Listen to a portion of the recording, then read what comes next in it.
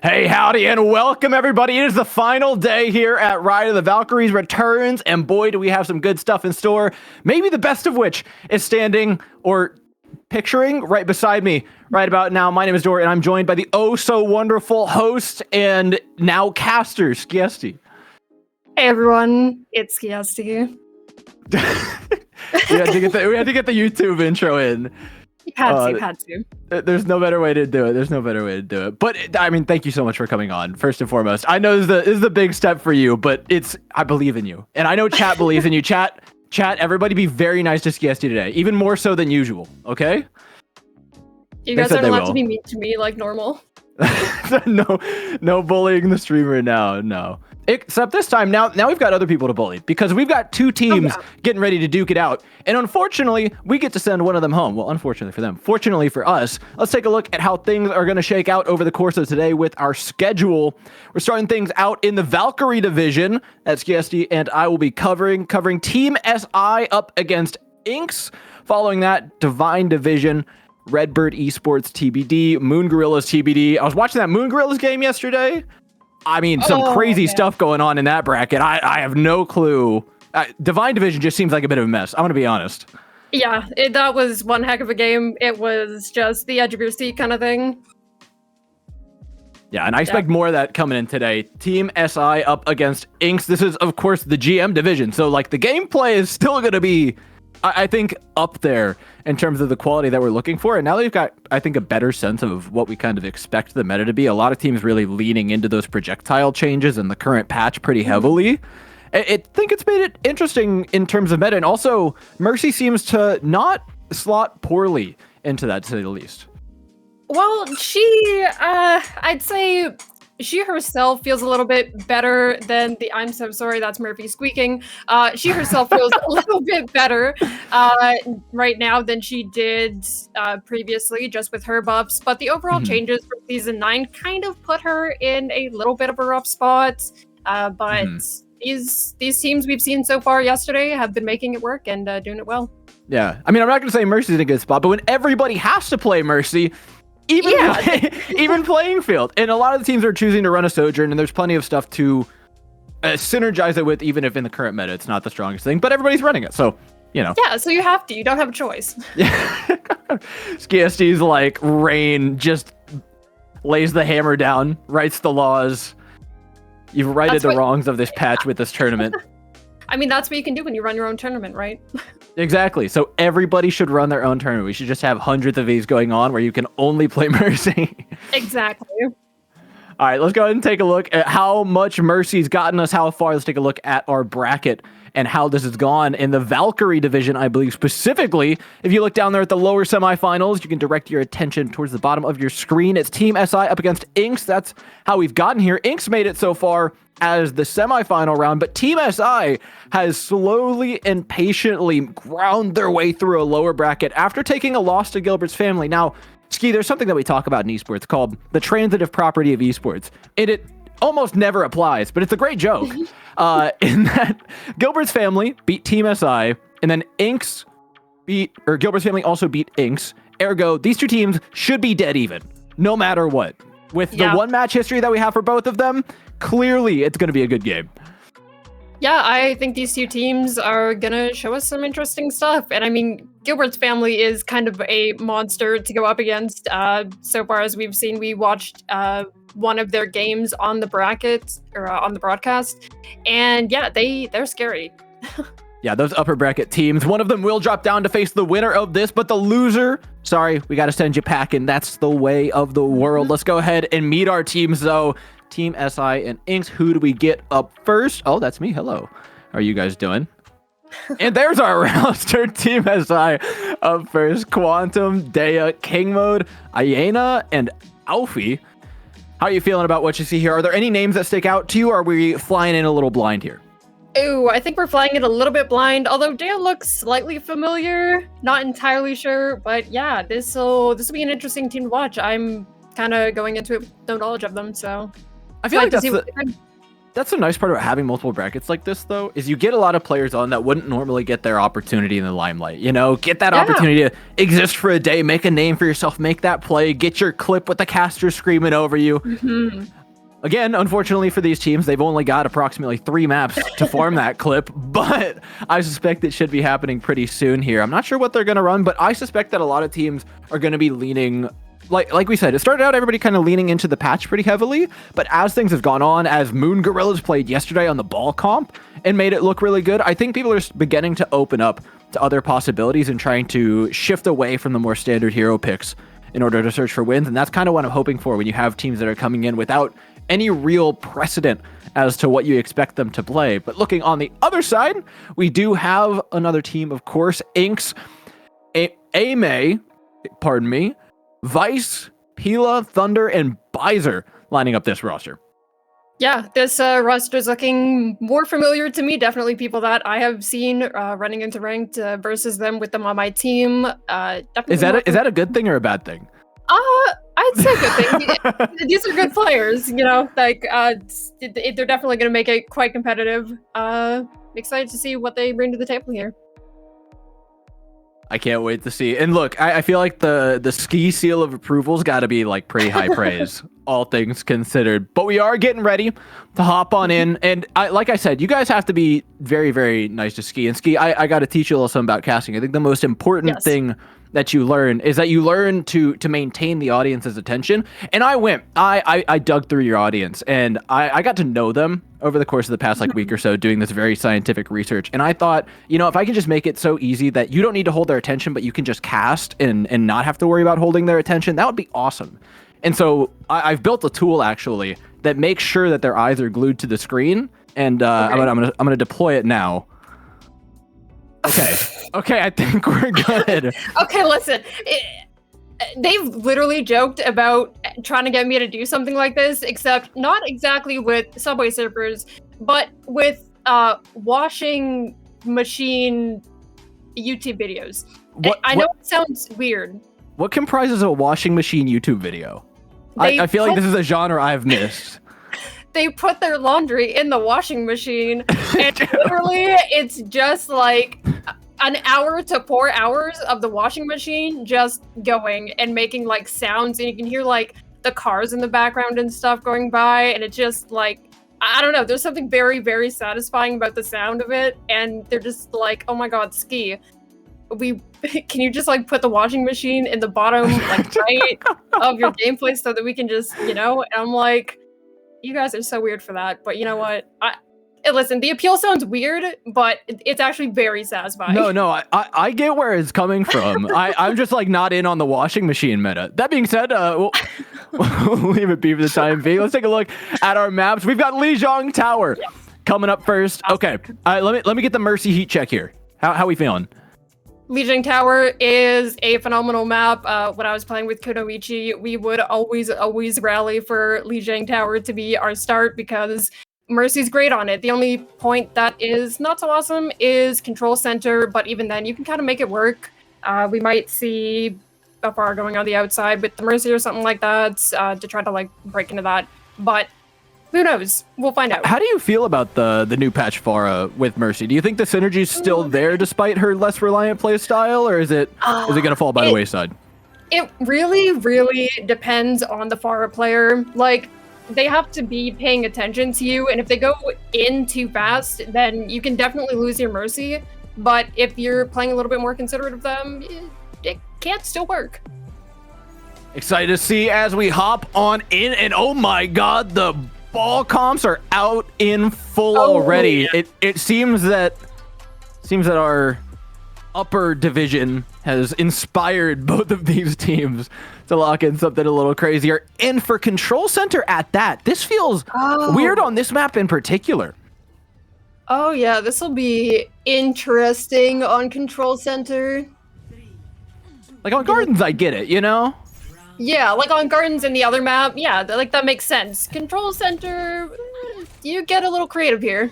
We'll see how it goes. Ashe into the Echo as well. Both teams running the Zenyatta. I think that's relatively unsurprising. And maybe that's the goal, is to just have a tank that's less reliant on the healing.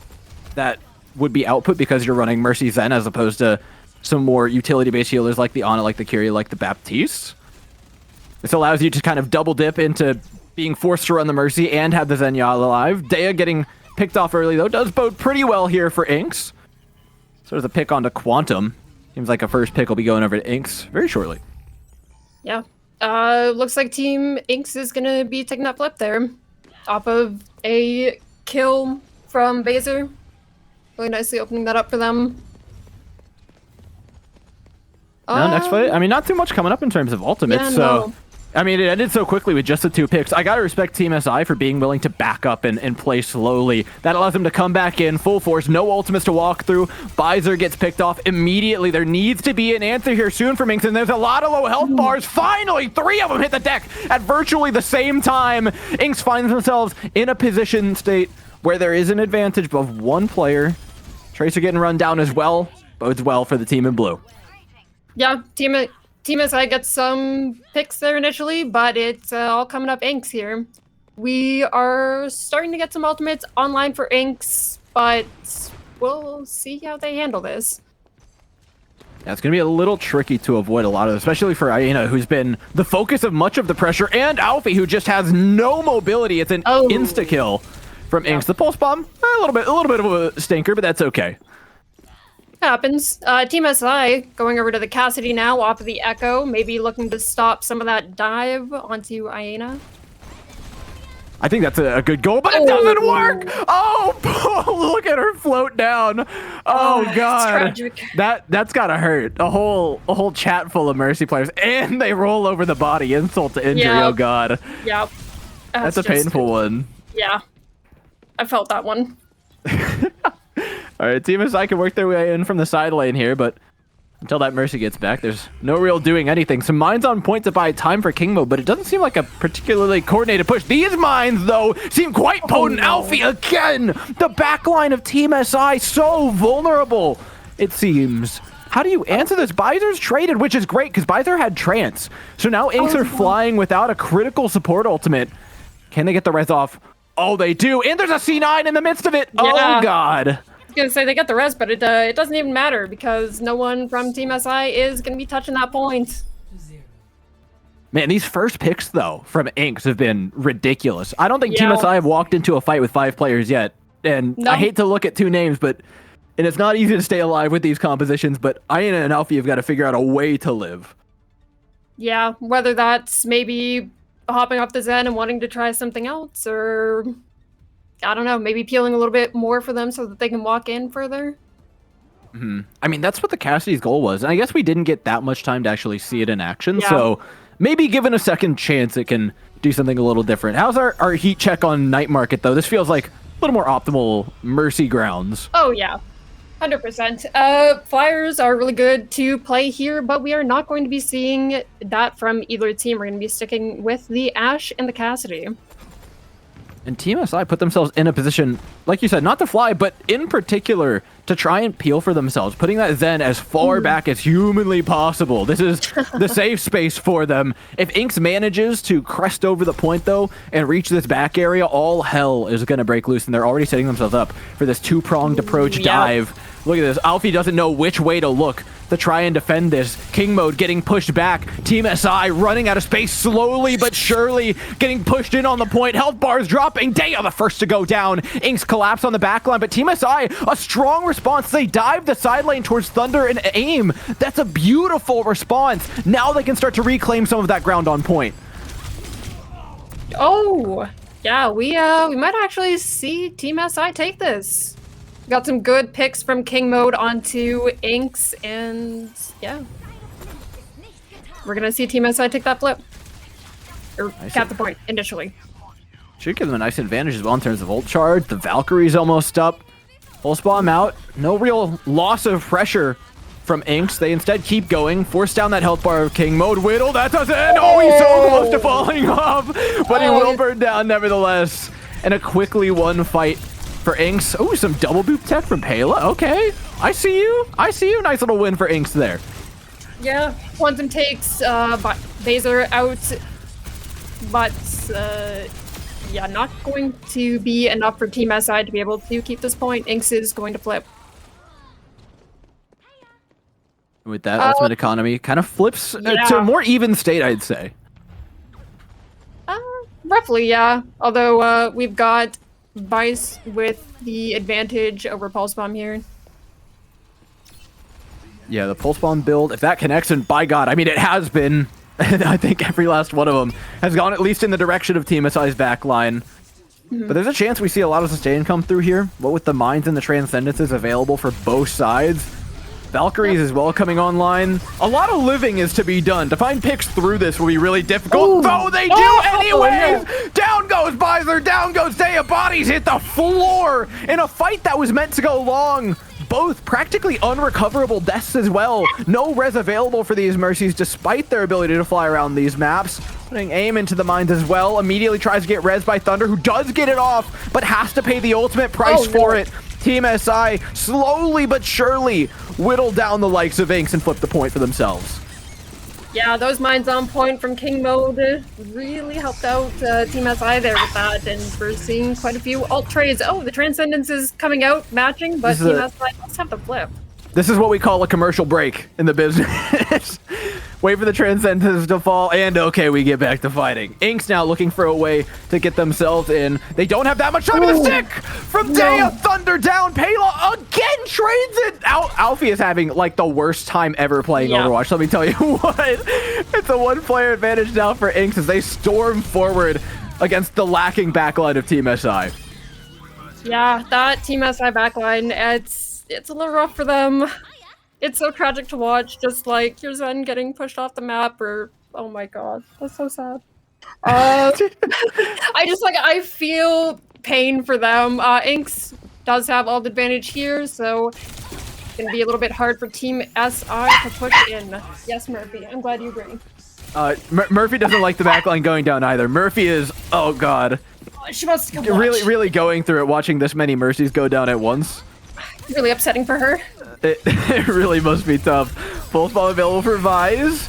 Looks for the Zen. Instead, the Zen gets taken out by the mines. Oh, God! They're both down. Visor's been traded. These paper-thin backlines seem to just fall like castles of sand.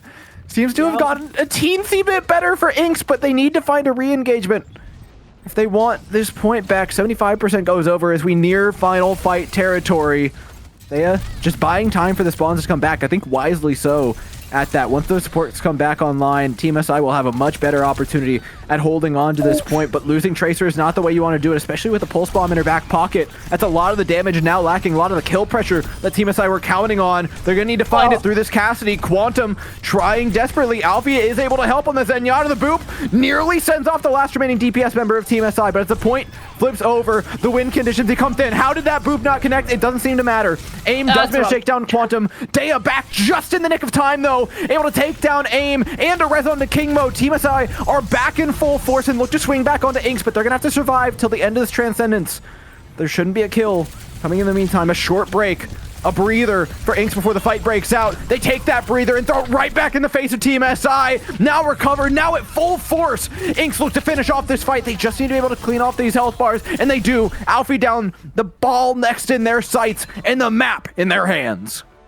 That was so ridiculously chaotic. I'm like looking at the Mercy from Team SI, holding that pointer, trying to, and going through the window, and then just getting beamed down by the Tracer from Inks. It's just, oh my god, so much happened. It's not an easy time to be a Mercy or Zenyatta, is it? Like, even with the flight, you're just like, no matter what corner you turn, there's just somebody there. Oh, and those boops from King Mode, tragic. Just watching these guys get pushed off the map. So sad. What an insane map. And I think you kind of summed it up perfectly. A chaotic map at that.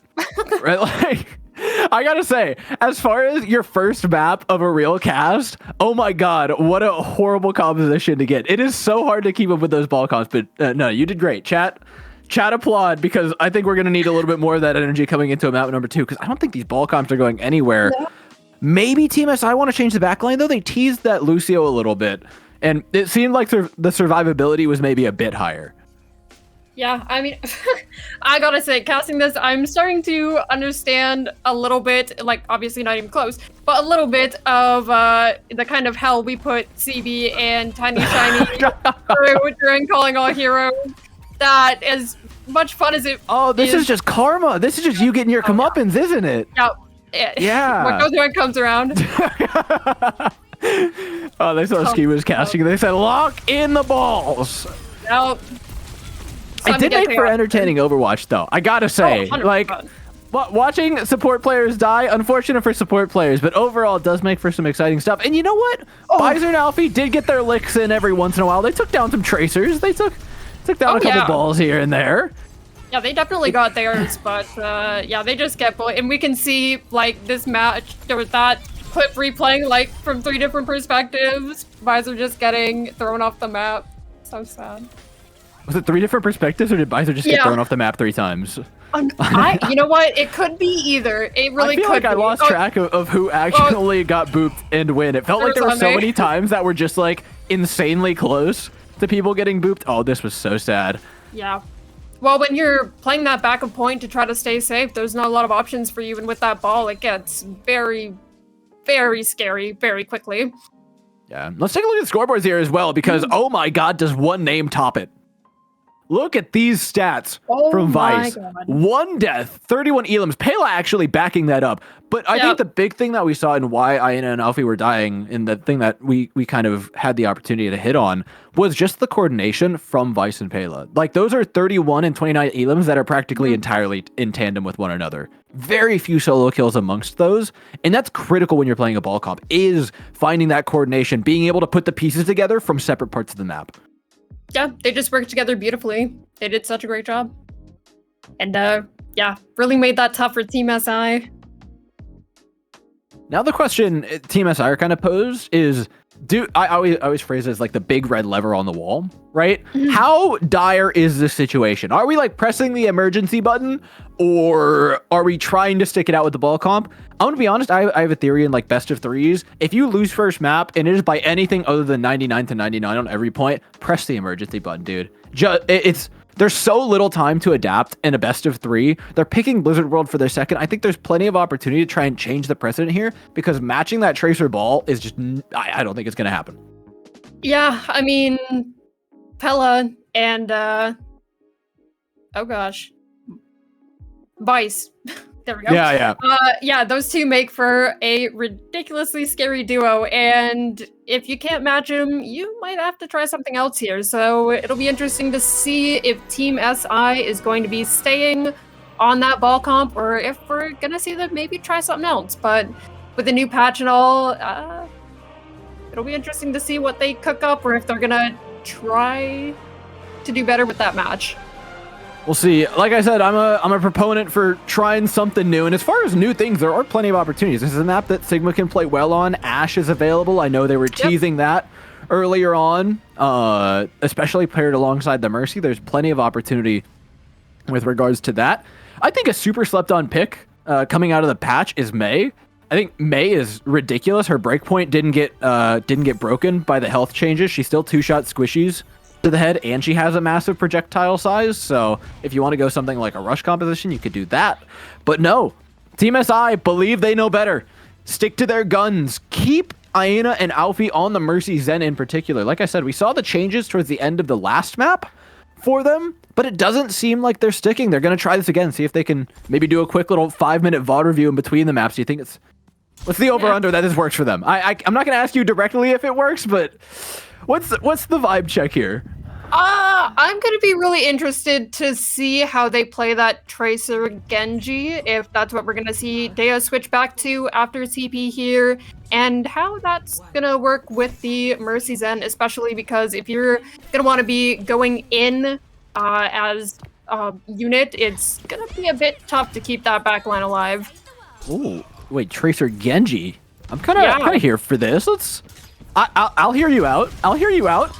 One kill. Okay, Ooh, okay. It works. They fixed everything. They're perfect. They're gonna win now. Yep. That's it. That's the map. Call it. GG's. Move on to the next one. They try to dive Aina, and they don't get a kill onto the back line as well. Oh my. They've solved everything. The 5-minute VOD review is undefeated. Yep. Quantum taking 3, actually. Yeah, this Tracer Genji might have just been what Team SI needed. I don't want to be so short as to say it's fixed everything, but that did look a lot better. And Oh, that as was well, very decisive. they seem to make a point to not leave Alfie behind, which I think Yeah. was super critical. Yeah, that was good. They waited for Alfie to move up. It's really good of them. We aren't really seeing much advantage for either team. Obviously, Team SI with a bit more ult advantage, but yeah, kind of just neutral here playing for picks. Yeah, there is one advantage going in favor of Inks, and that's that they have this high ground. This high ground's a little tricky to dive onto and set up multiple angles on, whereas diving down from it, you see the vantage point is beautiful for A-Man. What do you can't shoot back up at this Sojourn. It's damage boosted. It is very scary. Extremely difficult for Dea and Quantum to match. The best you can do is kind of push that card and hope for the best, but that's not gotten them very far. No, and that Soj Mercy is actually quite terrifying. That combination, this patch, it feels... I mean, Soj Mercy has always been good. Ooh, that is... That might break it. Yep, it could.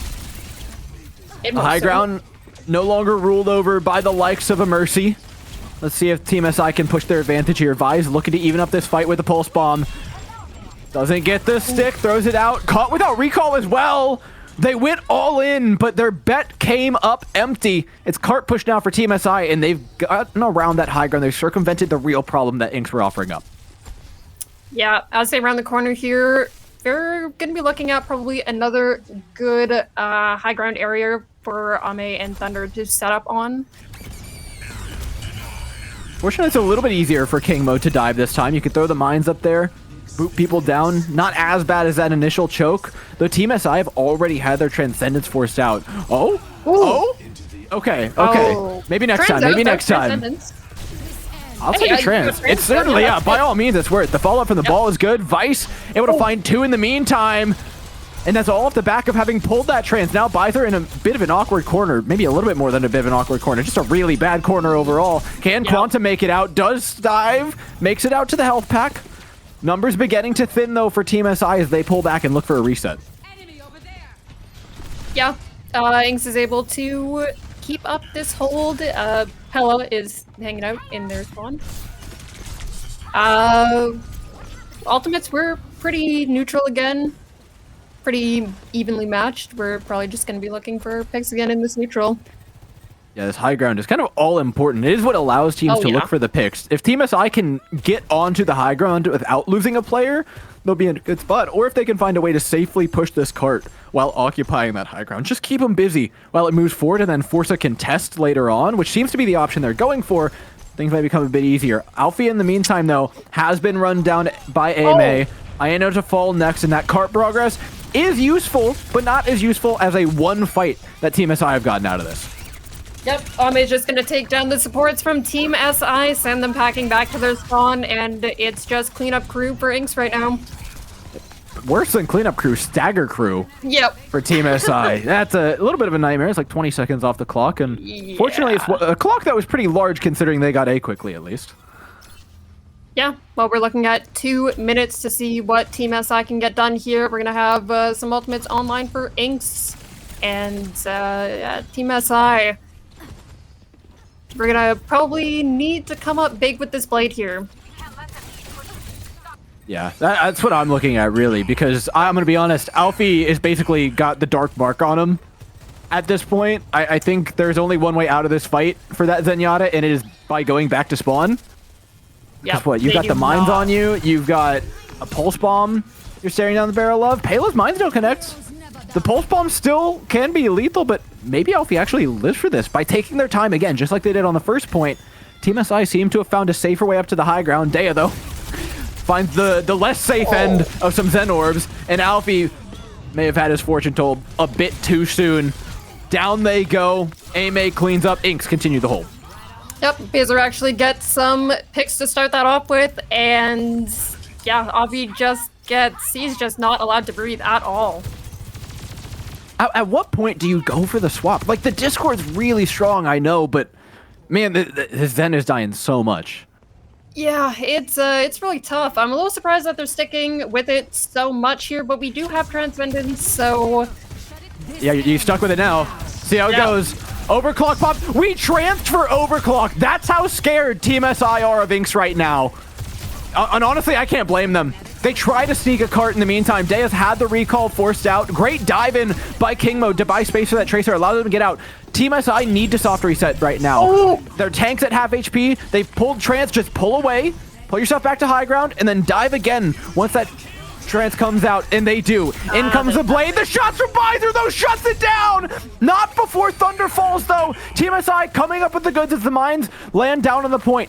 It buys a few moments for Inks, and maybe a few moments is all they need. It's time for Pela to try and dive onto this backline, but they lack the lethality in and of themselves to actually pick anything off, and by being forced to occupy this cart, they have to give time to Team SI to try and reset. Dea goes in for the touch to force OT, but pays the ultimate price for it. No C9 from King Mode, and B is where this push will end. Team SI fall by the wayside despite the comp changes, despite the miraculous, the fantastic point A push that they managed to pull out. It's just not meant to be past here, but it is distance above all else, and considering how map number 1 went, I don't think they can be too mad about that. Yeah, Quantum put up a good fight there, trying to buy some time for their team to come back, but we are just staggering into the point, and yeah, there's just no long-term presence there, and Inks is going to be able to close that out. Man, this high ground was brutal, though, for Team SI. And I don't, you know, we talked about what, we talked about, like, the beaches of Normandy experience that Alfie was getting basically every time they left spawn. But looking on the other side, I think Visor may have been grazed by a breeze from one of the other players on the opposite side of the map, like, once or twice. But it felt like was so criminally uncontested on the Zenyatta for, like, 90% of that match, and was able to put a boatload of damage out while doing so. Yeah, it's been really interesting to see the sort of difference between Ink's backline and Team SI's, and just in their survivability and what they're able to do here. Team SI is cooking up something interesting. They are looking to stay on the Zen, but we're trying to help them out a little bit more, and hopefully Oppie won't die as much with Dea on Cassidy, Quantum on Torb, and King Mode pulling up on the Sigma here. I'm here for it. Look, they've noticed a weakness, a flaw. Problem, Alfie is dying a lot. Solution, lock in only heroes that protect Alfie. Yeah, Whether or not this leaves other weaknesses in their game plan, we're yet to see, but I'm here for the change, honestly. I don't think trying to hold 2 points against a team that kind of rolled over you on map number 1 with that Tracer ball and trying to mirror it, I don't think it's the right solution, so going for this feels pretty good. See how far back Alfie's already playing and how quickly the disengage comes in from Team SI. I think this is actually critical, that they don't try to hold anything for too long. I would love to see like a Torb posted up on this high ground with them, or at least one of the DPS up there to stop the hard dive from coming through. Yeah. Alfie is still a little vulnerable here. You see the Tracer lurking around the back line. Yep. Alfie can smell it. Yeah, this is a very dangerous situation. There we go. Dea starts that rotation off to this side lane. This is exactly what I was looking for out of Team SI. Start to hole yourselves up a bit more. Yeah, this is good for them. I'm glad that Dea's sort of watching that angle there, because, yeah, this high ground, it's nice, but very vulnerable. Quite a few pathways to get there. There's that dive. Alfie does go down, but Pea has to die for it, and the res is going to go off because it's safe on the high ground. Beautifully done, Team SI. That is exactly what we needed. That was how they drew it up. That's how they imagined it going when they locked in this composition. Yep. Gorgeous, gorgeous cleanup there, and looks like we're getting a stagger on Vice, but maybe getting out there? Maybe surviving? Maybe? It would be a miracle if Vice survived this. Oh! There's no recall, no blinks. How did you walk out? That's incredible. Yeah, that's, that's criminal. That's for sure. Yep. All right, round number 2 here for Inks.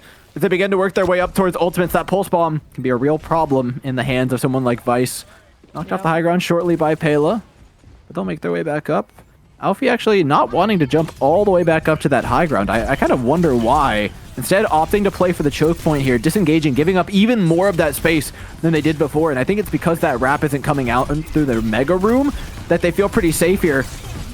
Who isn't safe, though, is that Cassidy. Booped off the high ground by the wrecking ball. A lot of pressure applied to them, but thanks to a great pocket from Aina, the Valkyries saving their lives. Pulse Bomb, though, looks to take another. Only takes half the health bar of King Mode. Team SI, they're practically stable. They're going to have ultimates to re-engage here with a Deadeye to step forward, a Molten Core to occupy the point. Okay, the Deadeye kind of sucks. Vice takes that down, but the Molten Core certainly has got to buy them space, right? Nearly up to a tick now for Inks.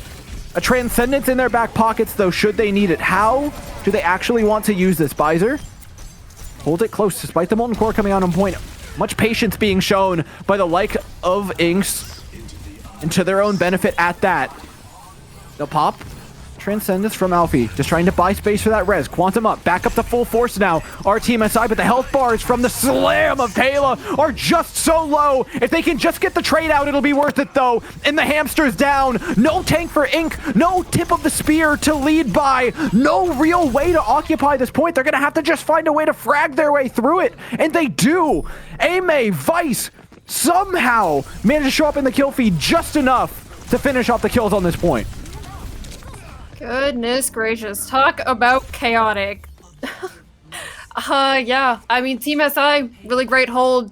3 minutes there off the clock for them. Looks like they are going to be sticking mostly with this composition. Dea swapping over to the Ashe there. Inks, we're going to see taking this high ground. They've got some ultimate advantage here. With DPS ults coming in. Maybe Team SI gonna be looking for this Flux? I mean, the Flux is kind of tricky to hit on Inks because they have so much movement. I don't know how you consistently land it on any one player that isn't the Zenyatta, but there's no fault if you do it on the Zenyatta. I'm more worried about the Dragon. Yeah, its ability to take this high ground is very real, but a pick onto Pela shuts the entire thing down. It was a great idea by Inks, right? I mean, Pela goes in for the dive alongside the Dragon, but the damage that this comp can output is very high. Yeah, we're gonna see King unfortunately get taken down. Forward on the payload there, and yeah, Vice kind of cleaning up these kills. It feels like they shouldn't have been able to. I mean, Pela got picked first there, but I guess this like weird secondary dive is going to work out for them. Last fight territory now for Inks. 2 minutes on the clock. Mines in their hands most critically. 2 huge zoning ultimates for either side though. Mines up against the Molten Core. Who can buy more space? Who can keep one another off of the cart more effectively? For now, it's King Mode. Throws in a Flux, takes those HP bars down to half. Inks, they need to soft reset here. They need to find an opportunity to disengage and get their health bars back up. Otherwise, that DPS passive is going to make it so hard for them to actually stabilize. Mines in the back line are used to try and dive the Zen instead of occupy the cart. This is a very strong decision from Inks, and I don't think it was the right one because the Trance is able to see their way right back through it. Alfie pops there, his Bizer trades. All in all, space is held by Team SI. A secondary dive, though, does find the health bars of Alfie and Dea. A Pulse Bomb looks to put the final nail in the coffin. It's not able to, but the Pulse Pistols certainly will. That Torb is good as dead. This map is good as over, and Inks will take that spot in the losers finals as Team SI gets sent packing. Yeah, Ame gets a pick in that last fight, and everything is just slowly turning up Inks after that. And it felt so much better for Team SI, didn't it? It felt like that map, they really solved a lot of the problems, but I mean, let's be real with ourselves. It was just the warpath from the Ball and Tracer on the other side that was being torn time and time and time again. Vice and Pela were certifiable problems. Yeah, Pela and Vice, a terrifying, terrifying duo for Team SI to go up against, or really any team. Yeah, Team SI did start to find their footing there. They were doing such a good job. That hold, that first point hold, was so cute of them.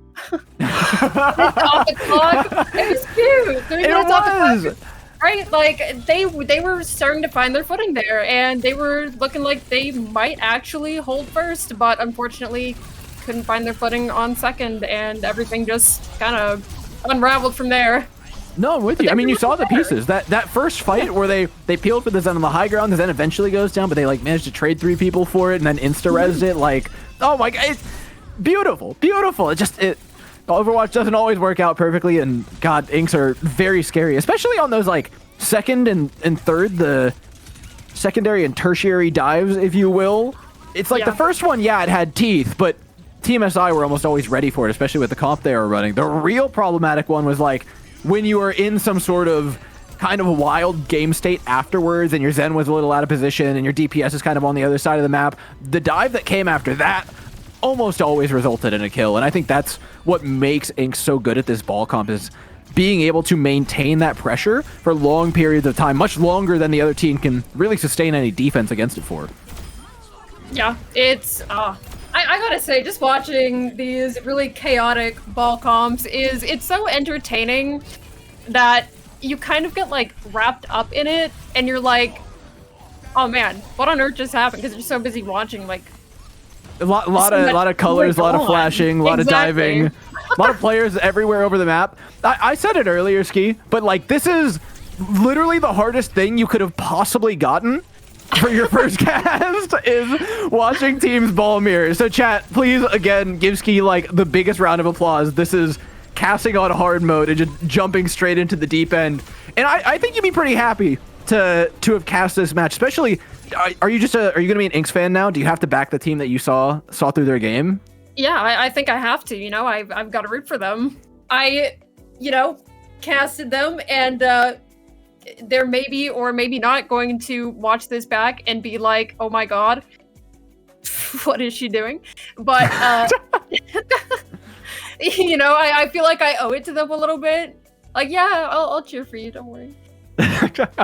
You're my goat. Thanks for letting me cast you. Good job. Exactly. Well, let's see who they're going up against, because we've got a bracket update, I believe. I believe so. Let's see who they're fighting. Gilbert's family. Okay, who's actually surprised, Ski? I don't think anybody's surprised. No one. Gilbert's family terrifying. Yeah, Gilbert's family is terrifying, but it's gonna be really interesting to see if we're gonna be seeing Inks in the grand finals, or if it's gonna be Munchkins taking it. I mean, Inks has made a bit of a turnaround. It seems like they've gotten even more confident on this. I can't imagine that, like, if they play like they did on that last match, there's very few things that are going to stop them in this bracket. But they've got 2 teams to go through. It's quite a long day.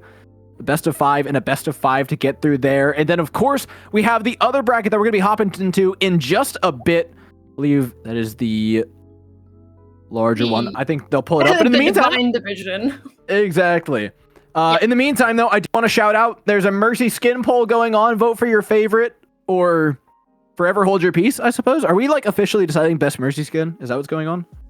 Well, I'd say officially, but like, I think you're the most official source on this. Like you're like the Oxford Dictionary of Mercy. So if like you say it, it probably goes. I mean, I'm seeing a disappointing lack of devil votes. But, like, it's fine. I'm not offended or anything. It's fine. People seem to love Atlantic. It's fine. Chat, you heard her. Get it up. Come on. You work harder for your streamer. But no, we say where the favoritism lies. I don't know what this garbage bin is, but... Oh, that Amber has the least amount of votes in the poll, so... Oh, so the worst one just gets the garbage... Yeah. Oh, that's really sad. Yeah, wow. It's definitely sad. And it's like so many fewer than every other skin. Yeah, it's just 2, and I think the 2 votes were from staff working on the tournament. Unfortunate for Amber there. Tragic stuff, but it's almost over. Make sure you get your votes in. I'm finding out real quick if we have a Celestial bracket to share with you guys. Should have word from my producer in about 2 seconds. All right, no bracket, which means that we just get to send you guys to a quick little break. And when we come back, it's lower finals and then grand finals of the Celestial bracket. You're not going to want to miss it. There's some killer teams and killer players there. Of course, everybody, again, be super nice. Give it up for Ski on our way out. Oh, give it up for Dor as well. Basically holding my hand, making me look good, or at least not as terrible as I would have been without him. So thank you, Dor, for showing me the ropes. You did wonderful. You did wonderful. Can't wait to watch those finals, though. You guys enjoy the break, and when we come back, it'll be leg day, and Moxie, be super nice to them as well. Woo. All right, cool. We have 3 people and somewhat disagree. So who would like to go out of the 3 of you? Oh, Crybaby, do you want to go? Do you want to go? Wait, whichever is fine. I would like to go if that's okay. Go ahead.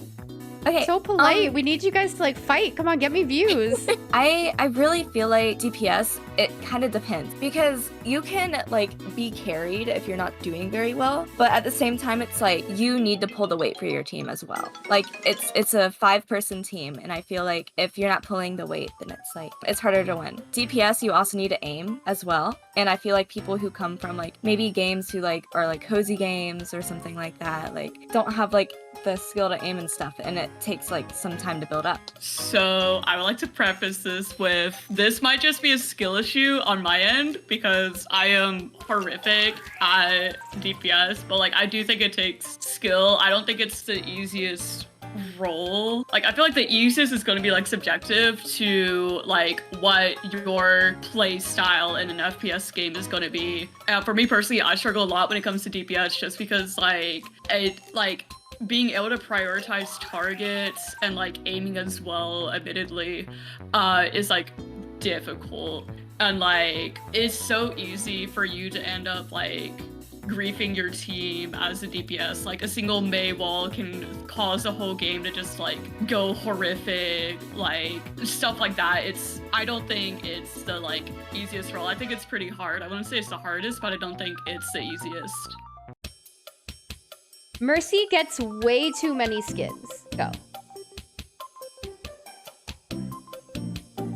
This is actually really interesting to me because I plan to get internships for designing cosmetics, and I personally feel as if during like the 7 years of Overwatch she's been in there, she's gotten a little too much skins, and I feel with the current state, at least of Activision Blizzard, that they're kind of playing up the fact that Mercy gets so much hype in order to get more revenue, but that's just a personal opinion. I feel like a lot of skins could go to heroes that don't get as much love.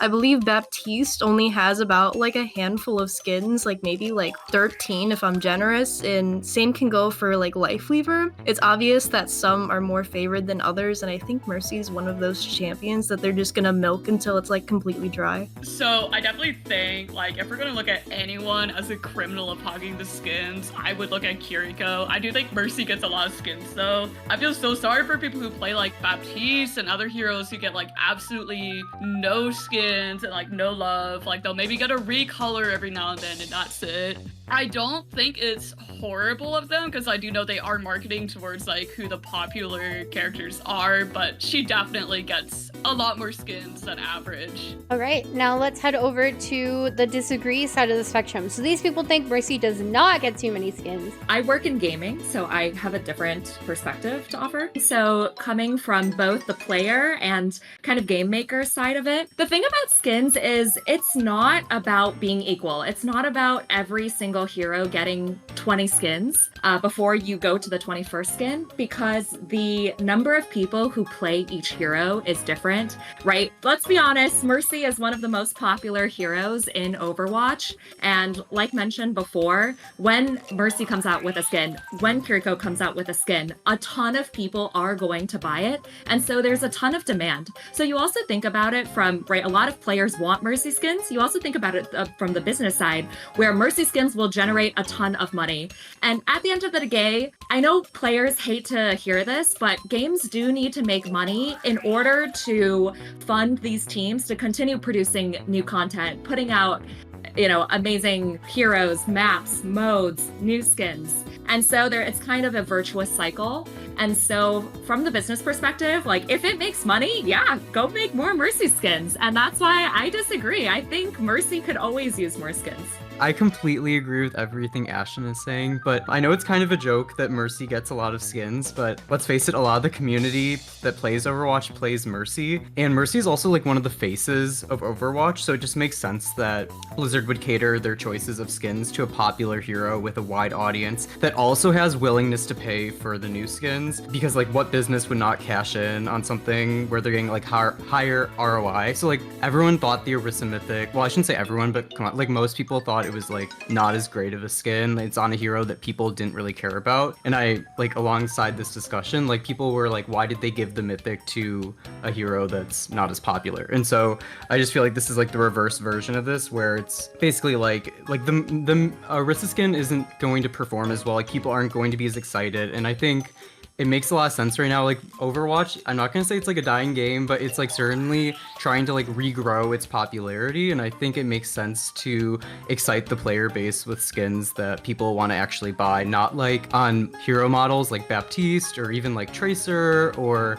even like Ash. Like these types of heroes, I think they're like, it's harder to be creative with them, whereas I feel like Mercy as well just has like a creative hero model and like concept where you can come up with like cool flashy ideas, whereas Baptiste just is like a man with a gun. For me, I'm mostly of the opinion of why argue for, oh no, only the popular one should get the skins and the others should not, or no, we should balance it out.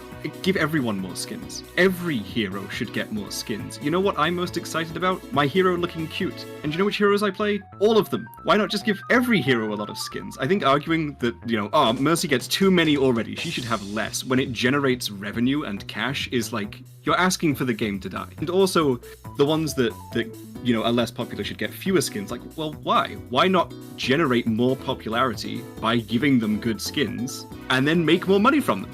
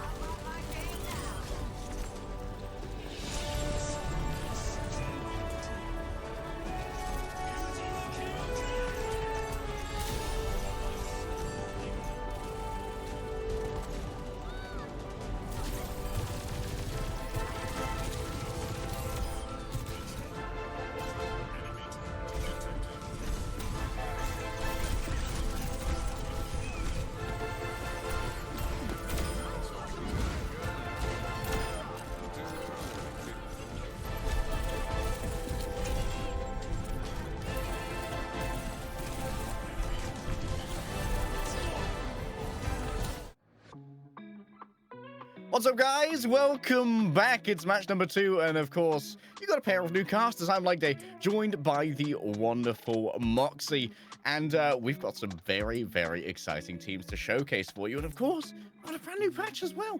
Moxie, this is some of the first professional Overwatch that anyone's gonna see on a brand new redesign of the game almost. Everything has changed going into this. So let's have a quick look at what we're going to be seeing for the remainder of our day, because I know that you guys are going to be glued to your screens. And who, like, you recognize everyone on these rosters, Moxie. You and I have been deep in the T2 scene, but are you particularly excited about any of the names that we're seeing here? I mean, I'm always really excited to get to see Redbird Esports in action. This is an American collegiate team, but they have swiped a whole bunch of European talent, given them scholarships, carted them over across the ocean to be able to play for them. We're getting to see W. Maymone, who is definitely a staple in the European DPS slots, especially after his performance in the World Cup. We've got Lethal as well, as like you said, if you have been following that tier 2 scene for an extended period of time, that's a name that you're definitely going to recognize, especially if you remember XO from their heyday.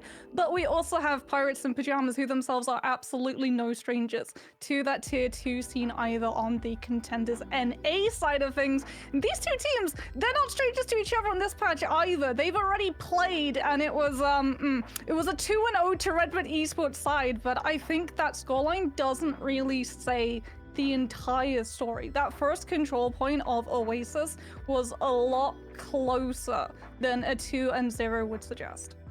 Yeah, sometimes scorelines can be a little bit less clear cut, and of course, now things are going to get more complicated because we're moving over to a first to 3, and that means that there's always a little bit more chance to mix things up in a series and adapt to what your opponents are bringing to the fore. In a first to 2, sometimes you can get kind of shell-shocked on the first map and be a bit more reeling when you try and counter that one out. But the more time that you have to adapt and try and mix up your strategy, the better you can have a chance at a comeback. And of course, mixing up your strategy also means that you're trying to figure out how to play with a fixed support. For those of you who have just joined us, of course, how could you have guessed that in Skiesti's Ride of the Valkyries tournament, you might need to play Mercy? She is, of course, mandatory. And that means that only one of the supports is able to rotate around. A lot of people are going for the Zen right now, who's an incredibly tanky brawler, and that Discord orb's bringing so much to the fore. Yeah, I mean, that 25% additional damage alongside having that shield break pressure to be able to really chunk through a lot of the defenses of the tank. Because like you said, Mercy is a mandatory pick. It puts a lot more weight on the tank now to be able to play survivability on their lonesome, which I think is why we're seeing a lot of these two teams drift between either of 2 tanks. We're seeing the Ball come through because he has the mobility to be able to play around health packs. So lacking that damage burst, but having that dive capability still means he's viable. And then on the other side, we have the Sigma, who, even though he doesn't quite have the same ability as the Wrecking Ball, his cooldown cycle is probably one of the best survival tools for any tank in the game. And that was before we even moved into having tanks having larger health pools, right? Having that shield, being able to reposition it wherever you choose, as opposed to something like Ramattra, where you're stuck with it being in one position, so you can actually get flanked by things like Tracer and the Soldier really easily. Sigma doesn't have to worry about that. He can reposition his shield wherever and whenever he chooses. And not only that, when that shield does fall to something like the Zen pressure coming through, you also have your shift. That grasper eats up a lot of those projectiles, which is really good considering one of the main changes on this current patch is that those projectile sizes have increased, and not by a small margin. So something like that kinetic grasp is really important for these tanks to be able to self-sustain. Yeah, let's have a look at how we got here. Exactly right. Those projectile changes have been not only big for Sigma defensively, but also offensively. His hyperspheres aren't particularly easy to hit for a very specialist projectile, kind of like Lucio's Cheerios. As you can see, we had a bunch of teams who were part of this Divine Division bracket. Divine Division is pretty much denoted by significant tier 2 and tier 3 teams. So what you're seeing here could be quite indicative of the overall professional meta that we may see start to crystallize moving into the Overwatch Champions series, which is going to be starting in North America and Europe next month, I believe. Yeah, and I definitely think we're going to see some staples carry through. Tracer especially has been absolutely thriving in the current meta. Zen, I know a lot of tank players are arguing for some Zen changes to come through before we properly head into that championship series patches. It'll be interesting to see whether he's going to stick around in that support lineup. Obviously, Mercy has to be playable, so we're not probably going to be seeing something like the Ana or the Baptiste, purely because of how easy it is for a lot of those supports to be jumped on, with things like the Tracer able to infiltrate them incredibly quickly. Let's bring up our rosters here so we can start to really fanboy over some of these players. We've already talked about how Redbird have been importing players from Europe. You and I from the British Isles. Excited to see Mimone, who's coming from Wales. And Lethal, also previous Overwatch League player, along with Admiral. Both of these players were part of the London Spitfire in times long past, so that high-tier experience is not lacking on this roster. Yeah, I've got to follow W. Maymon's journey for a very long time, seeing him at Insomnia, seeing him in the Contenders region, watching him qualify into the World Cup for Team UK, and then making it all the way to BlizzCon and doing exceptionally well. I know everyone always gushes about the fact that Backbone flexed onto the Ana, but we also had the Waptiste come through from W. Maimon, which found so much value when we headed over to areas like Circuit. But he's going to be on the DPS. He's going to be absolutely living his best life because Tracer is one of his most favorite heroes to play. So I know he's going to be incredibly happy that he can pull that one out. The Waptiste, the Boneback, so many different British flex supports, flex DPS going over onto the support. Let's have a quick look at Pirates in Pajamas here. A little bit more NA, and Strider, someone that I'm particularly looking forward to seeing, as Strider is a fantastic Wrecking Ball player, has been kind of shoved in the locker for the last couple of metas, as Wrecking Ball has not been very good. But on this new patch, as we alluded to before, Wrecking Ball's getting a lot more usage, and that means that it's Strider's time to shine. Yeah, Zolik as well, starting off with Divinity, so I think Zolik's probably going to be playing that Mercy, and Divinity could be playing something like that Zenyatta. Something to note is that when Pirates in Pajamas initially went up against Redbirds in that 0-2 defeat, they actually started off with the Mercy Lucio as opposed to the Mercy Zenyatta, and that did give them a little bit more trouble on the control points because Redbirds had that Discord and that additional shield pressure to be able to just chunk through so many squishies the second that they pop their head around a corner. Yeah, Zenyatta kind of gains usefulness in tandem with the clarity of communications on our team. So when you're looking at these high-tier professional Overwatch players together with a Zenyatta, the second they see that that purple orb on someone, I know colors, then everyone's going to be getting on them, especially with the high mobility that the Tracer brings. They can get onto those players super easily. And that's one of the ways that Tracer is very good in this meta, and that people can often get behind cover when you're poking towards them with something like a soldier or a sojourn, and use that hard cover as a space to recover, especially with a brand new health regen passive that everybody has. But Tracer can really nullify that cover by using blinks to get behind it and finish those kills that Zenyatta sets up. Yeah, and in this tournament, especially when we have Mercy being a staple of a support line, Tracer is one of the best DPS heroes at just harassing that Mercy, forcing you into using Guardian Angel, and it's sort of a win-win for the Tracer, right? If you harass the Mercy into using the Guardian Angel to super jump, that paints a significantly larger target on the Mercy's back, especially at this tier where we're going to be seeing the tier 2, the tier 3 players incredibly prolific. They're incredibly practiced at being able to take Mercy players down. There's a reason that we don't, outside of things like the Pharmacy, that a lot of the Saudi Arabian teams like Twisted Minds, Triple, and Goats all brought to the table last year. They were the only teams that actually ran Mercy. Whenever we saw her, that was the only time that she ever cropped up in tier 2, as opposed to now where you have to play her, so if she does go for the super jump and you have a hit scan on the other side, that Mercy is as good as dead. So it's really great for the Tracer just to be able to put the Mercy into the panic to use that cooldown early. Yeah, the Mercy being man story here is going to introduce a lot of complications into plans, but also we've got to think about the res as well. Do you want to try and prioritize using your Wrecking Ball kind of roll through to try and boop a Mercy out of a res if someone gets taken down in a position where that res is safe enough? Are Mercy's going to prioritize taking a mid-fight res when it might lower the amount of healing that's available in that fight and potentially lead to someone else's death? And where is the damage boost going to be coming through? We've got ourselves the maps here ready to go. Going to be starting off on Oasis, and of course, we're going to be following the old Overwatch League kind of run through, with Flashpoint being our third map. I'm excited to see Flashpoint. I haven't seen much Mercy in Flashpoint myself. We get ready to head in. It's a brand new game with all the changes, Moxie. I don't envy you having to be a color caster. Going into a brand new those meta. patch notes, and I was just going down that list. I was like, it doesn't end. It does not end. Just keep scrolling if there's just more changes.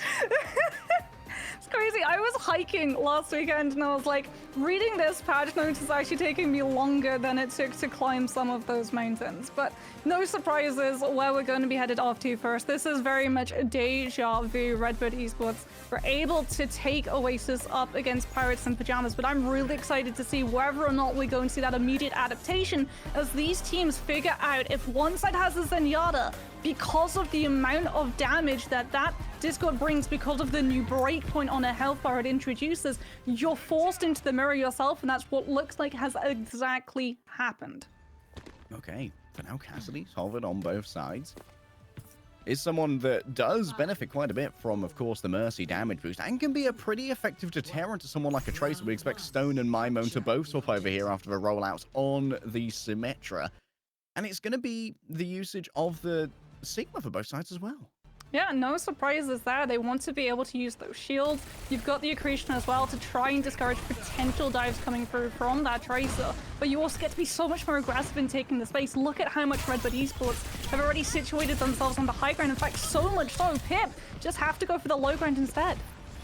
Yeah, Stone trying to duel out with Mimone to try and grab control of that health pack, but for now, look at that cover. Controlling over the top is going to be incredibly important to lay down that suppressing fire. Getting through this doorway is going to be very difficult. Two players instantly eviscerated. Lethal and Skyle combine their DPS, and it's going to be Skyle starting to play on the pressuring flanks now with Mimone. And that's going to be a clean first fight here for Redbird. Absolutely flawless. Yeah, the high ground was so important before this patch of being able to control it. Before you could maybe argue, okay, having the low ground means you're going to be able to tap onto that point, first of all, and you can potentially play Gatekeeper. But now with the projectile changes coming through for the Sigma, everyone from Pip was just getting absolutely smacked by those spears from Cuffer. And look at the difference in ult charge and the amount of damage that they took to their health bars before they were able to properly take the fight. And as a result, Pip aren't even able to leverage the fact that they're on the low ground closer to the point before the fight breaks out.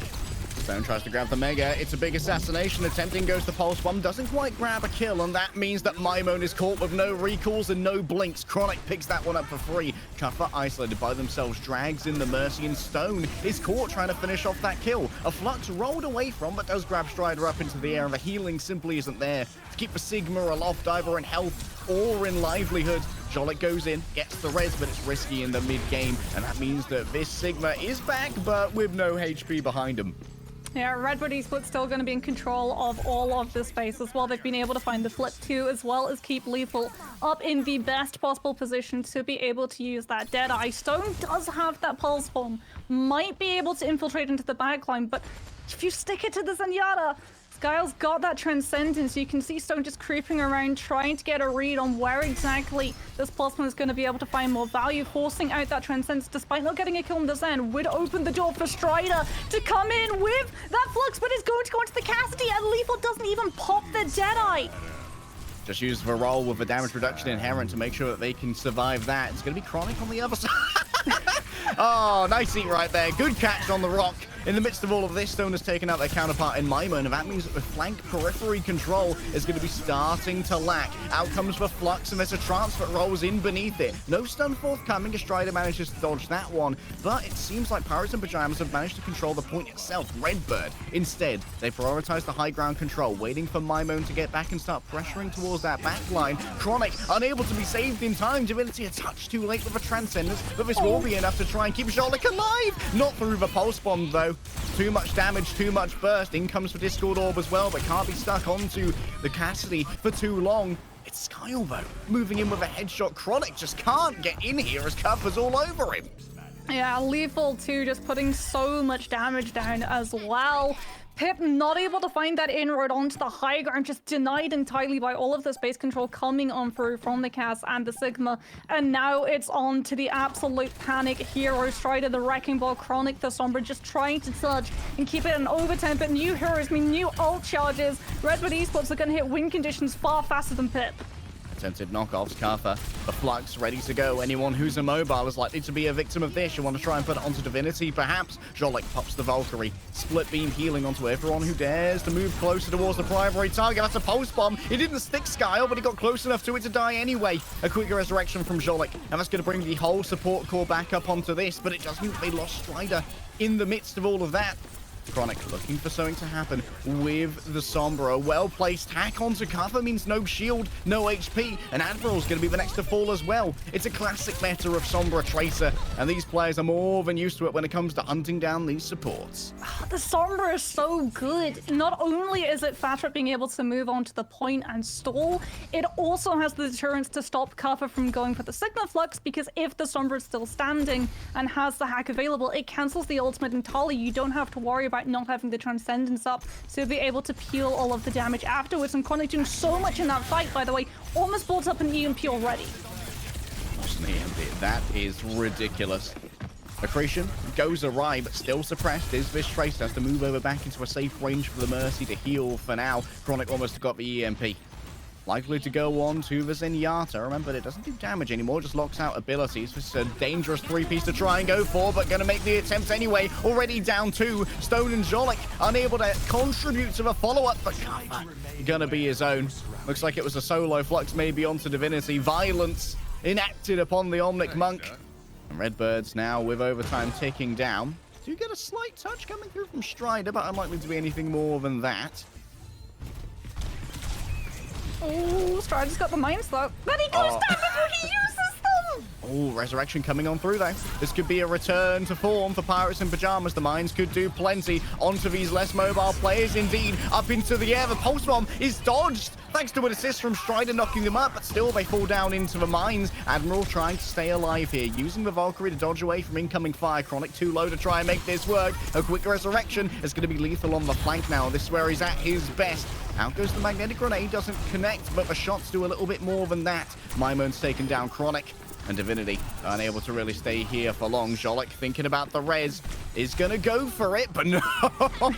A combination of Mimone and Lethal. No, thank you, sir. We don't want anyone coming back into this one. Pirates in Pajamas are laid to rest at 85%. We're seeing so many counters to the Mercy res. Is it Rock? Is it Pulse Bomb? Is it Sombra Hack? Is it Wrecking Ball Poop? All reasons why we don't typically see Mercy come through as a pick in Tier 2, but here we get to see it in full force. And as someone who has over 450 hours on this hero, Harry, every time I see these reses get cancelled, I'm like, I feel you, I have been there. It is okay, it happens to the best of us. But this is what we were talking about, right? When we were talking about the fact that it was a 0-2 scoreline against Pip, but it still did not tell the entire story. Yes, Redbird Esports are up one map, but it was so close, and it took them a lot longer to be able to rally and figure out how to deal with that Wrecking Ball composition. But as we head into University, we have the cramped up spaces, which means it's a return to the Sigma mirror.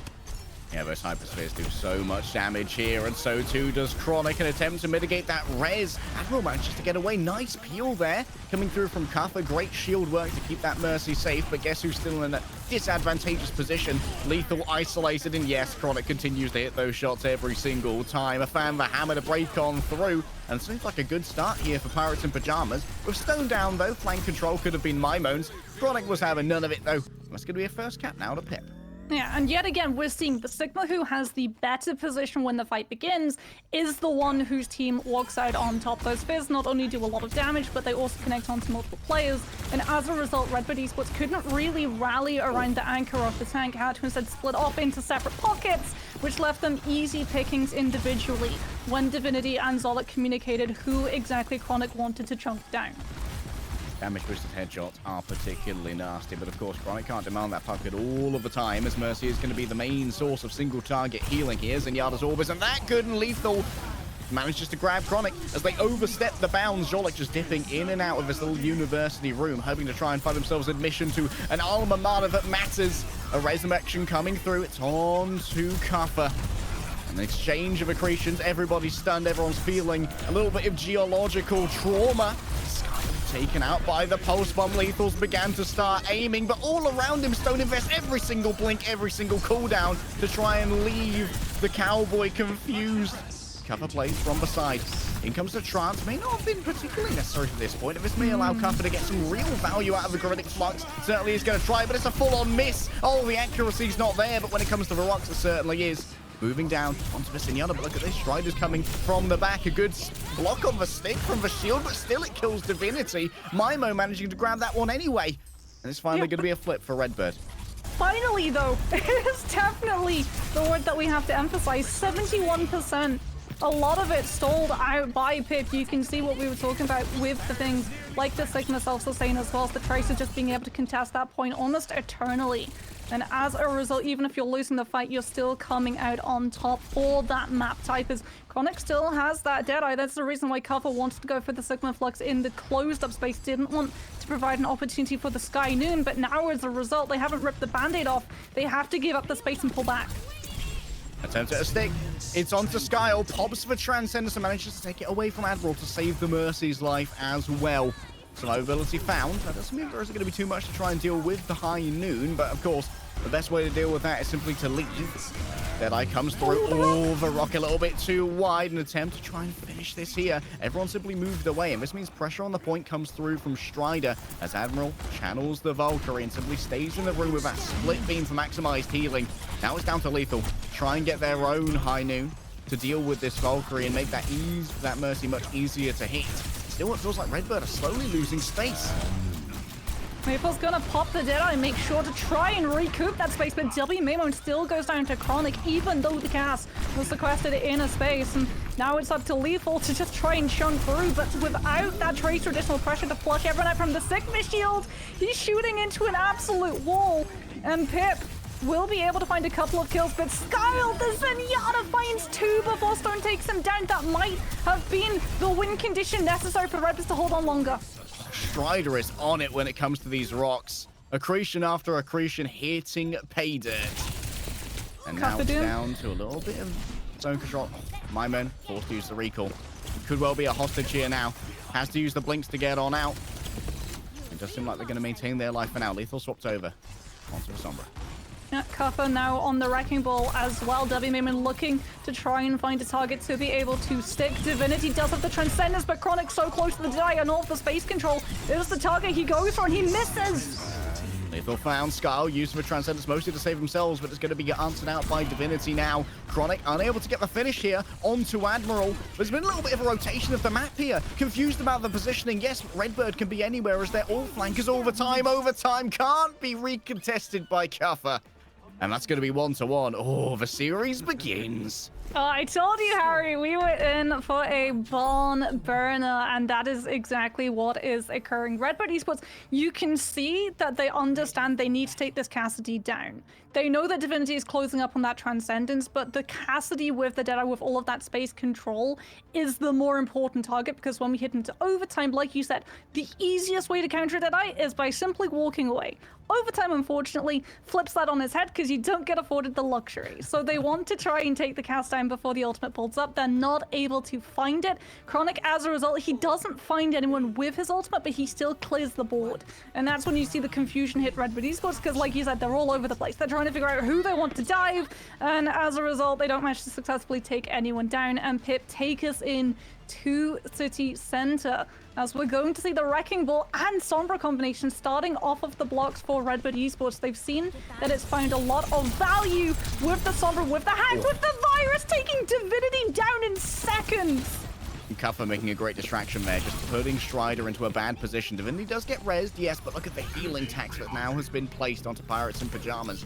moving forward to contest this point is going to be far more difficult now, and that gives over first control to Redbird. And remember that on this point, it's super hard to cap that point back against mobile heroes. Yeah, and Cutter is winning. The longer he's able to stay out of these fights, because he knows that that bird nade from Chronic is going to make it even harder for the Wrecking Ball to make it out alive. Every time he comes in for that roll through, for that power drive to open the space for Lethal and W Main when he's playing with his life. And as a result, Red Bull Esports do have to make a trade, but they're still slowing Pip down. Stone, marked here by Mimo, wants to get into that juicy underbelly and get onto those supports. Almost a pulse bomb here. And Divinity a little bit behind the 8 ball when it comes to generating that Transcendence. That would make him a good target. And then afterwards trying to mitigate the raise, the big stick on to Jolik. Pop the Valkyrie to try and stop that one. Not the most intelligent play, but hey, in the end, all said and done, Skull next to full. Still, even with Jolik down, Pirates in Pajamas winning some DPS stalls. Admiral brings out the Glock. Glock a clock for Mercy. Not just a healer, a support indeed. Kuffer starts to get the finish here, and Strider, unfortunately, will stand alone as Redbird stay in control. Lethal's gonna have the EMP as well for this next fight, and Redbird Esports, in control of the space, can afford to lay the trap. Pip have no choice but to walk directly into the Sombra ultimate and hope that Divinity is not caught out by it. They might be able to bait, actually, throwing this Zenyatta out for a juicy target so that Chronic can come in from the sidelines with that Deadeye as Strider off of the Sigma. He's too clunky of a target, too easy for Redbird Esports to disrupt from the backline, and as a result, he bends the knee and goes full. Oh, trying to shut down that potential's Transcendence, and indeed it will for a moment. Tougher now making sure that Jolik can't get an easy res. Huge body block here. And it's just too easy here for Redbird, continuing to carve through. He's trying to manage to grab Skyle in the back. This should be an easy enough res, I imagine, for Admiral with the activity of the Valkyrie. And Carfish just getting kill after kill, trying to mitigate Strider's playback here. Turns off the ball's rolling form. An attempt to slam, but both go different sides of the wall. That hacked health back is going to help out for just a moment. But that's such a late kill. It is. Strider, he's still going to be respawning. Zolik absolutely nowhere near to be able to find the revive. Pip have to take a fight without the tank. Without their tank means huge vulnerabilities. Divinity doing a bit of mind sweeping. That's a huge stick onto Jolik by Mimone. And now Divinity in a 1 versus 2. You might have 275 health, but it's not going to be enough. Skyle on the other side, absolutely warlording over the Sombra. Headshot after headshot. Transcendence for everybody. Peace of mind and peace of soul. A piece of meat carved off of the Pirates in Pajamas as Redbirds claim their first map victory, surely. Yeah, Redbird Esports, a very smart team. They identified when we headed out to this particular map, there were a lot of different avenues, a lot of flank potentials. So doubling down, and instead of having something like a Cassidy to sit a little bit further back and provide that poke pressure, going for something akin to the Sombra, the Ball, and the Tracer, just to be able to have the pieces to play distractions so that everyone on the side of Pip is forced to turn around and deal with something while the sleight of hand is in full motion, full play, and you think, oh, it's a Wrecking Ball I have to worry about, when surprise, you turn around and your Zenyatta is already long gone. Losing that first fight just lost them the map entirely. They had no space to work with. Every single time they approached that point, it felt like they were on borrowed time, borrowed space. Redbird Esports had already moved in. Yeah, the decentralized composition with the Wrecking Ball and the double flanker certainly fared a lot better.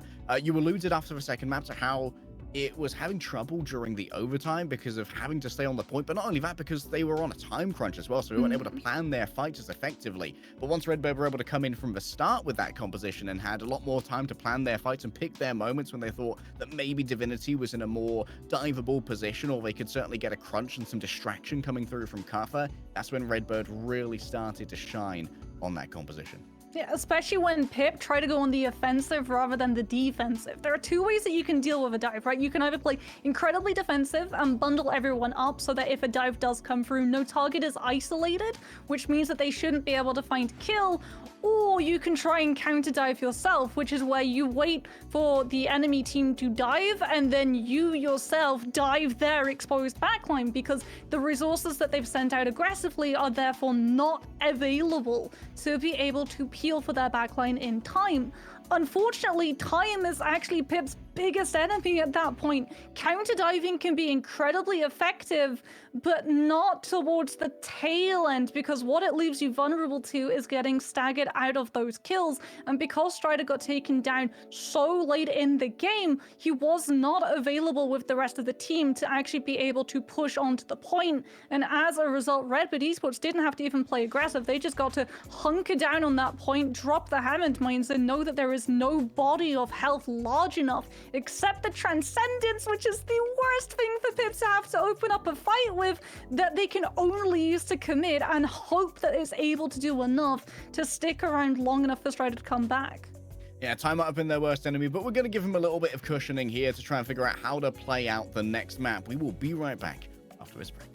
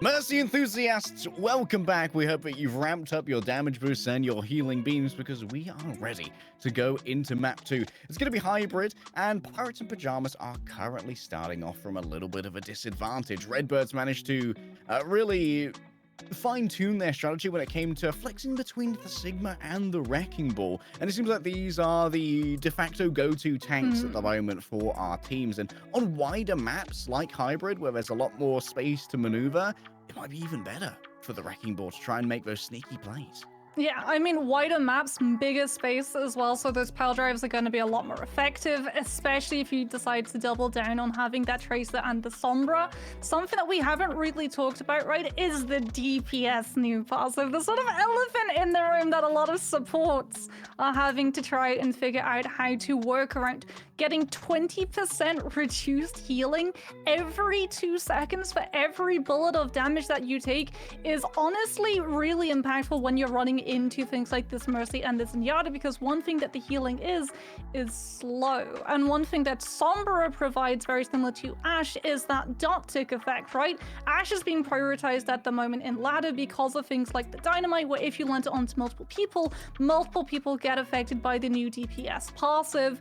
Sombra is the exact same boat. You come in with that virus, and every single tick of damage that the virus does is putting so much more pressure onto the supports to having to bail whoever gets dived out. And it means that in the past, where dive would take maybe a couple of moments for a kill to come through, you blink. You sleep on one singular second, and if that dive is successful and the Sombra is able to find the hack into the virus on a target, they're just gone. And we saw what happened in that very first push, where the Sombra utilized just that, and Pip had absolutely no idea what hit them.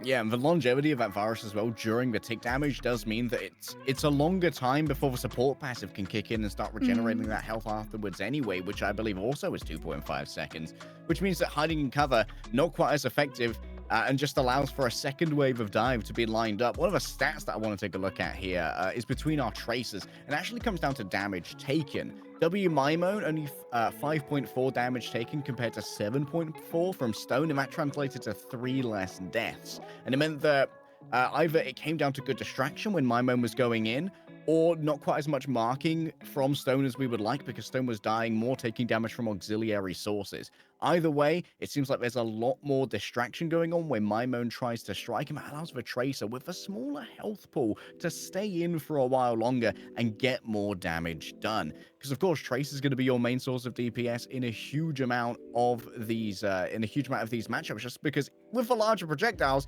she's one clipping everybody right now. Blizzard World is the pick here, and this definitely means that we could see some more defensive Sigma, because it's a lot more narrow on point A compared to other hybrid maps, which means the ball's engagement could be a lot more telegraphed.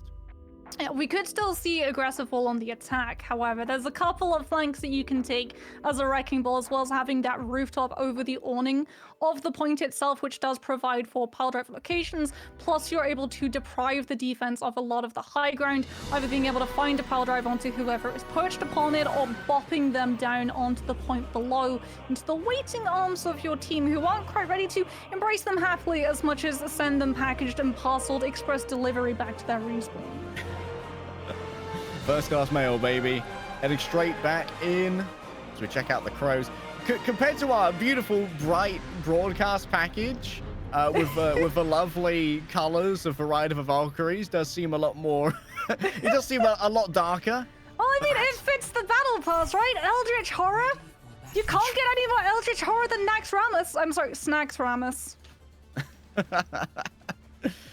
Hugely horrific. Unfortunately, we're all here to have a good time. Doesn't quite work. Thankfully, we're all here to have a good time and see just what this patch has done to professional Overwatch. On the attack, you're right.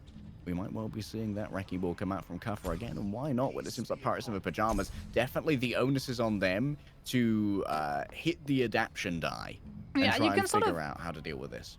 Pincer onto the high ground as well, right? The ball can approach from the front, and you can send something like the Sombra or the Tracer to be able to push through from the back flank with that mega health pack room. Having control of that is going to be absolutely huge for the DPS to have a lot more space to provide themselves. It's going to be a little bit trickier, however, to integrate the Mercy into this. You obviously don't want to damage boost your Sombra, because that would give the location away. So it looks like Skyle is actually the one receiving the benefits at the moment, and with how much damage Zempolis can do, no wonder we're seeing it here. An assassination attempt onto Divinity. Jolik is there with the Mercy Beam to keep them in place. And that means that Chronic actually walked up with Strider onto this backline. Maybe they can get them both down, but if Admiral manages to escape, it could be over. No, that's going to be the second support taken down. Excellent modulation of offense and defense here from Pirates in Pajamas, with Chronic and Strider playing as that two-person duo to just run upon those supports. Yeah, really good positioning coming through them as well. they do leave themselves vulnerable to a potential dive, but by taking themselves into these spaces where the players like the Wrecking Ball has a lot less movement, taking yourself, if you're Strider, putting yourself onto that health pack, stopping Lethal from being able to find the hack onto it, but also making it a lot harder for Cufford to be able to find that interaction and engagement on you is absolutely crucial for those two pockets of the team to survive the initial dive, have the sustain, have the greater damage, and chunk a play from Redwood Esports down.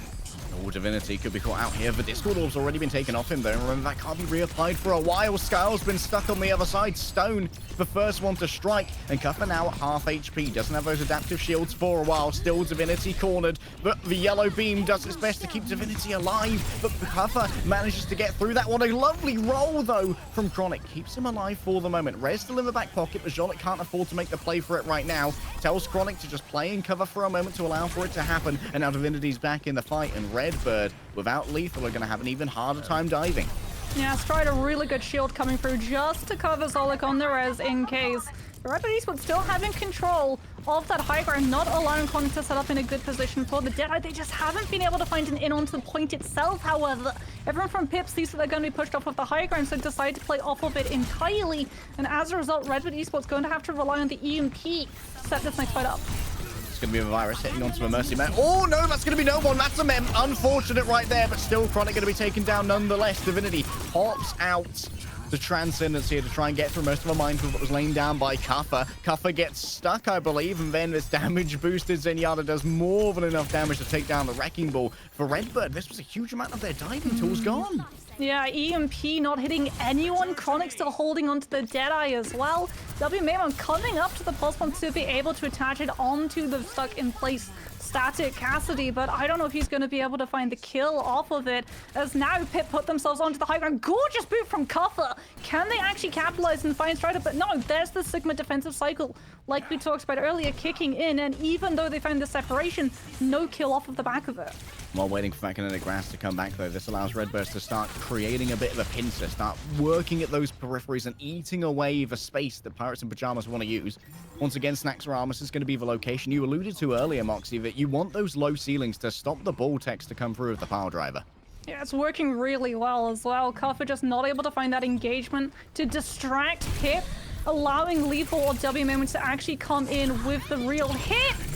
Oh, the pressure onto the Sigma, but Strider keeping his cool, doesn't even pop the flux to get away from the detonation. Unfortunately, doesn't pop anything to get away from Cuffer.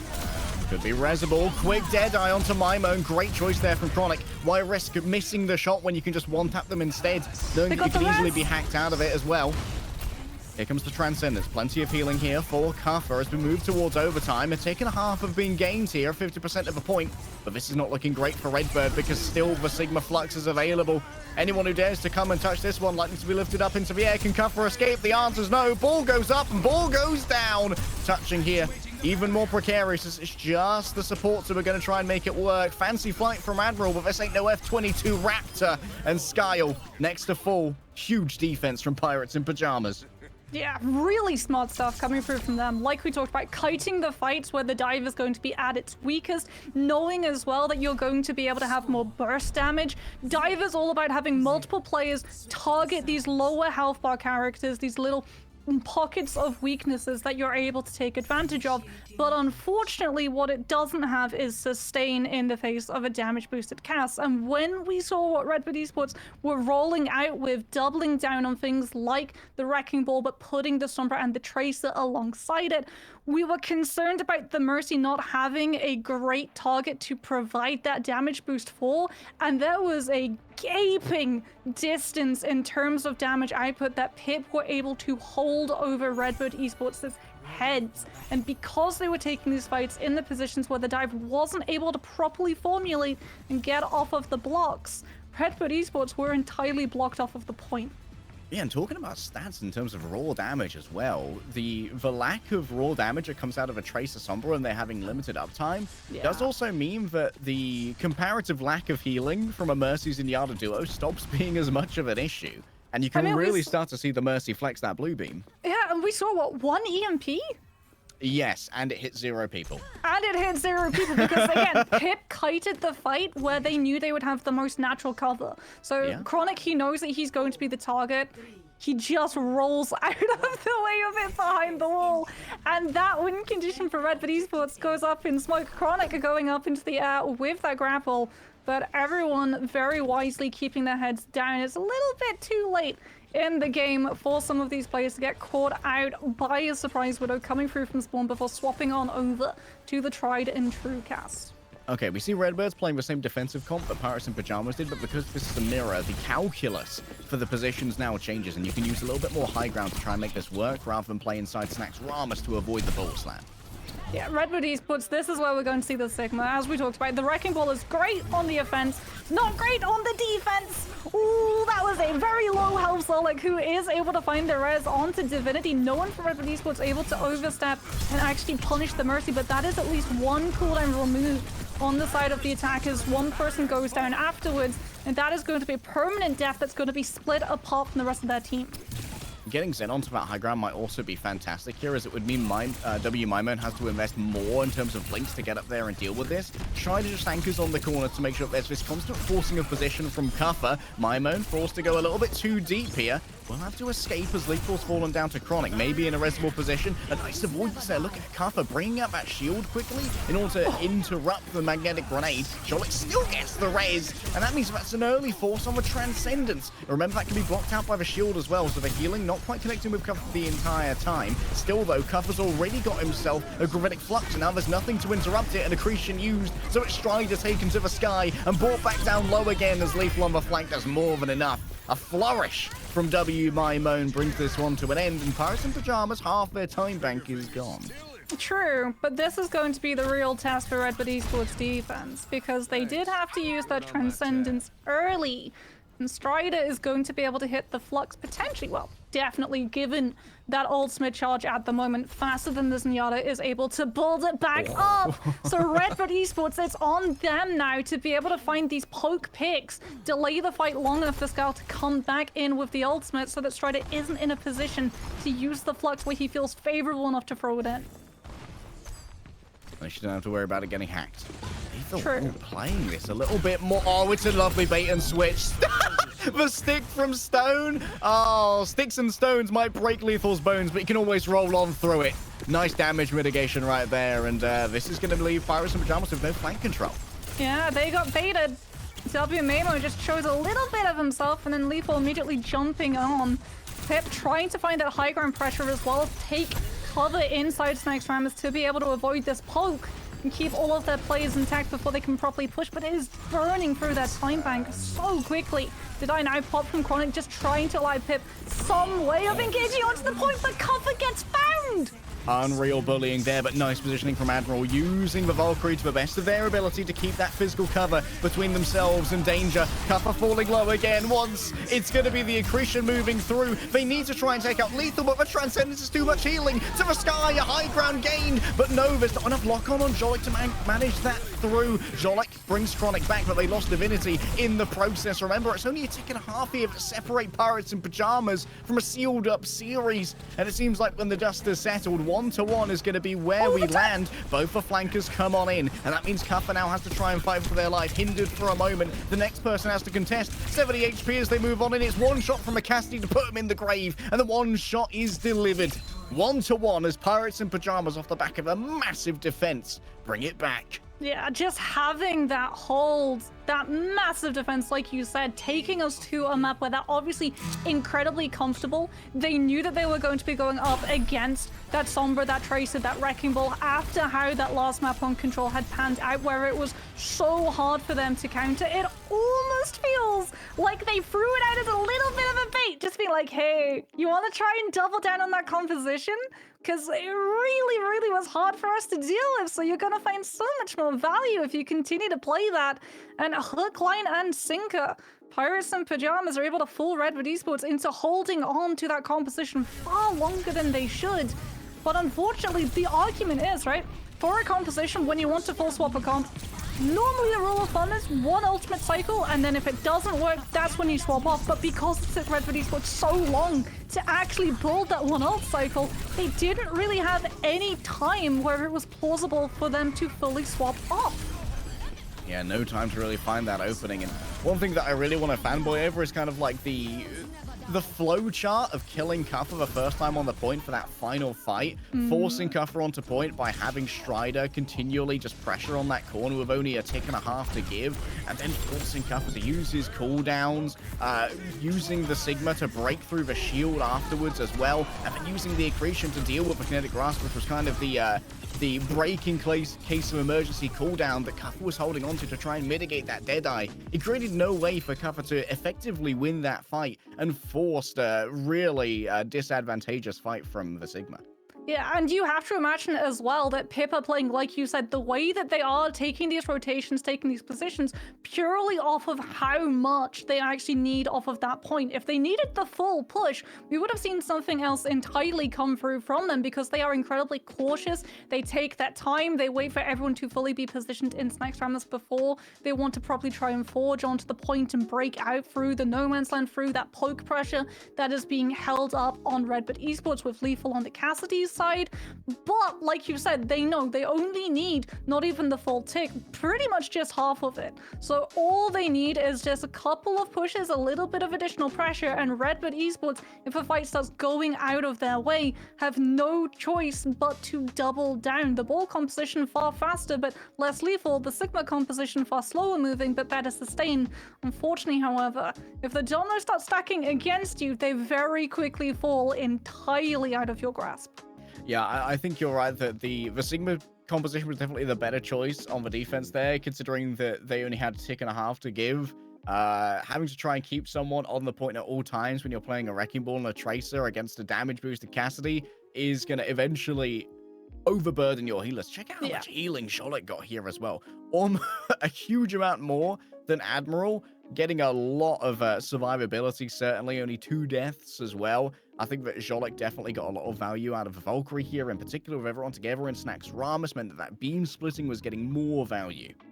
Well, not just that, but because Zolik was getting to play alongside that Sigma instead of half of a side of a Wrecking Ball, it also meant you got a lot more cover when you were going for those resurrections. Every single time we panned to the Mercy's POV for a revive, Strider was covering with that shield, and not only covering his own Mercy, he was also applying far more pressure onto Admiral, because as we were talking about, so many things can cancel a revive, one of the huge ones in this composition being the accretion from the Sigma. So actually being able to hold on to that cooldown and stop the Mercy from either going for the res entirely because you're worried about that cooldown just being cancelled out entirely and the Mercy being put into too far vulnerable a position for these teams to be able to double down on. Just having the presence of that Sigma alone already hard nerfed the Mercy on the other side, and that's before you even delve into, again, the fact that they did not have a viable target for the damage boost. They prioritized having the ability to be able to collapse onto some of these targets and just chunk through them with the distraction, and as a result, in the poke phase, they were always so far behind. I pointed it out last time, so it's only fair to bring it up again. The Tracer battle at the moment, W Mimone versus Stone. Stone putting out quite a few more limbs and final blows in comparison to Mimone. Though admittedly, that does mean that Stone is able to do a lot more to kind of follow up on Chronic, who's doing a lot more of a chunk damage. It's a lot more difficult to try and follow up on a Sombra. Or you can do the 3-2-1. The Sombra's raw damage doesn't really hit the same burst points that a damage boosted Cassidy does. And it feels like with that positioning in Snacks Ramos that we just keep coming back to, there were huge interruptions all the time to how things were happening. Flashpoint is going to be coming up next, which means things are going to keep getting fast, keep getting furious, and will the teams go in for the Wrecking Ball once more? Or does it feel like Parrots and Pajamas now have found their groove on the Sigma? It's going to be a tough one. It's definitely going to come down to the Tracer show. However, Flashpoint, these maps are so huge. There are so many different angles that you can take as a flanker. I don't think we're going to see Redbird Esports double down with the Sombra and the Tracer to take advantage of it. I think the Tracer is more than enough to just send into the backline and provide that distraction. And you want to have that burst pressure, you want to have that damage boost target to be able to go toe-to-toe with whatever Pip decide to throw in. Just like having that Zenyatta to mirror the other Zenyatta, so you both have the Discord, you both have that pressure coming through with the potential volleys. It is imperative that you're able to hold on to the same amount of space as the other side at the beginning of these fights, because so often with how fast Flashpoint objectives tick up, it's all about the positioning, who gets to the point first, who holds that space longer. Yeah, and you're not going to have as much time to recontest with such slow compositions as well. Admittedly, we are going to get in there quickly due to the rollouts with the Symmetra TPs, but once things start going, you don't get those Symmetra rollouts, things are going to start to get a little bit more precarious. Out goes Christian, actually puts down Divinity, which is going to mitigate the uptime on that Discord Orb, and Kappa's already taking quite a bit of damage for Tracer once again. On the periphery is going to be something that needs to be looked out for. This isn't as necessary of a pocket with the new health regen. Yeah, and as well as the fact that there are so many health packs around this first point. Oh, Flashpoint as well. Speaking about health packs, Admiral's going to need a new life pack. Chronic able to pick him out with the revolver before turning and dealing with lethal in turn. Pip now with all of the space. Redwood Esports in full disengagement mode, not wanting to get staggered out. It's going to open the floodgates. Stone unchecked is going to go hunting. Oh, there it is. W Mimo caught on the outside. Still, Stone doesn't want to overchase into this, knowing that they don't have the orb advantage. Skyle has good POV of this duel, and so can continually pressure Stone out of this. But so long as Mimo doesn't feel comfortable to move in by themselves, this is not really too much of a problem here for Pirates in Pajamas. Chronic falling down. Lethal on the flank here, as you can see on the right-hand side of your screen. Finds an off angle that Chronic was not expecting. Lifted up into the air is going to be Strider. Nice avoidance of the accretion coming through from Kaffa, but it seems like enough healings here to make up for the damage that came on through. Skyle stuck, resurrected once again by Admiral, so everyone's back up to full. And finally, Redbird are going to have to make the move to get this cap. Yeah, Kaffa coming in with the flux is absolutely huge because Pip had actually been able to find a kill onto Style. Now we're going to see the deny from Lethal, just trying to buy the space. Pip moving into position, not able to find the flip onto the point as a result of it. It's just Stone separated, and that's allowed Redbird Esports to rotate away. But Stone's able to check out W Maimon, and as a result, Strider now feels like he can commit the flux. Transcendence bails everything from Redbird Esports out, but as a result, they have just to keep rotating and running away from Pip. Oh, Chronic healed up through that Deadeye with the Transcendence. Little hippity hops from the Zenyatta, usually the territory of Lucia, but more than enough right here. Chronic in an overbearing position, feels the need to dive into the pit as Mimone starts to wrap around the other side. Cover taken down, surrounded in this case, trying to step the foot onto the point, knowing that if it flips over, they likely won't have time for a good recontest here. Redbird needs to make some decisions. Redbird Esports are making the decision to double down on this point. Ooh. Doubling down indeed. Scar's down too. Don't think that one's going to be resable, and this might well be Admiral's last gasp here. A nice rock onto Lethal. Can't translocate out of that one. Overtime starts to tick on through, and Redbird's going to have to call it. Yeah, Lethal unfortunately not able to stall that point as long as he wanted that pick onto Skyle. Is the nail in the coffin.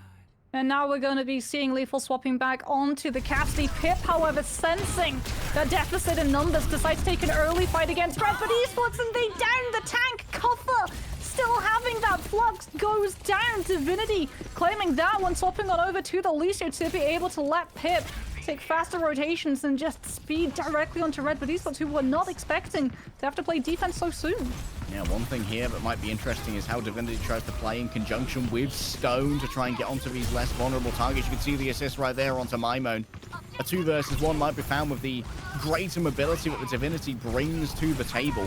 And that means that we likely see Pirates in Pajamas choose where these fights occur, as opposed to a more passive playstyle that Zen has with lack of mobility. Yeah, and because they're controlling the space as well, we're not really going to see a huge difference in terms of the damage output that Redbird Esports with this and Yada still bring. Pip able to offset the tempo entirely. Kaffa having to use that flux, but Chronic, gorgeous roll. Immediately dips directly out of it, finds Skyle afterwards. The accretion is able to cancel the Deadeye, but the fight is already dead in the water. And Redbird Esports are going to have to think about resetting incredibly quickly. Oh. The pre-recall melee, that's crazy from W Mimone. Takes down Stone, looking for the Mercy next, and you bet that the Welsh man's going to find it. Pressure on the point. Strider and Divinity might decide to call this instead of actually going for a contest, given how they are outnumbered. Instead, they want to get up onto Lethal. No way, they managed to get the early pick. Lovely play with the shield to just isolate Lethal. Should be a resurrection here from Admiral, but Strider and Divinity are just holding this corpse hostage right now and won't release it to the family. Stone battling for Mimon, and now we get the 2v1 that I was expecting, with Mimon being forced out by the collection of Divinity and Stone. Yeah, that tag team is going to be really hard for W Maimon to be able to take advantage of. in a fair 1v1 with the Tracer. Skyle actually swapped over to the Baptiste. He's had enough of dying early, has the Immortality Field to be able to hold on to the space, but Divinity with the Sound Barrier buys Pip all of the sustain to play aggressive, make sure that Redwood Esports are not able to stop the flip as Pip potentially pick up the second point.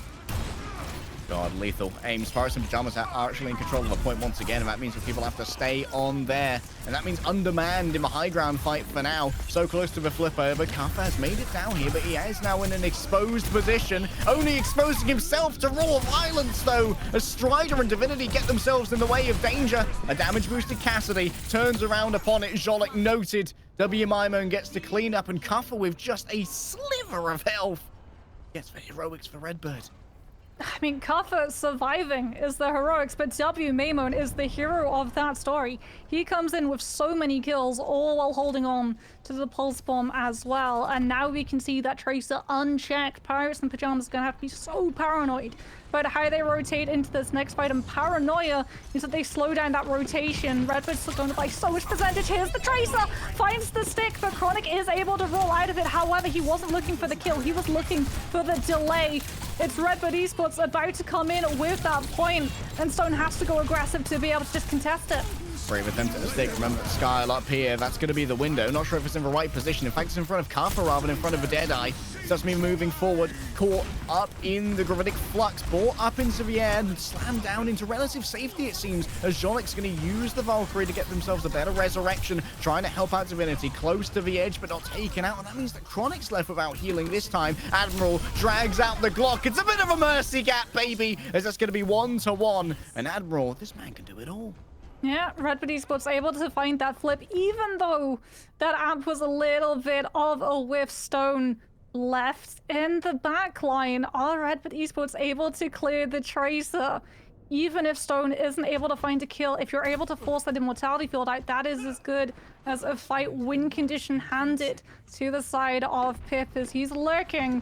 He's flanking. He's trying to figure out where exactly to go. W. Maimon ships in the night, blinks directly through, and Stone decides to double back. Rents blockade. Stone doesn't want to get onto that juicy backline, though. Instead, I think that might have been a long-range stick right there, looking for another one. That's onto Divinity, 10% shy of a Transcendence. A quick resurrection, though. Jolik very fast on the trigger when it comes to these. Accretion goes a little bit awry. Out comes the Flux.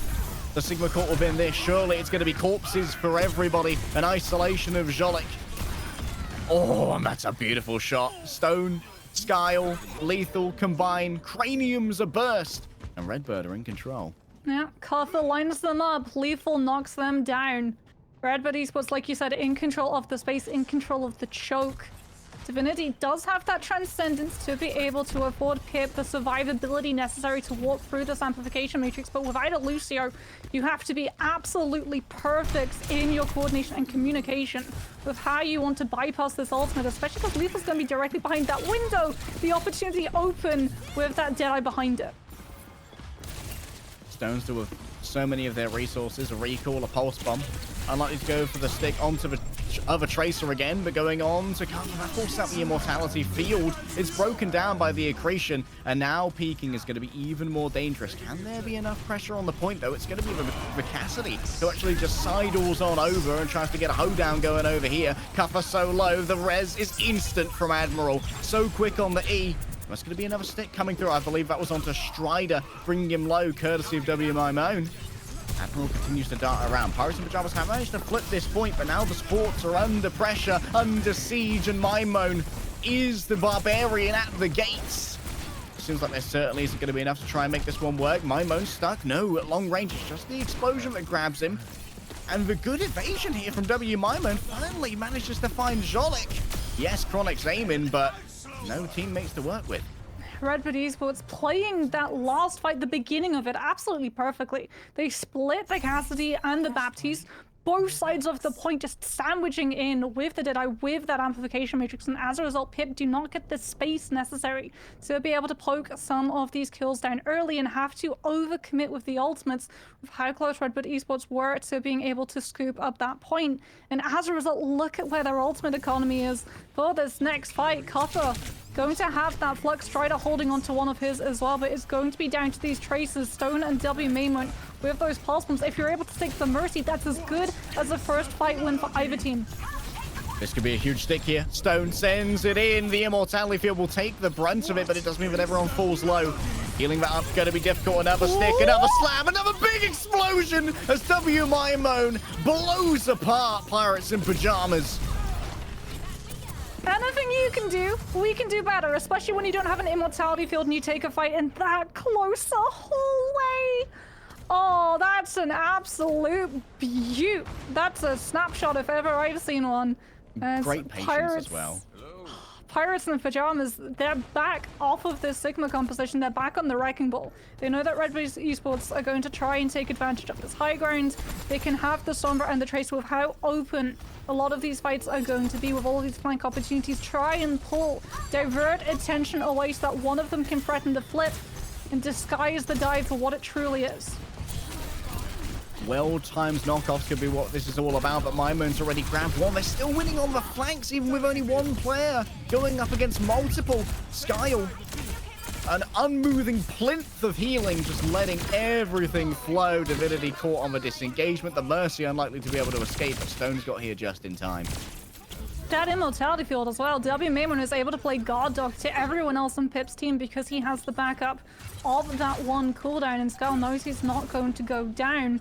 Having that Baptiste, like he's having that burst healing as opposed to the slow burn of the Mercy, and the Zen is tipping things in Redwood Esports' favor. It's going to be an absolute miracle play for Pip to come through, but they don't have a win condition as of yet, and Redwood Esports hit into overtime with all of their ultimates intact.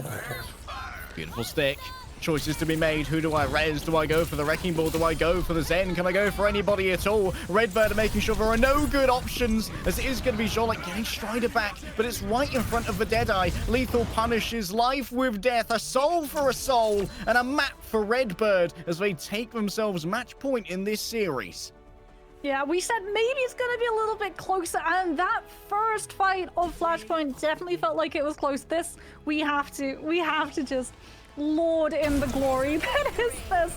Sigma Flux keeping everyone held in position, and W Mainmon able to just absolutely stack. It would have been a triple kill from the Pulse Bomb, but I think the damage from the Pulse Bomb actually does enough to tip the scales of your Sigma Flux being able to find a third kill in that flurry as well. Great stuff coming through from Red Bull Esports. And it's so interesting because both of these teams are incredibly good at doing what the other has been doing. Pip won Blizzard World off of Smite kiting and deciding to take fights where they were going to be at the most advantageous, but also where their enemy would be at the most vulnerable. And that's exactly what Red Bull Esports start doing on the Flashpoint map. Yeah, Redbird really controlling where these fights happen. W Mainmon being able to take this 1v1 so confidently with Stone as well was a huge part of that. It felt like Mainmon started playing a little bit more aggressively after first point, and that meant that Stone was constantly on the back foot looking for this orb to come through from Divinity to just keep them in that fight. And it forced some worse positions that Kafka could really start to tax upon. One of the things that I want to point out here is a stat that we have from our lovely production team, but we don't really get in-game, is that Kafka received 12.1k healing over the course of this map, out of, I think, about 15k healing done, or about 18k healing done. Kafka was just given so many resources to stand as an unmoving monolith in the path of Pirates in Pajamas, and Kafka made them pay for every single millimeter that they moved towards that Sigma. Yeah, well, you also have to remember that Red Bull Esports are playing a lot more meta in terms of supporting that Sigma. Normally with Sigma, it's the Baptiste and Zen is the go-to combo. Obviously here, in Rite of the Valkyries, surprise, surprise, you do have to play Mercy, but having that Baptiste, foregoing the Zenyatta to put more resources in terms of the survival and aggression that provides that Sigma was something that Red Bull Esports banked on being able to take advantage of. And like you said, Kuffa is able to do so much because he's able to survive for so long, and it forced Pip really outside of their comfort zone. They committed so many ultimates into fights that they started losing, and Flashpoint is all about not just positioning but also momentum and having ultimates to be able to win the fight out afterwards. And it's something that Red Bull Esports, you could see the game plan was there. They were like, okay, we can commit this to be able to win this fight, but for the next one, this is what we can come and do.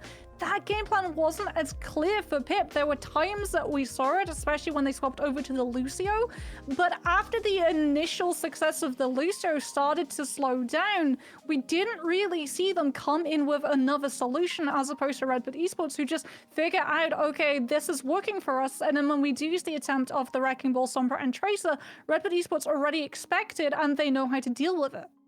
Yeah, and it's one of the things we dealt with on Oasis as well, not having as much time to fight plan as you're already a little bit behind the 8 ball when it came to timing. Still, though, just like after Oasis, we will give a little bit of time for collection, figuring out the same kind of counter strat that we saw on Blizzard World, and we'll give them time for that during this break.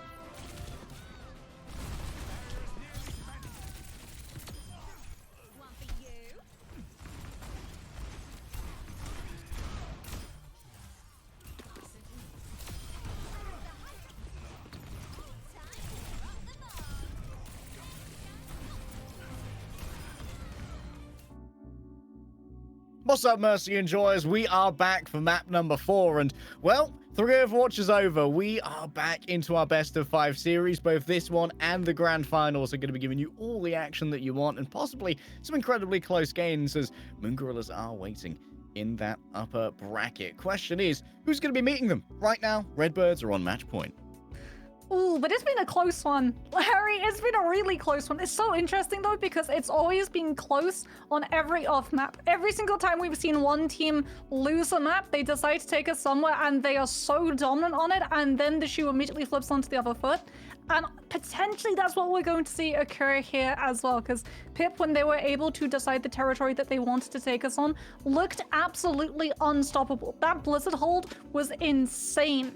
And you compare it to how close some of those matches were, those fights started becoming when we started to see those counter picks come through on Flashpoint. I don't think the series is going to be ending anytime soon. Yeah, it definitely seems like when it comes to map picks, Pirates in Pajamas definitely have some pocket strats and also some pocket positions on those maps, which allow them to really mitigate the potential for moving on to those counter picks and trying to mess with how Wrecking Ball wants to play. I imagine on Colosseo we're likely to see Sigma versus Sigma, and this could be another chance for Chronic to try and flex how good that Cassidy is, because as much as I've been focusing in on Stone versus WMIMO when it comes to the Tracer, Lethal versus Chronic has been surprisingly close given the name value that Lethal has. Yeah, I mean, a lot of the momentum of those early fights on Flashpoint was off of those picks coming through from the casters. So like you said, they absolutely are pulling their weight and really influencing how a lot of these fights, especially the momentum before those ultimates, start to kick on through. And Colosseo is going to be incredibly similar in that aspect. When this map first dropped, I'm sure you as well as I remember quite how long it took for these teams to actually feel comfortable enough to take an engagement. They would wait over 2 minutes for someone on their DPS to be able to find those early first picks. So potentially we even see something like a Sojourn to be able to take advantage of those off angles, because Cassidy, while incredibly good for that burst damage, just ripping through a lot of those health bars, keeping the Tracer in check with things like the Magnade, doesn't really get the mobility and self-sustain when he's trying to take the off angles, as opposed to something like a Sojourn, who with the power slide is incredibly hard to try and keep tapped down.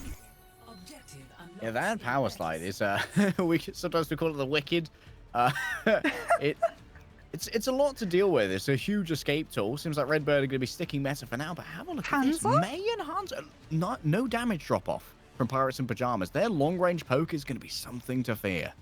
The Maywall as well, taking advantage of the fact that Red Esports aren't running that Lucio, so everyone's going to be incredibly slow in terms of those rotations, which means that the Maywall, especially since you don't have the Baptiste either, if anyone gets isolated, if Copper gets isolated, you're going to have the damage burst potential with the May able to ignore a lot of the defensives with that beam. And there's the poke pressure that you were talking about. Skyle goes down. That's the res early, already removed from Redbird's side.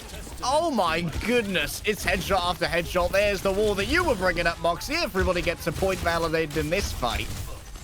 And now, Cuffer, Mimone, and Skyle just trying to do a rearguard action, a fighting defense as they seed away the ground. There's gotta be some swaps coming through. Yeah, there it is. Okay, Pip took us to Colosseo with this strategy in mind, and Rapid Esports think that they figured out the solution, and it's going to come in the form of Lethal swapping over onto the Echo. And I really like this pick because there isn't hit scan for the DPS of Pirates in Pajamas. There is Divinity, however, who is technically a hit scan on the Baptiste to try and keep this Echo tap down.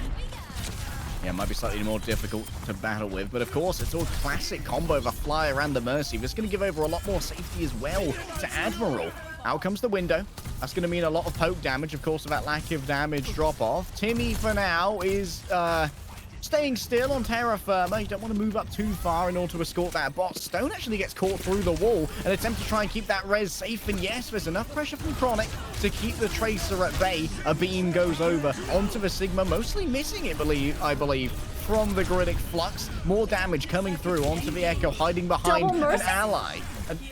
More Mercy! More Mercy! Additional damage boosts, additional resurrections! It's survived for Valkyries, and we have 3 Mercies on the field.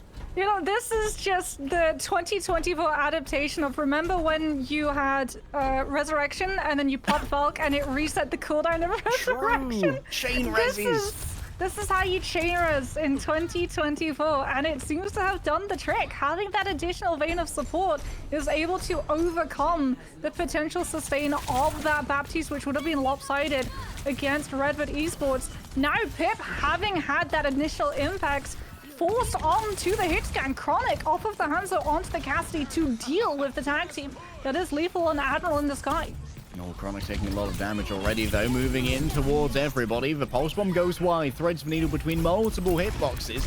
It does force out the Immortality Field, though. Fear, loathing from Divinity up into the air. Nope, it's a good dodge there coming through from the side of Skyle. Still, the Transcendence is going to be used in response, keeping everyone with a clear head and a clear mind to move on forward and pressure this spot. Already, though, Redbirds are in the lead, so they don't feel as much pressure to stay on this objective. Instead, more than free to ward themselves away from the dangers of this Baptiste window.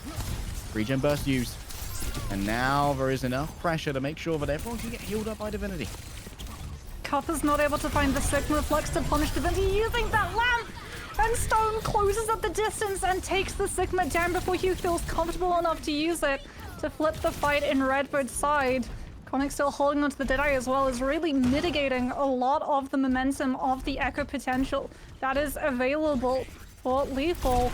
And you can see the damage boost onto the Cassidy, the duplicate force from Lethal to just buy a second health bar. And it allows W Mirror the space to collapse onto the Cassidy. Lethal takes Zolix down as well. No revive available for Pip. Redbird Esports spring the trap, and yet again, Pip get baited. Yeah, huge bait there to bring Chronic in close enough to get hit with the quadruple stick coming through from Lethal, and then the copy to stop any shenanigans in terms of counterattacks. And Mimone playing on the other side, making sure that escape was not going to be an option, and any attempts to resurrect after it were going to be punished. Cuffa still holding onto that Sigma Flux. Divinity, however, doesn't need to bolt an ultimate to be able to counter it. It's just that Immortality Field cooldown, and because Redbird threw in so much for that bait, they don't have the Pulse Bomb to force and bully the Baptiste into using it early. Damage boost here on the Cassidy, particularly dangerous. Where to go to try and move away the Sky Noon to the ground. Immortality Field is there. You can slam me down, but I'll get back up again. And Chronic slamming in his own right now. As Lethal, resurrected, yes. Stone can't stay in here against multiple players. And instead, it's going to go and help with a tank fight instead. A well-placed accretion. Oh, no! The Transcendence is not in time. It's late on the trigger for Skyle. The Deadeye duel not going the way of the Zenyatta. A quick resurrection here from Jolik, playing around the back, an attempt to maybe heal up Stone, but goes a little bit too far awry, and Timmy's back in control of Pirates in Pajamas. Strider has the Sigma Flux, and Skyle trying to use the ultimate to save Cuffa does not have his to circumvent the enemy Sigma in the next one. It's going to be up to W Maimon or Lethal to come in with a pick onto Pip before this fight breaks out. W Maimon looking to build up the Pulse Bomb off of that Sigma, will be able to hit the ultimate onto the tank, but he's still able to sustain through the damage. Should be healed up in good order here as well. Divinity pumping out huge amounts of heals from this Baptiste, and of course, long-range pressure as well. Lethal for now, contemplating who to copy with this duplicate. Has to constantly worry about the damage boosted Cassidy on the other side. Divinity's brought out that window.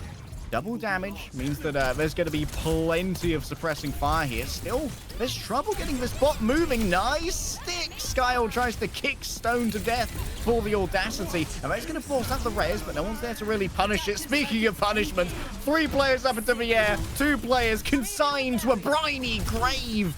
Admiral is going to stay alive with a copy of the Sigma. This does mean that there's plenty of staying power here, at least for Lethal. Doesn't have the full HP, but does have all of the utility needed, and still this bot is moving. Accretion dodged as Lethal tries to stay alive, but the double hit scan threats do mean that the Echo is in constant danger, and the bot continuing to roll through. You're exactly right. Reinforcements have returned, but Admiral not able to survive for too long. The bot do be moving, but the contesting is here. Yeah, having that duplicate from Lethal onto the Sigma provides the staying power necessary for Rebels to buy themselves the time for those regroups to come on through the closer respawn. Gorgeous super jump from Zolik to avoid that Pulse Bomb. Unfortunately, just means that he dodges that from one door and opens it into another. Zolik still holding on to that Deadeye, just trying to carve out the space necessary for Pip to come in with those early checkpoints and the lead, as Redbird Esports have to throw themselves onto the objective to stop just that from occurring. They just can't kill the BAP. Eventually, the pocket is going to fail, and that is going to be a taking, I believe, of the lead by about half a meter. Indeed, 0.71 between it. Still no checkpoint gained, but damn, Skyle and Admiral, the absolute Stalingrad-esque hold on top of that bridge. Lethal onto the Ash now. Doesn't have to worry about the hit scan taking the Echo out of the way as Pipette up of all of those side lanes being controlled by Conic and really limiting the amount of space that Red Bull Esports had to play with. As a result, he's going to go on to just try and pressure with those dynamites around Strider's shield. Holding onto that Sigma Flux. Skyle still holding onto the Immortality Field as well as a result, however. And we go back to Poke. Constant arms race. Remember that Lethal does have an advantage here when it comes to damage drop-off. That means Conic has to get in closer and risk the wrath of the Sigma. Double damage, double heals coming through the window. And Chronic holding the Deadeye behind it does mean that this thoroughfare is no longer a safe space for anybody. No double damage coming through from the magnetic grenade. Dodged away from by W Mimo. An exchange of windows now. Plenty of Glaziers going to be looking upon this with Immortality Field given over, stun after stun, and that's a stick as well. Full arms race given over onto Scarlet. Yes, he falls, but is rezzed back, and it's Admiral who has to pay the price. A life for a life is exchanged, and Bob is doing more than enough. Big old Bob is certainly doing something this time. I mean, he did get buffed in terms of the damage that he does. So he's able to put down just so much additional pressure as well. There's nothing to shut him down. No one's running something like Sombra or an Ana.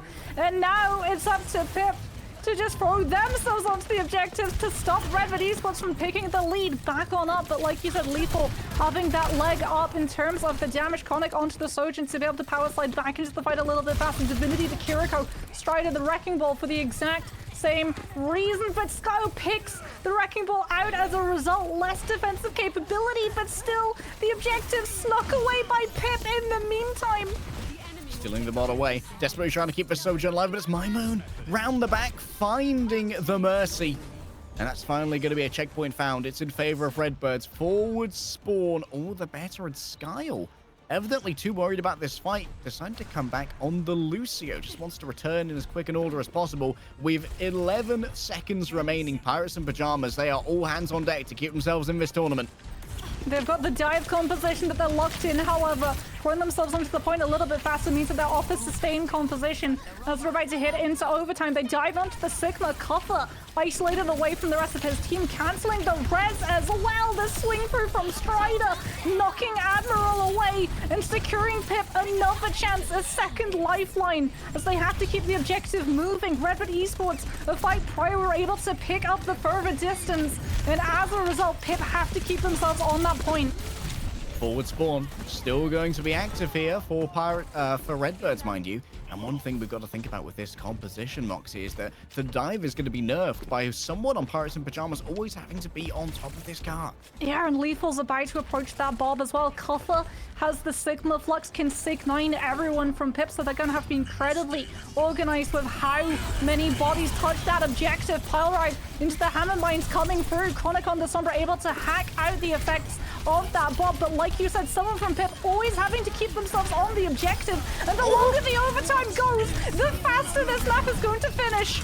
Lethal spells doom for everybody, dragged up into the air. Still it's contested, but running out of blue bodies. Pirates in Pajamas have been washed ashore, and the giant squalls of the ocean and the screaming of the red bird has hearkened the end of this vessel as Redbirds move forward to our grand finals to face the Moon Gorillas.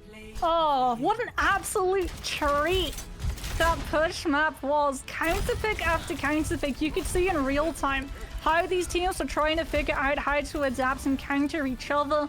We got to see the Hanzo with the Mei find that value, and then Red Bull Esports saw that opening, saw the absence of the hit scan, knew that the Echo would be able to find a lot of value. Even if you get walled off by the Mei, you're able to use the shift, use the movement from the Echo to provide not just escape for the DPS, but also a window of avenue for the Mercy to jump alongside it as well.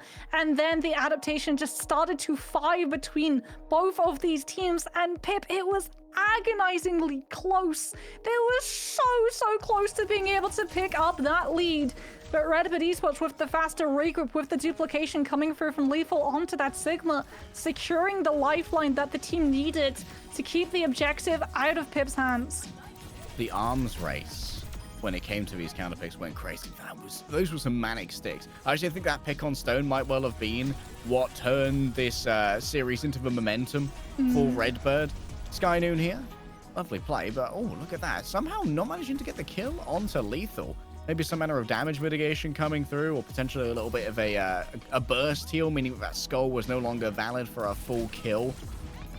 Honestly, I'm watching these replays just thankful for what a series that we had. We had some incredibly crazy exchanges. I love the sort of continuum of counter swapping that we saw here. Like you were pointing out before, the Echo, incredible as a read upon how this long-range poke composition with both the Mei and the Hunter was going to deal with the corridors of Colosseum. Yeah, and it's exactly the timing that Redbirds needed. Right, with how close Pip were being able to hold on to that lead. If they had won another fight with that Hanzo and the Mei, this series would be continuing to yet another map. But Redbird Esports were able to find a solution as quickly as they were able to bail themselves out of having to scratch their heads and figure out how to play into something like the Blizzard. Because we were seeing the Hanzo and the Mei in that poke pressure battle, they were finding some real momentum. And as a result, they would have been able to just hold on to those ultimates. Yes, Blizzard can be eaten by the Sigma, but the Sigma doesn't want to get close enough to the Mei for that ultimate and that counter of the graph to come into play, because Mei directly counters Sigma. If you were struggling against Sigma in either the current meta or the meta prior, you would always pull out the Mei because you were able to deny that one defensive, just like Genji not being able to deflect that Mei primary that does so much damage. Endervermin Blaster, 100 per second. I am sorry.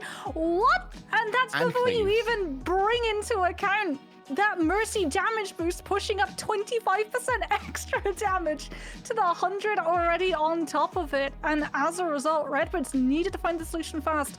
Find it they did, and they move on.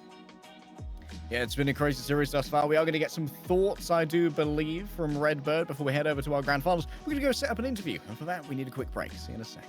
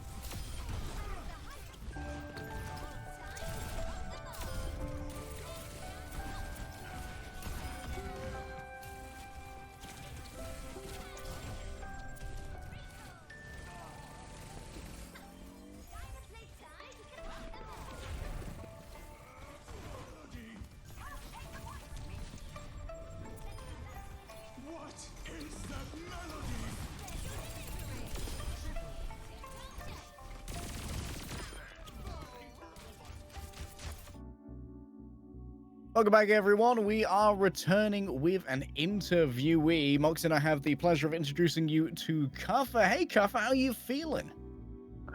Yeah, not too bad. Pretty good. Chill. Chill. After that last push map and how close it came down to the wire, is sort of everyone on the team feeling chill, or was there a lot of adrenaline raised with how close some of those maps went?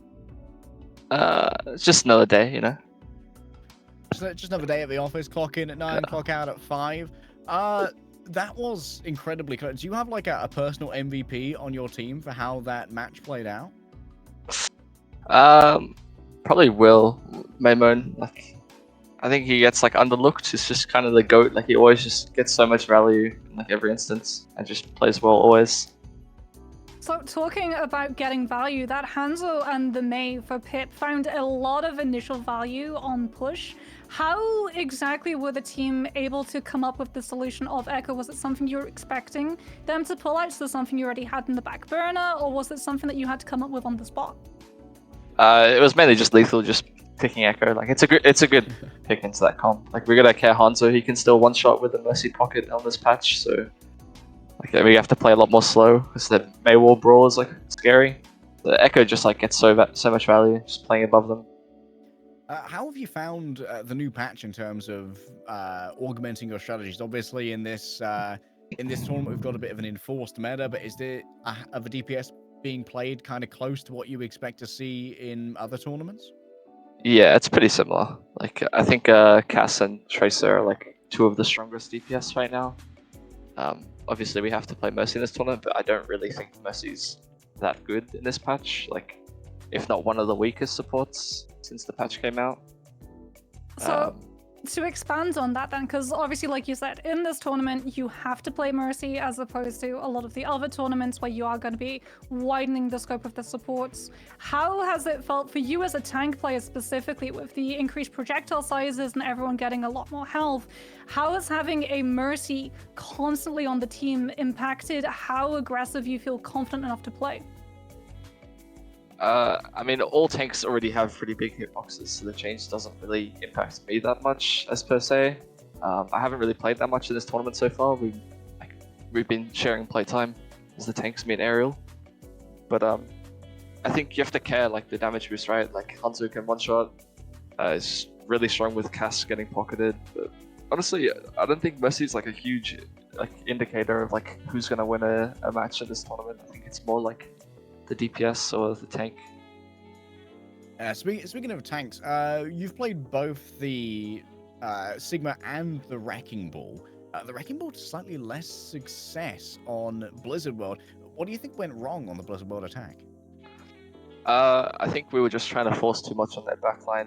Like when they're playing in that snacks room on the left side, it's just so impossible to kill like Zen, Mercy, Cass. So honestly, like we talked about it like right after. It's like why are we even trying to fight there? Like we can just kill the Sig or fight the Tracer side angle. But we're not really too worried about like that. That was our first time trying the ball comp on that map. Like today's the first time playing ball this patch, like in this tournament as a team.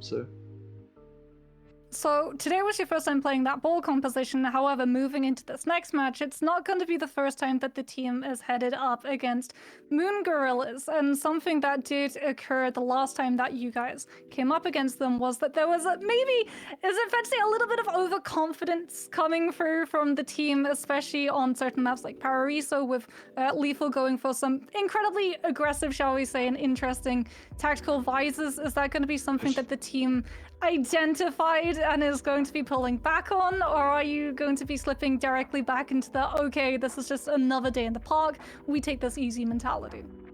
No, we're definitely not going to sleep on them after yesterday. I think there was a little too many instances like that where we would just overextend and do a little something silly, but the grand finals now, so it actually matters. So we'll try to lock in. And no more second chances. Got to take it seriously. We wish you the best of luck, Cover. Thank you so much for joining us for a quick chat. Maybe we'll get to talk to you again later. Good luck in the match, buddy. All right, thank you. See ya. All right, that was the wonderful Kafa from Marksy and I. We still have so much more to do. We've got our bracket set up because, of course, It is going to be the grand finals next in the Divine Division, what you've all been waiting for. The enigmatic Moon Gorillas going to be reigning in from the upper bracket, going up against Redbird, who've had to fight tooth and nail to earn their spot there. It's going to be something you won't want to miss as we continue through the ride of the Valkyries. Mercy is mandatory, and so is your viewing. Don't let your social credits skip by. Make sure that you're here after this break. From them. There's actually some pretty good points being made across the board here on both sides, I think. I was expecting the people in the disagree side. I was really wondering to see like what they're gonna say, because I'm like, how can you argue that Mercy doesn't get so many skins? But you guys made some pretty decent points. I'll give you that. I think the Season 9 changes will be good for the game. Go. So I agree with this, with the new chat, that it's gonna bring a positive change, because for one, the new comp system can't be worse than this one. The Blizzard devs have been, in Overwatch 1 especially, they've been too careful, which is why metas remained for what felt like ages. And that they now push these hardcore new changes really helps, and no matter what, it's gonna steer the game into a new direction. And when they fine-tune it and when they see, oh, this doesn't work, that doesn't work, they can adjust it and make an overall better thing, even if maybe on release it isn't as good or clunky or feels out of place. It's still a really good step forward, and we need to experiment to find the best way to balance this game. I mostly agree with Brightside, but I also feel like I've got the hopium canister directly hooked up to me, and I'm inhaling 100 cubic centimeters a day just to try and get through at this point, because whilst I think that the big patch changes have been really necessary, and I like that they are willing to experiment unlike in Overwatch 1, I also haven't really liked the direction for a lot of them.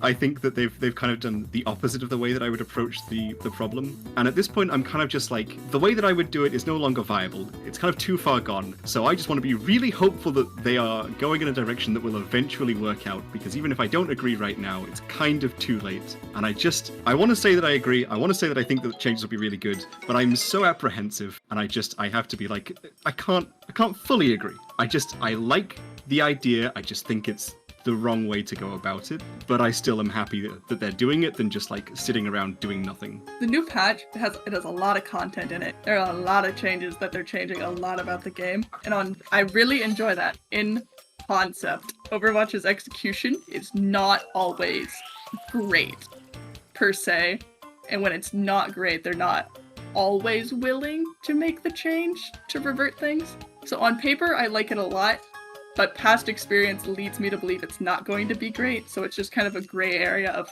depends on what the devs do with it after it gets feedback. Personally, I feel like it's too much change. A little change is good, but a little at a time. But I feel like this is just too much, because we're gonna have all these changes, and then there's gonna be people having to balance them out for the next 6 months, and during that time, it's going to be really exhausting to go through that amount of change. And honestly, it's kind of like they're killing off their game. And the players that have been playing for a long time, having to adjust, that's normal. But for the people that kind of struggle with the current adjustments, I feel like that's really going to hit them. It's almost like they couldn't balance 5v5. So they're trying to try something entirely new to make up for it. It also just makes the skill ceiling lower, way lower. I do have a question for Crybaby. Why do you feel like it's gonna make the skill am I allowed to ask this? I'm sorry. Yeah, of course. Why do you feel like the skill ceiling will be lower?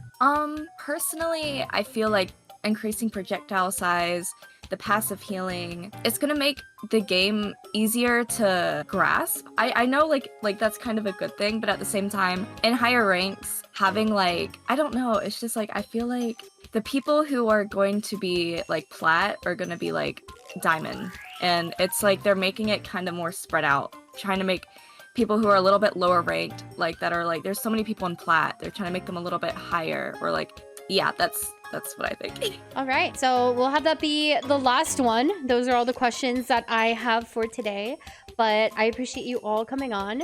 Thank you so much. And something that chat always really likes to see, and the YouTube viewers as well, which I'm hoping Ride of the Valkyrie viewers like to see as well. People love when everybody pops their ults together at the end. So I'm going to give you guys a 3, 2, 1, and we're going to pop these ults. You ready? 3, 2, 1, go. Wait, there's one set of wings that's different. The imposter among us. Kill them. Who is that with the pink wings? Get him. 2 to the 1 to the 1 to the 3. I play easy mode and I play to win. I love to die and I like to BRB. All systems checked out. Group up with me. 2 to the 1 to the 1 to the 3. I'm here to party. GG. A giant gorilla can keep up with me. You can't be serious. I'm the queen bee. Get out of the way. I'm the MVP. Move all these noobs to another. Yeah, like, this is... I need that before today.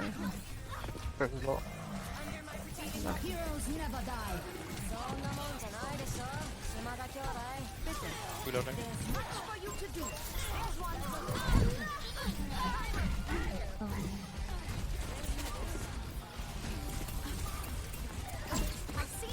I did it. Close.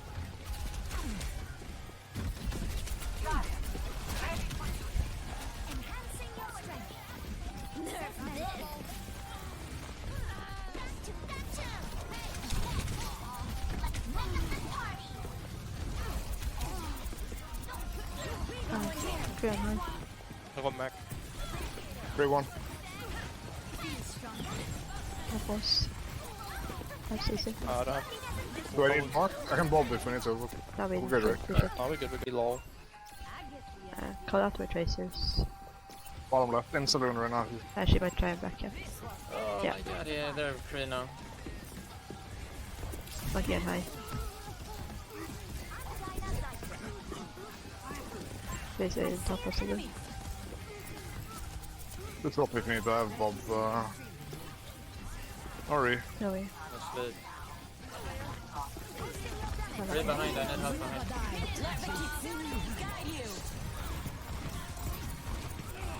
I need help behind you. Take this one. Go. Both support side, I'm trying. You're chasing. I have grab in a sec.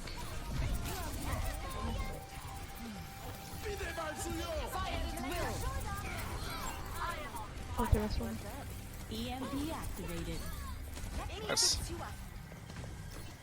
Holy.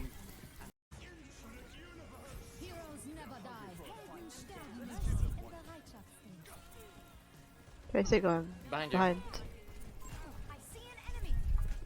Oh, please. Yeah, we gotta touch one, please. I can't. Oh, okay, I dash in. Okay, you. Yeah, like, I can't. The life we gripped. No one's fucking going point or hidden. They both. Yep. Drunk one.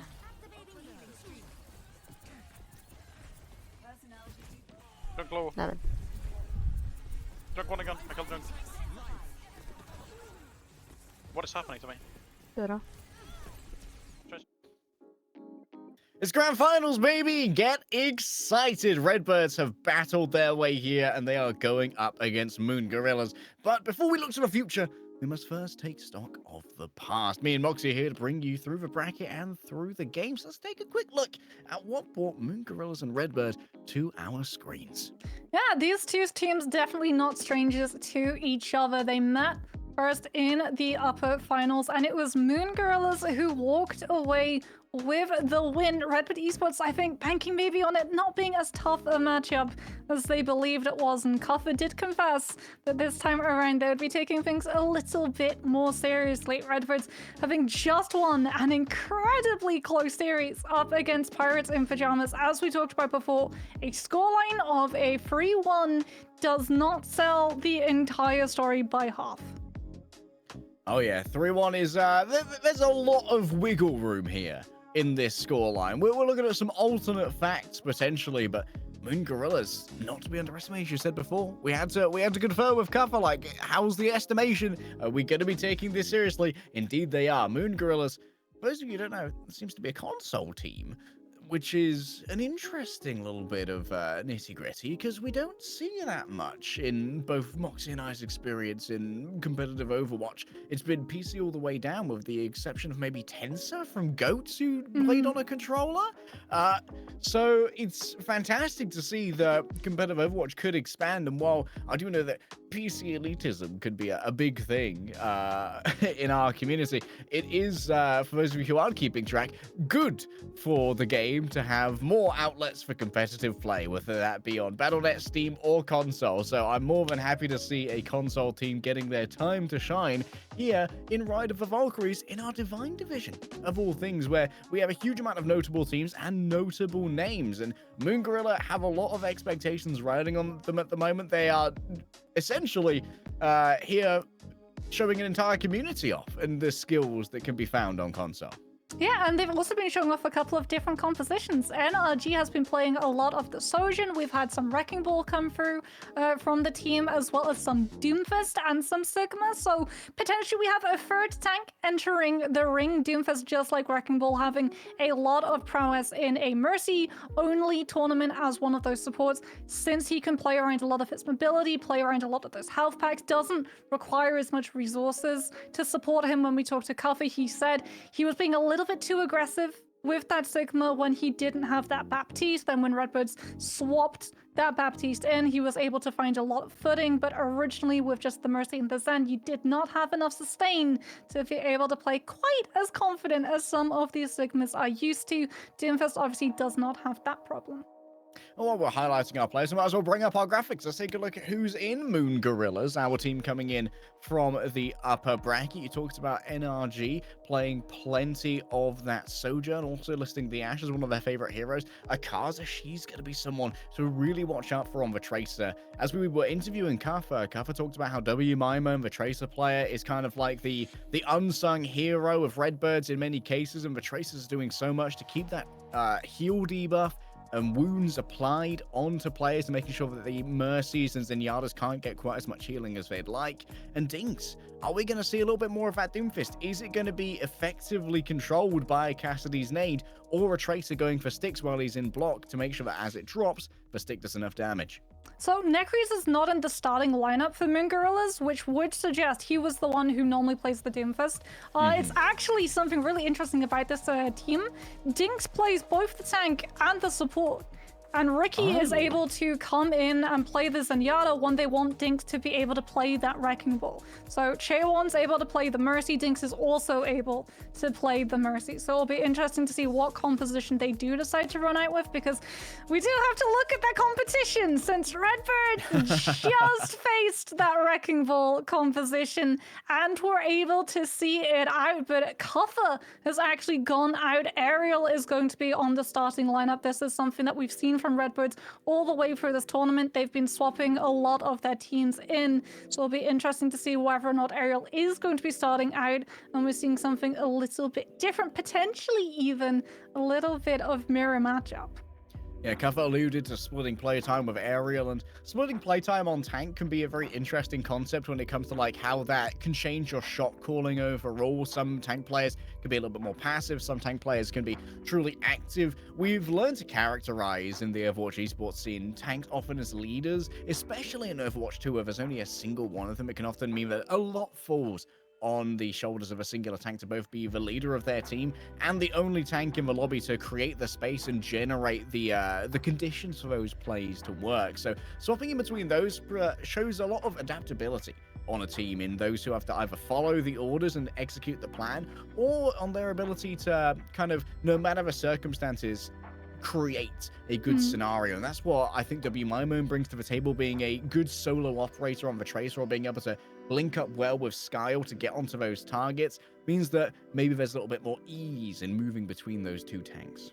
Not just that, but WMIMO are able to play around lethal as well. So often we've seen a lot of these bait plays coming through from Redbirds where they do for one of their DPS out, and you think, oh sweet, I'm in a 1v1, I'm going to be able to take this fight and come out on top, and then you turn a corner and it's like, surprise! There's actually a whole party that you did not realize you found yourself invited to. And speaking about those traditional roles, in terms of those coordinations, the tanks have had a fair bit to to be able to try and figure out moving, like you said, from 2 tanks to 1 tank in the space of Overwatch 1, moving to Overwatch 2. Supports, on the other hand, have always find themselves having to ult track, but something that Overwatch 2 actually brought to the table that I know put a lot of stress on those supports looking to ult track was Sojourn, because not only is Sojourn, you know, deadly in terms of the ultimate when overclock hits in, but she is deadly when that railgun ult fire ramps on up. And for the support, a lot of the time it's not just now about tracking the ultimates,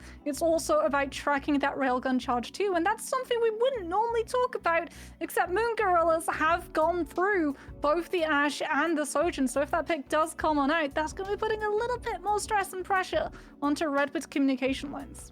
Lijiang Tower going to be our first map. I assume this was picked by the Moon Gorillas. And you're exactly right, though. When it comes to Sojourn as well, we've got more things to think about, as well as the rail, the disruptor shot. After Oasis in our previous matchup, we were talking about how Virus has this long-standing effect of continually refreshing that heal debuff, as well as making sure that the healers aren't able to get that passive healing that kicks in after 2.5 seconds. The same can be said of a constant taking damage disruptor shot does if it starts to eliminate your potential cover that you're using to get away from that rail and set up good opportunities for the Tracer to try and finish those kills.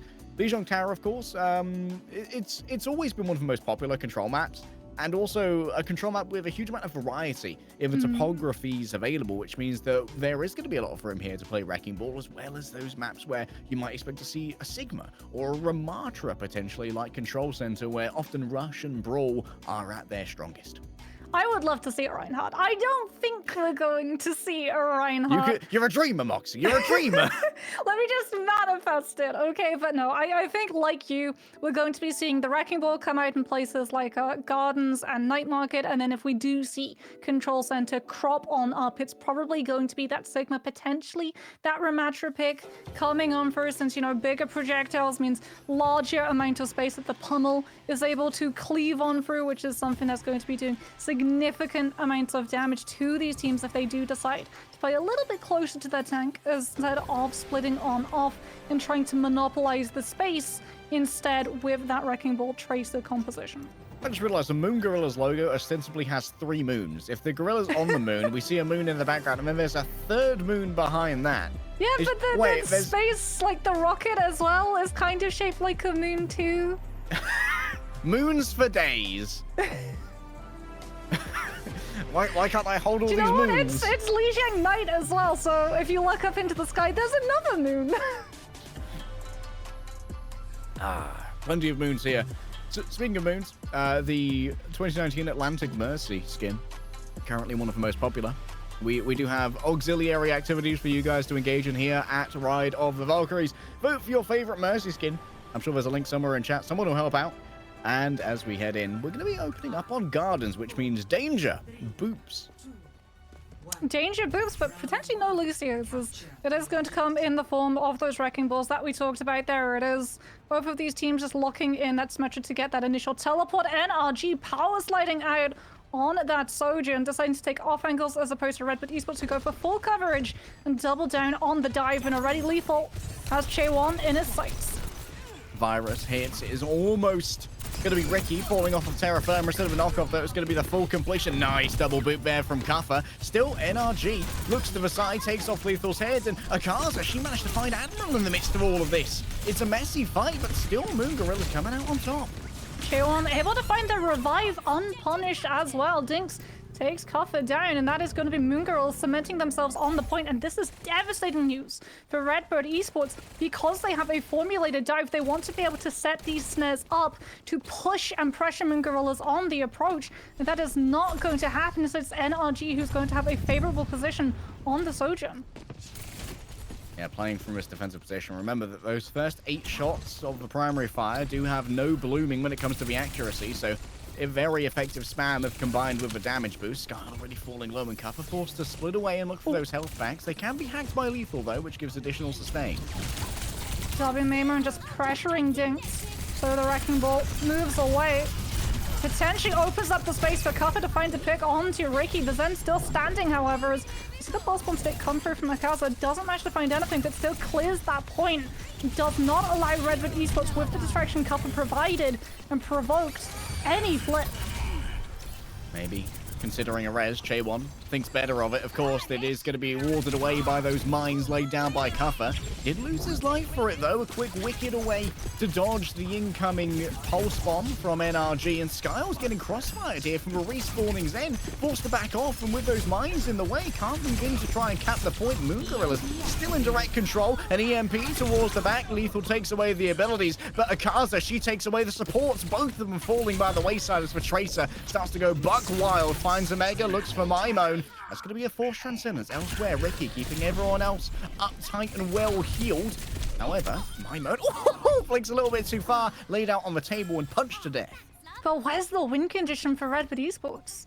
They've got the staying power with the Transcendence, but NRG with the Overclock and Akaza, with the Pulse Bomb, have the aggression. Redbird Esports just don't have the time to be able to build another EMP up. Yet again, the Summer Tracer, without finding these ins, have not been able to build continuously these ultimates up. And pressure, that's good pressure, however. NRG goes down early. Skyle able to pick up both DPS, both ultimates removed on the side of Moon Girls, but no EMP in sight. It's just good mechanics as Chaewon, no! Oh, Chaewon going to call it right there. No one can come over to come and rescue them. But Chaewon did survive for an alarmingly long time. Now 99% for Moon Gorillas. Redbird on the defense. In the arms of the Angels, in the arms of the respawn room, Chaewon goes. But like you said, Moon Gorillas scoop up 99% of the point. They just need one good fight win, but Redbird Esports now have the space that they've been looking for, can set these baits. Akaza and W Memo both trade each other. The res, no, it doesn't come through. Kuffer stops it. Huge interrupt there from Kuffer. Well on top of it, making sure that none of those res are available, but I'm looking towards this overclock from NRG. Even more. Damage boosted rail just does so bloody much. Here's the overclock. Kuffer trying to lay this down. Oh, I'm so close. Oh, I'm on the edge of my seat. And Ricky on the edge of his life as well. Looking to roll through, stop that resurrection. But it's actually a bait there from Chaewon. Just drags Kuffer in as they try and make sure that doesn't work. Finally, the resurrection comes through. Managing to survive. The hack's too late. In they come. The EMP takes away everyone's abilities. But there is no one left to try and make it work. A bounce through, Mimone gets both supports, and now with a damage boost as well. Somehow Redbird might pull this one out of their hat. An unbelievable turnaround, and Dinks going to be moving away, looking for a contest. Yes, it's still in favor of Moon Gorillas when it comes to the point, but finally it's flipped over, and Akaza, surely she can't survive. No, Kuffer's eventually going to find out. What heroics from W Mimone. We did talk about keeping your eye on that Tracer, and it is going to be, like you said, W Mimo now, with those kills necessary to clutch that fight out, with the Pulse Bomb necessary to buy Redbird Esports the point percentage missing to equalize with Moon Gorillas. Do they clear the Tracer? Do they know the W Mimo's behind? And still, even though the Pulse misses, buys the space, buys the time for Lethal to come in with the follow-up, clear the Zenyatta, and Kuffer just bodyguarding, making sure that that body does not get revived. Moon Gorillas denied any potential to tap onto that point as Redbird Esports just swarm the choke. 4 versus 1 potentially. Alucio moves in. Can they smell what the Ricky's cooking?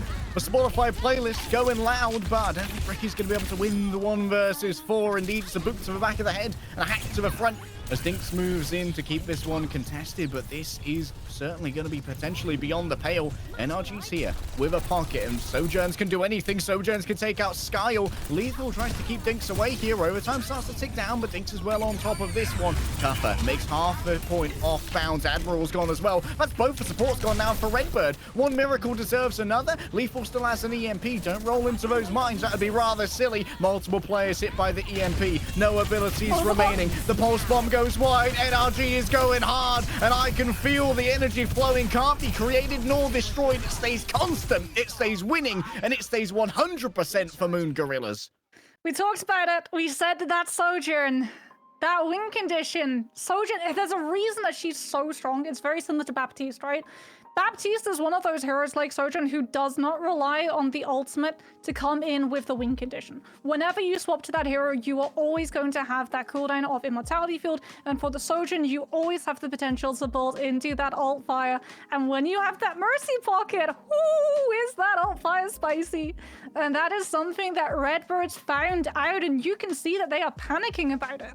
They allocate Kuffer to try and go and dive onto the Sojourn Pocket, but he is not not able to stay on top of the Sojourn. He gets called back after he's pushed the Sojourn off of the sidelines, and they think he's done enough that they've bullied the Sojourn out of that space that when you come back in, it's into the arms of the EMP, but there is no ultimate follow-up from the EMP. The Tracer and the Sombra and the Hammond combined do not do enough damage to be able to make any of the EMP values stick, because like you said earlier in one of the series, EMP doesn't do damage anymore. It just locks out those abilities and the ultimates, and as a result, when you take into account the larger health pools, it is not enough. It is not that immediate fight win unless you can find the immediate value off of the back of it. In NRG, all you have to do is have that Sojourn survive a little bit longer to hit into the ultimate, and Moon Gorillas have all of the power in the fight. Exactly what it is. And also being able to one-tap a Tracer with a rail headshot, or even getting close to it with a damage-boosted rail body shot. Being able to try and take away that silent carry of W Maimon with that, because it's easy to farm up the rail on the Wrecking Ball, right? Because the Wrecking Ball doesn't have any mitigation in the way of like a shield, so every shot that hits them is able to build up that. Yeah. Because it's not necessarily that you need to take out Cuffer, you just farm Cuffer to take out Maimon. Yeah, it's very similar to Sombra with D.Va interactions, right? You just farm the mech until you have EMP, and then you pounce on whoever you actually want to be able to deny existence, as Cuffer has denied any existence in that fight. Goes incredibly low, and Dinks immediately into the backline, knows that there is no peel available, but he could get the jump on Skyle. He doesn't get the kill, but he still bought Moon Gorillas the space to set energy up. That was some crazy tech. Let someone console cope that one. Unbelievable there from Dinks to make sure that Scar was constantly under stress. No cap coming through just yet. It's going to be NRG. 6 feet upon the point. Cuffer taking so much damage right here and cannot survive. Akaza again. She's just tearing through Redbird. Certainly not an ornithologist, but maybe someone who's out here to hunt some peasants. Some pheasants, rather. Don't hunt peasants. That's illegal. I'm pretty sure pheasant hunting's illegal too. Might be as well. I'm unaware of the current hunting regulations. I think you need a permit for it, as Red Biddy's was currently needing a permit just to be able to approach this point. They're having to take the long angle to set up a hack onto Dinks and deny the Wrecking Ball any chance of getting back to the rest of his team, and the Virus will do exactly that. Disruptor shot, keeping Lethal at arm's length, and we're gonna see it buys the space potentially for the res, and there it is, Dinks is back! Okay, EMP activated from Lethal. I don't see who it may have affected. Maybe just Ricky? Wait, did we get a snap kick kill? We did! Big snap kick. Takes down Akaza. NRG only 20% towards the rail here. This isn't in their favor. With Maimon able to consistently dodge away and no Wrecking Ball to be farmed. Oh, here we go. Yep. We can see the rail getting farmed now. Maimon might well be in danger. Moon Gorillas, for the moment, back off and wait. Okay, there it is. Finally coming through, but still stalled up to 60%. NRG going down late, however, as Akaza thinks that she can provide that extra pressure to yet again allow a revive to come through with Sojourn back into the mix, and Redbird Esports may have had the point, but it is only temporarily. It immediately flips back into MG's favor. Yeah, just a momentary tax upon the percentage gained. Moon Gorillas still have Chaewon's ultimate as well, which will grant enhanced survivability, especially against Tracer and Sombra, who do suffer when they have to go at the larger ranges provided by the high flying of the Valkyries, as opposed to someone like a Cassidy. Oh, Maimon punished for attempting the pulse bomb. It went too wide, and NRG just finds a damage boosted rail. That's going to be Moon Gorillas now basically getting 99% for free, as Redbird have to wait for Maimon to come back. And they have to wait and walk into a set-up damage-boosted Sojourn with Overclock in hand, and they do not have the percentage nor the time to play around. If we hit into overtime, they're not going to be able to kite around it. It's up to Cuffer to displace the Sojourn with the minefield, but NRG does not get caught out and still holds the ult. Oh, NRG, another rail shot, another Maimon slain, looking to try and find Lethal, but dodging away. Tricky feat right here. Scar raised Admiral stuck for their troubles as they were immobile during that. It was easy for Akaza. NRG consistently under this pressure, but Cuffer doesn't have the health to try and stay in here. Thinks is off the map, yes, but Moon Gorillas, they are feeling themselves lunar bound. Lethal should be able to get in here, get themselves a quick contest, but they're going to be chased on down by Akaza. She is on it like a car bonnet, and Maimon can't stand up to this one. A return of Lucio, yes, but surely this isn't enough against all of Moon Gorilla's arrayed forces. The arsenal has been levied. And Redbird Esports, feathers aren't enough armor. The AC is too low. Moon Gorillas open up our grand finals with a impressive performance, going 1-0 up. Redbirds get absolutely plucked. As Moon Gorillas, the game plan is there. Redbirds, they send Cuffer into that last fight to put the minefield, to put that additional pressure onto NRG to try and force them off of the angle. But MG have such a smart response. They drop the minefield off their own to cover it. So even though we see Lethal move forward with the Sombra and try and find that pressure onto the Sojourn, if you try and push the virus through, it's not going to connect onto the DPS player. It's going to connect onto the deployables. Instead, it stops that avenue of stress that would have stopped the Sojourn from holding that angle and making it so much harder for Redbirds to just hold on to that purge off the point. And MG, throughout the entirety of both of those rounds, get to keep the Sojourn still in play, even though it's really yet to pop off in any of the fights in the series prior. Yeah, the overclock not getting quite as much value, but just for the pressure of it, the fear and loathing of old Sojourn has been a huge art. Why would you do the saddest replay? It's just like, yeah, you can win the map, you can take one against Redbird Esports, but remember, just like Icarus, you can't fly too close to the sun. And Mercy always has to make sure that you fly within line of sight of one of your players. Interesting replay, some CSI there as well, showing Dinks rolling the pulse bomb into a Akaza. A little bit of friendly fire given, but that's okay. In the end, it's only the W that matters, and what an action-packed replay package we have here. We're still only in the first map of 2, and plenty more to go. It was a great turnaround that came through from the side of Redbird to get it as close as it was, but honestly, Moon Gorillas, they kind of had it stolen out from under them, and then the same Uno reverse happened in the end. Redbird had like 4 or 5 players up, I believe, at 99%, and they were just taken down by NRG so quickly. Yeah, that's Sojourn. It's absolutely insane how quickly you can flip a fight with the Sojourn, because you have to remember as well, all of the damage you're doing to the teammates prior is just ramping up more of that railgun charge to hit into the next and the next and the next. So Sojourn quite literally has that snowball momentum to be able to clutch these fights out, as we can have a look at NRG. Oh, gorgeous powers like that. Just to navigate around that pulse bomb attempt coming through from W Maymon. And after that, Redbird Esports have to throw in just so many resources to try and deprive the Sojourn of that angle, but since you have that Mercy pocket and you have to go for the Sojourn rather than the Mercy as the fight breaks out, it just means that you do not lose either player. Unbelievable. And as we continue through this series, I imagine what we're likely going to see an attempt to move away. 6 steps from NRG, what the heck? That's insane. One of the most vulnerable players. Look at that, for damage from Akaza, 14.1. Whew, that's that's kind of heinous, actually. Ridiculous. I wouldn't be surprised to see Redbird maybe trying to slow this one down here and going for a more Sigma-based approach like we saw in the previous matchup, because it feels like at the moment, a lot of Cuffer's movement is being used to farm up these rails from NRG, so trying to mitigate that using the Sigma Shield, which of course provides lower rail energy when shot compared to the corpse of Wrecking Ball, might allow for NRG's pace to be slowed down a little bit and create openings for Maimon to move in without being railed down. It also means that you're hitting the shield instead of a player's head. Yeah. So I would definitely take that over, like you said, the Wrecking Ball for all of those reasons. Plus having the shield, being able to position it to make it harder for the Sojourn. Obviously, it's not going to be the true form in a support side. Mercy Beam does go through Sigma Shield. It's not quite as annoying and depressing as it is to stopping something like an Ana heal, but it's still going to be doing a world of difference. Just having the confidence for Redbirds to be able to walk forward without committing 3 players minimum to jumping on that Sojourn every single time they wanted to just be able to step forward an inch. My goodness, the damage taken by Cuffer, by the way, 20.8k in that previous game. The body shots are getting farmed to turn into rails from NRG, who's currently sitting on 18 final blows as well out of 27 limbs.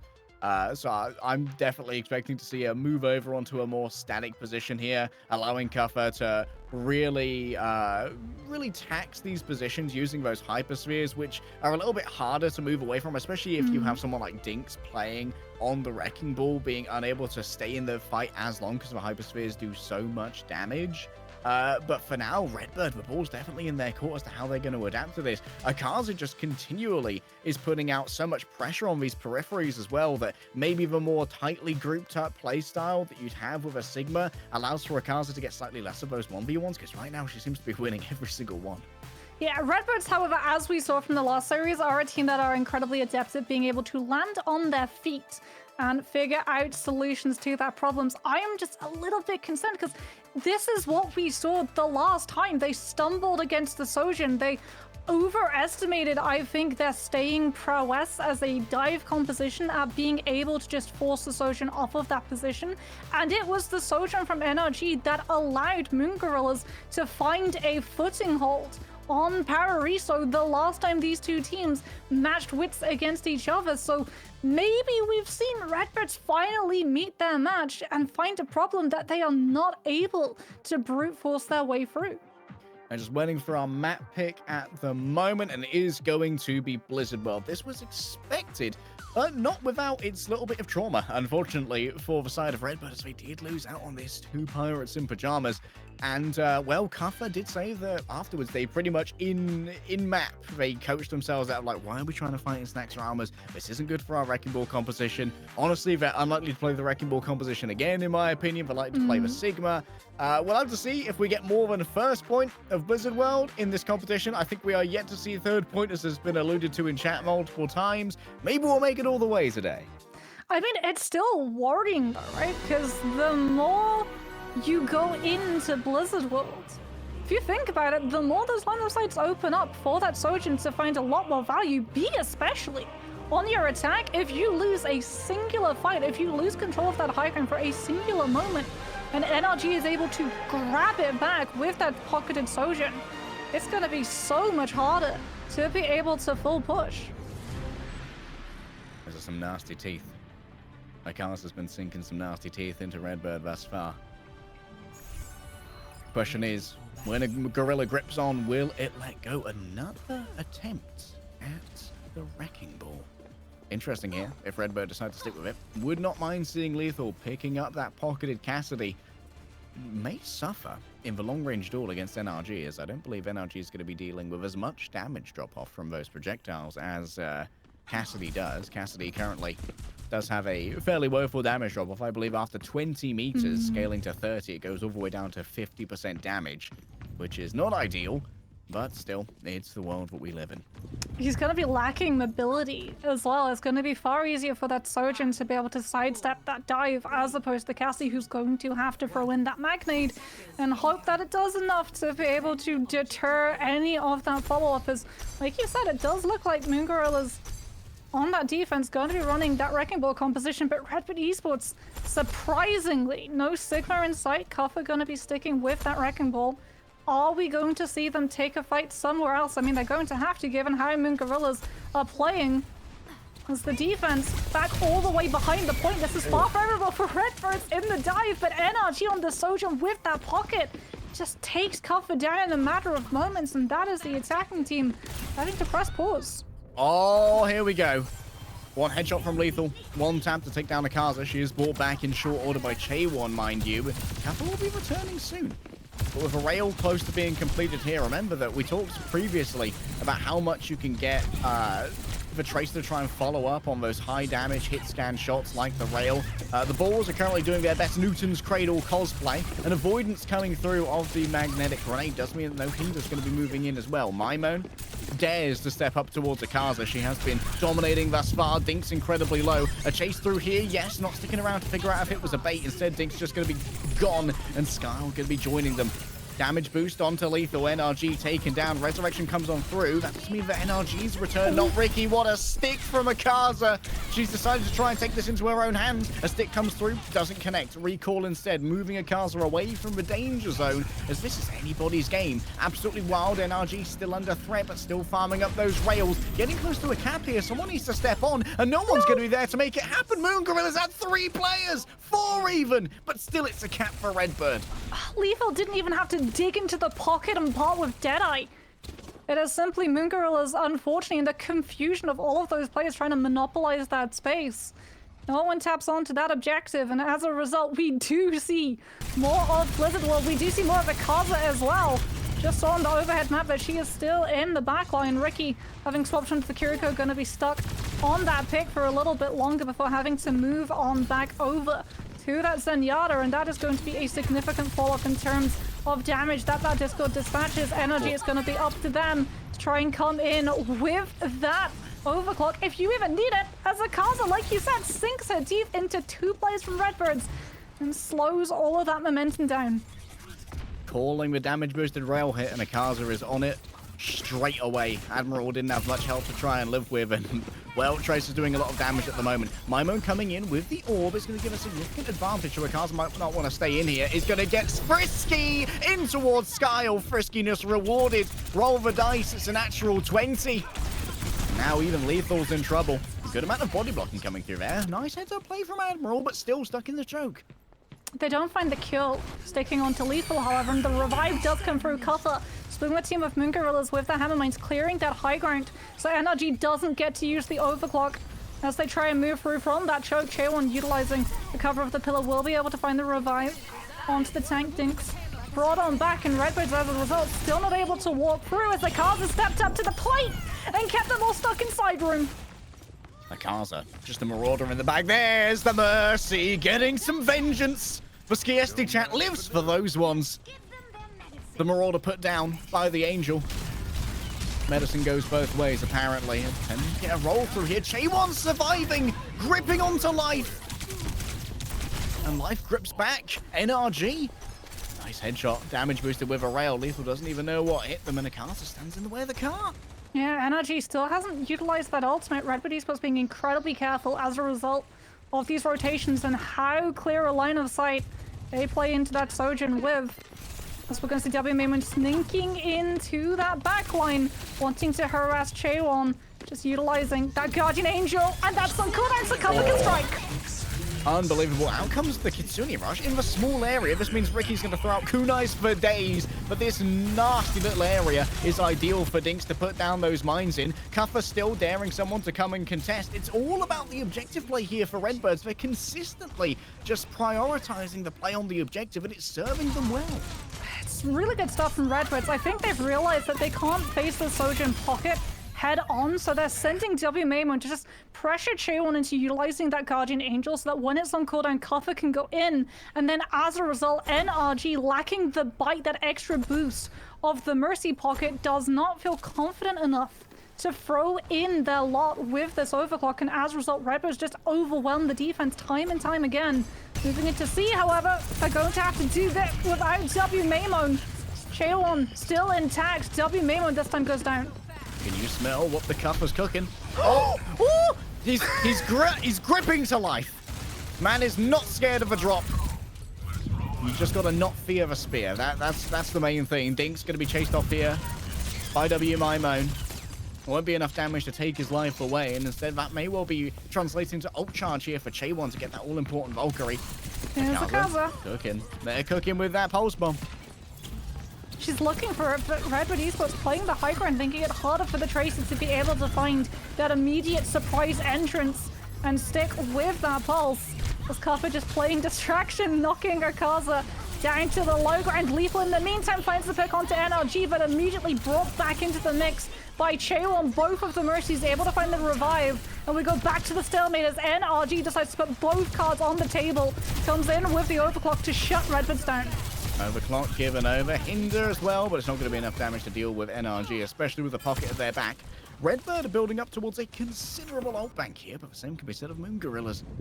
They can't utilize all of them though, with how close Moon Gorilla spawns are going to be, with how much stall and ability a lot of this composition has as well. Redbirds have to hold on to something still in the mix to be able to tide through the fight afterwards. Copper holding onto the Hammond Mines. As a result, W Maimon, without the time to absorb all of that damage and threat from the pocket, goes down yet again to NRG as the Kaza gets spotted out by the Hindenade, but it runs its course. She drops down, but Lethal picks her out.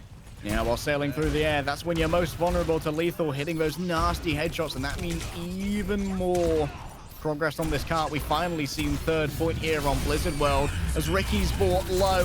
Chaffa manages to finish this one out. Down go the mines. That's a huge amount of space. It's no longer available to be used fruitfully by the side of Moon Gorillas. Akaza given over into the midst of Redbird, and recalls maybe into the mines. Unfortunately, minesweeping with your body is not good for your health.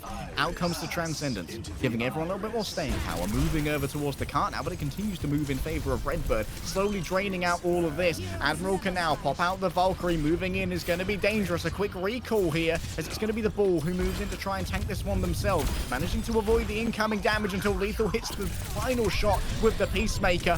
A bomb goes awry, but no one's on the cart. Lethal managed to hit a nasty headshot onto Akaza, and Redbird are back. Yeah, that Deadeye to just clear Moon Gorillas of the spacing is absolutely crucial, because NRG was so close to that overclock. And if things had gone against Redbird's grain, they would not have had this sustain. They'd burned that Transcendence earlier on to be able to keep that forward position, not have to go through the absolute minefield, the gauntlet that is a pocketed Sojourn on those long open angles. Question is now, can Moon Gorillas maintain the pressure with this Wrecking Ball, or Redbird gonna steal a strat out of Pip's book?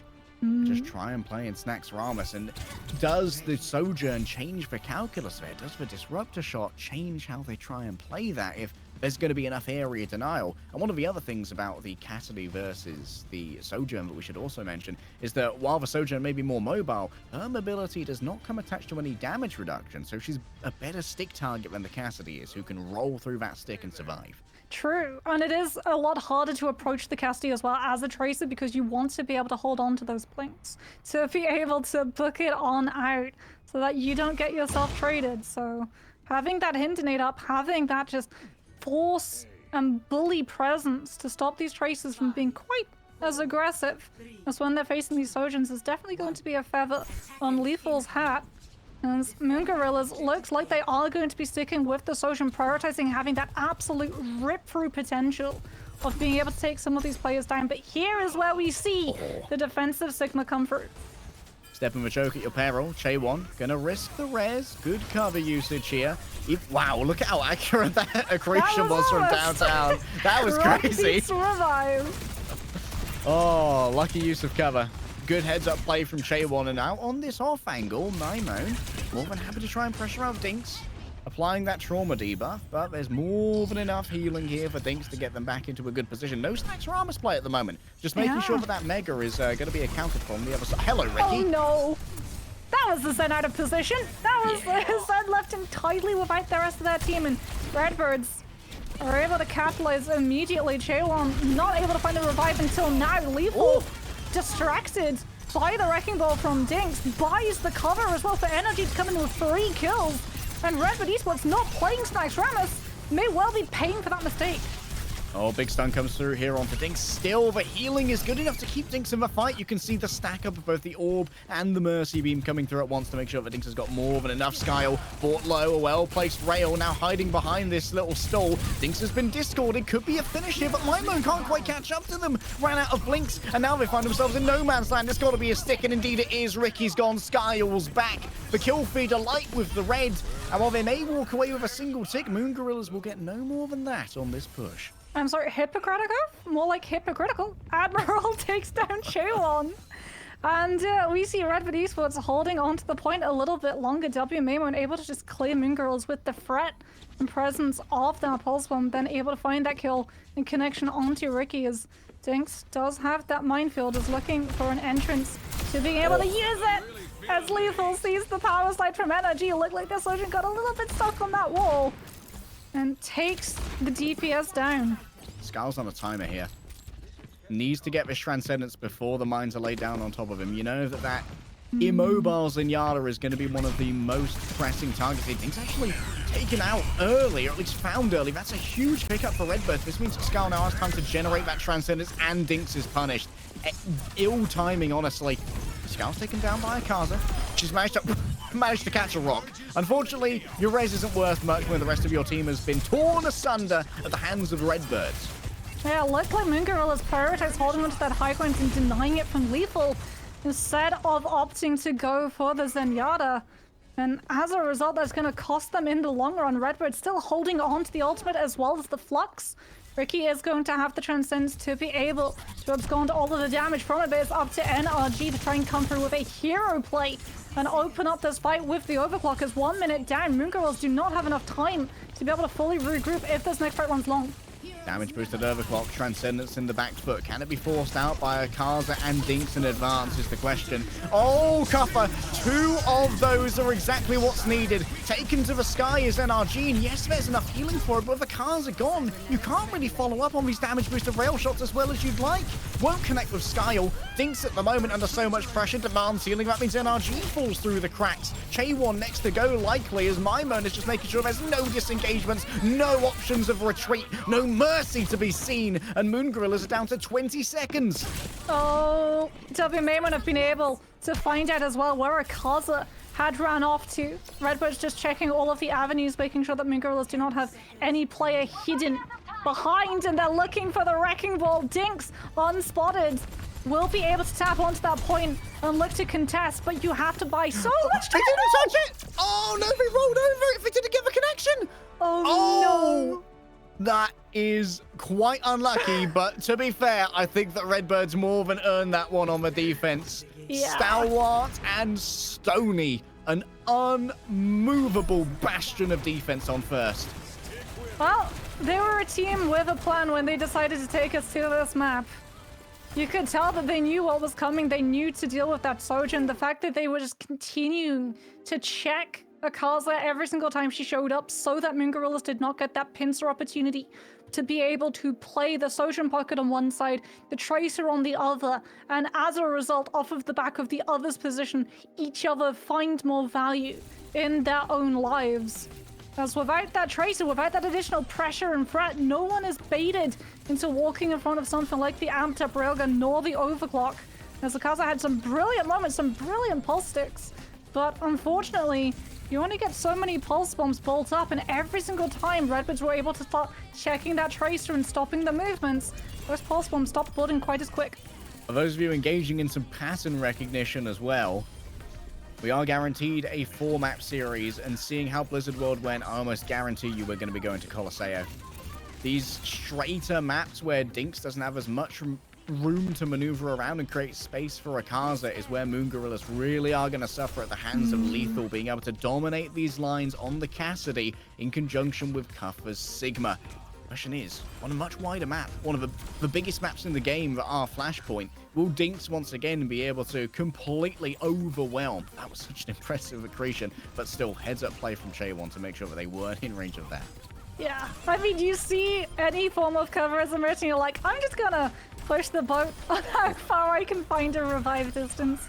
So we can have a look and see Kaffa just coming in, utilizing the increased projectile sizes on the spheres to just clear a lot of these corners. Something that we haven't really talked about, right? Just having the Sigma being able to clear a lot of those spaces that before in the past you'd actually have to go and face check is so important when you're playing into something like a Tracer who is banking on being able to buy time and value as a result by making you turn around and have to continue to check those angles, because it buys attention away from something like the Sojourn, who left unawares of your team not knowing where that position is going to be rocketing up in terms of the stock's value.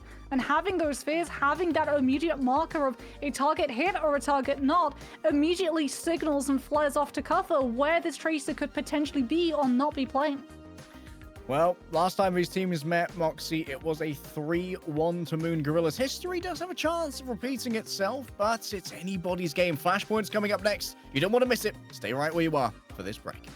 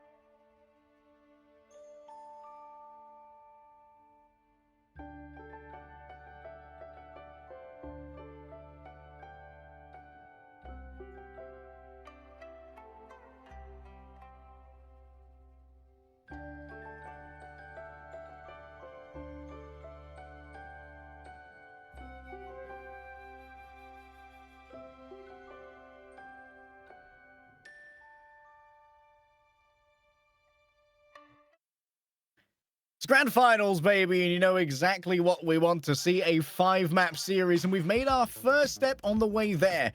We are 1-1 between the console warlords of Moon Gorillas versus the collegiate champions of Redbird Esports. It's anybody's game as we head over to Flashpoint, and well, Moxie, we do have a map choice here from Moon Gorillas, but it's not the one that we were expecting. We thought maybe on a more open map like Suravasa, the Wrecking will be able to get more done, but they want the opposite. I think maybe they're a little bit concerned about the Sigma pick coming through, right? They've faced up against Redbirds. They know how prevalent cover can be when he's able to flex onto the Sigma. So having that staple pick come through onto Saravasa, where the Sigma has so much staying potential to anchor onto those points and just open the floodgates of your DPS to be able to just push all of the holes in the defenses of your backline. It's a little bit too scary, so they want to go with something like New Junk City, where they're a little bit more familiar, where they're able to come in with the Wrecking Ball and try and find those more open spaces, especially that first point with how high the ceiling can be.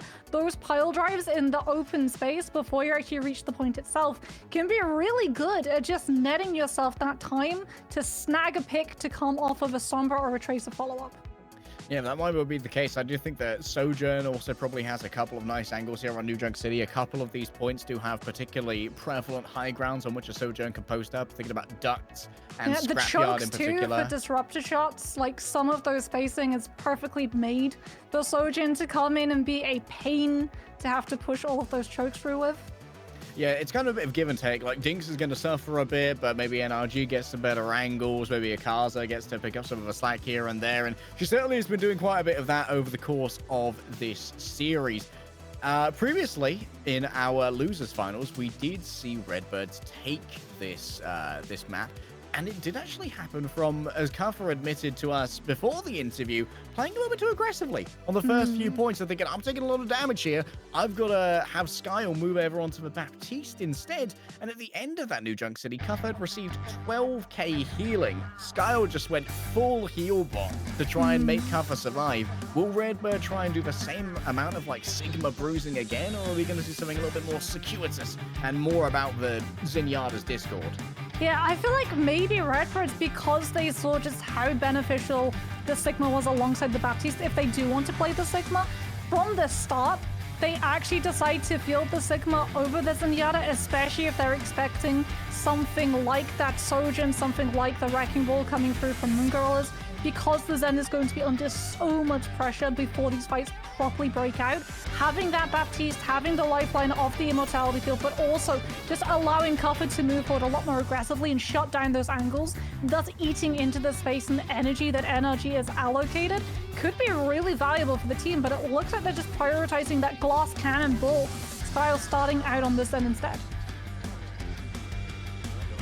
As you might expect, just waiting to see if Kaffa takes too much damage from a combined aggressions of Moon Gorillas. Don't forget, this is for a substantial chunk of change. Our Divine Division has a $2,100 prize pool, $1,500 for first place, and that's provided by the wonderful Skiesti and you guys in chat. So thank you so much for making all of this possible, everyone. As we head into the violence that you have wrought, Dinks is staying on the Wrecking Ball.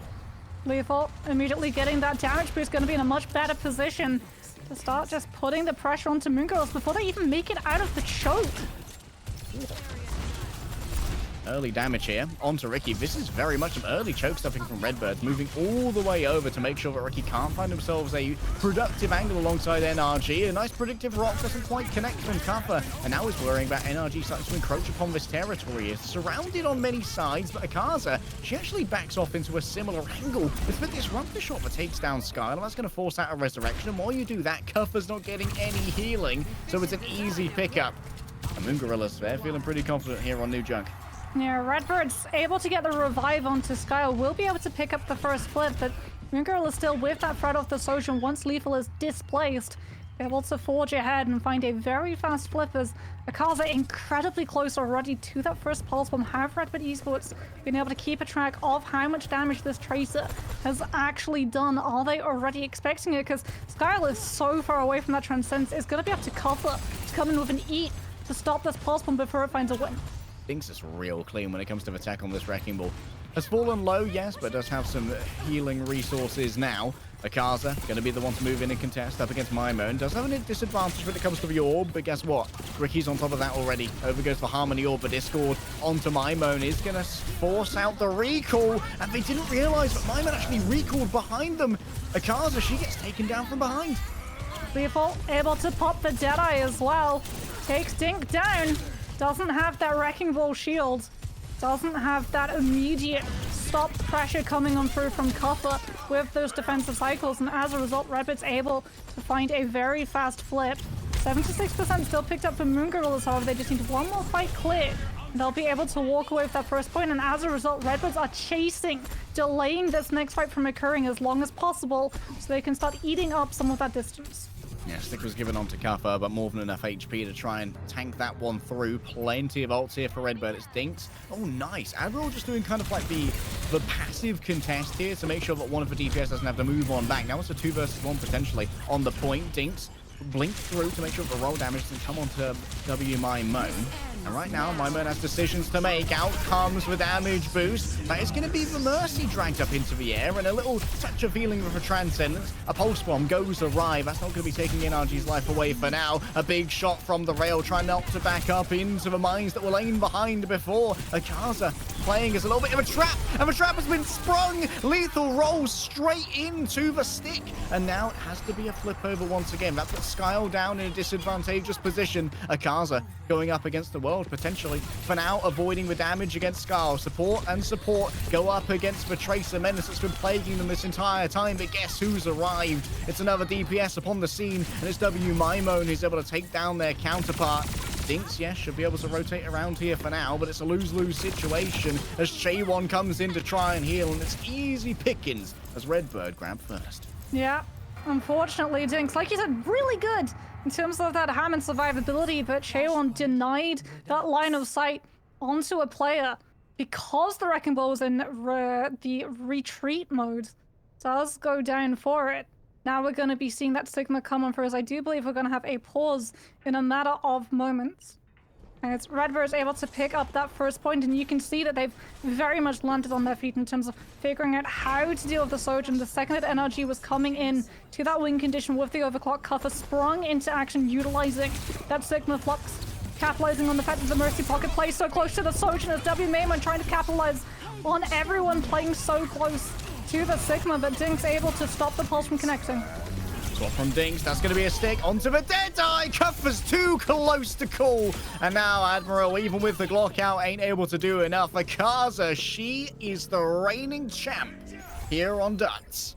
Oh, you love to see it. Pulse Bomb countering Deadeye. Because in Deadeye, you can't go for the roll. You don't get that 75% damage reduction. You're just forced to eat all of the damage. And unfortunately for Redbirds, like you said, they were so close to the Cassidy that escalated into collateral. Skyle now is trying to build enough cloak pressure to come into that Transcendence for this next fight. Doesn't have to utilize it just yet as Dinks takes so much pressure. Moon Girls have to back on off, but they rotate too late. And the Sigma goes down. Redbird's immediately swarming, covering the space. So the revive can't go through. And it's traded into a second. Akaza just keeping Mimone at bay is so important to make sure that these res can be facilitated. Ricky falling a little bit low, and Akaza taken down now by Cuffer. And the point has swapped in favor of Redbirds. They got the revive, but it wasn't onto Dinks. And as a result, they don't have the health nor the body to anchor onto that point. As Redbirds come to collect, Shaewon gets caught out by an accretion, just clipping the wings as you try to run away. Cuffer translating it into a kill. NRG without the pocket going to go down, and Redbirds started off the fight behind in terms of that percentage, but yet again they're able to find a footing and continue to just applying this pressure, slowly tightening the noose so that Moon Gorillas aren't able to regroup, and as a result they've been able to surpass percentage. We've seen some brutal small room combos here with the Gordic Flux in conjunction with the Stick. And Mimone and Cuffer cooking up the same thing is the question. Certainly seems like it could be the case. A stick onto NRG. That should be the roll into the punch. It's an acrobatic maneuver for Lethal to put Akaza in the grave. She didn't see one coming right between the eyes. And that's going to be Redbird 2-0 here on New Junk City. I've seen some really fun plays come through from people when they get stuck just trying to find a connection onto the Tracer who left it behind. But the Cassidy roll into it has got to be one of my favorites. As Redwood Esports, by just creating so much of a distraction, by keeping Moon Gorilla stuffed up in those chokes, did not allow them to find a recontest, and as a result go on to point type. Lethal now still holding onto that Deadeye Cuffer with the Flux, might be able to find a connection and conversion off of that ultimate 2 dinks onto the Wrecking Ball so that Moon Gorilla's off of that Sigma can try and find a dive connection, and there it is, pile drive onto W Maymon. Tracer taken down, should have opened the way for Akaza, but she still gets spotted out by Skyle and taken out, and now it's up to NRG. It's coming up the overclock, but Lethal stops the Sojin in the tracks. Deadeye creating all of this space that Redbird Esports needed to just keep themselves anchored, and unfortunately not allowing NRG any entrance. NRG finally, with the help of Dinks, will be able to take out Cuffer.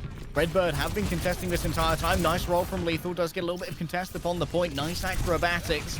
He's been grinding the Cassidy for a while, and that's going to force out the Transcendence here. Second it ends though, Akaza, she's getting close to a Pulse Bomb.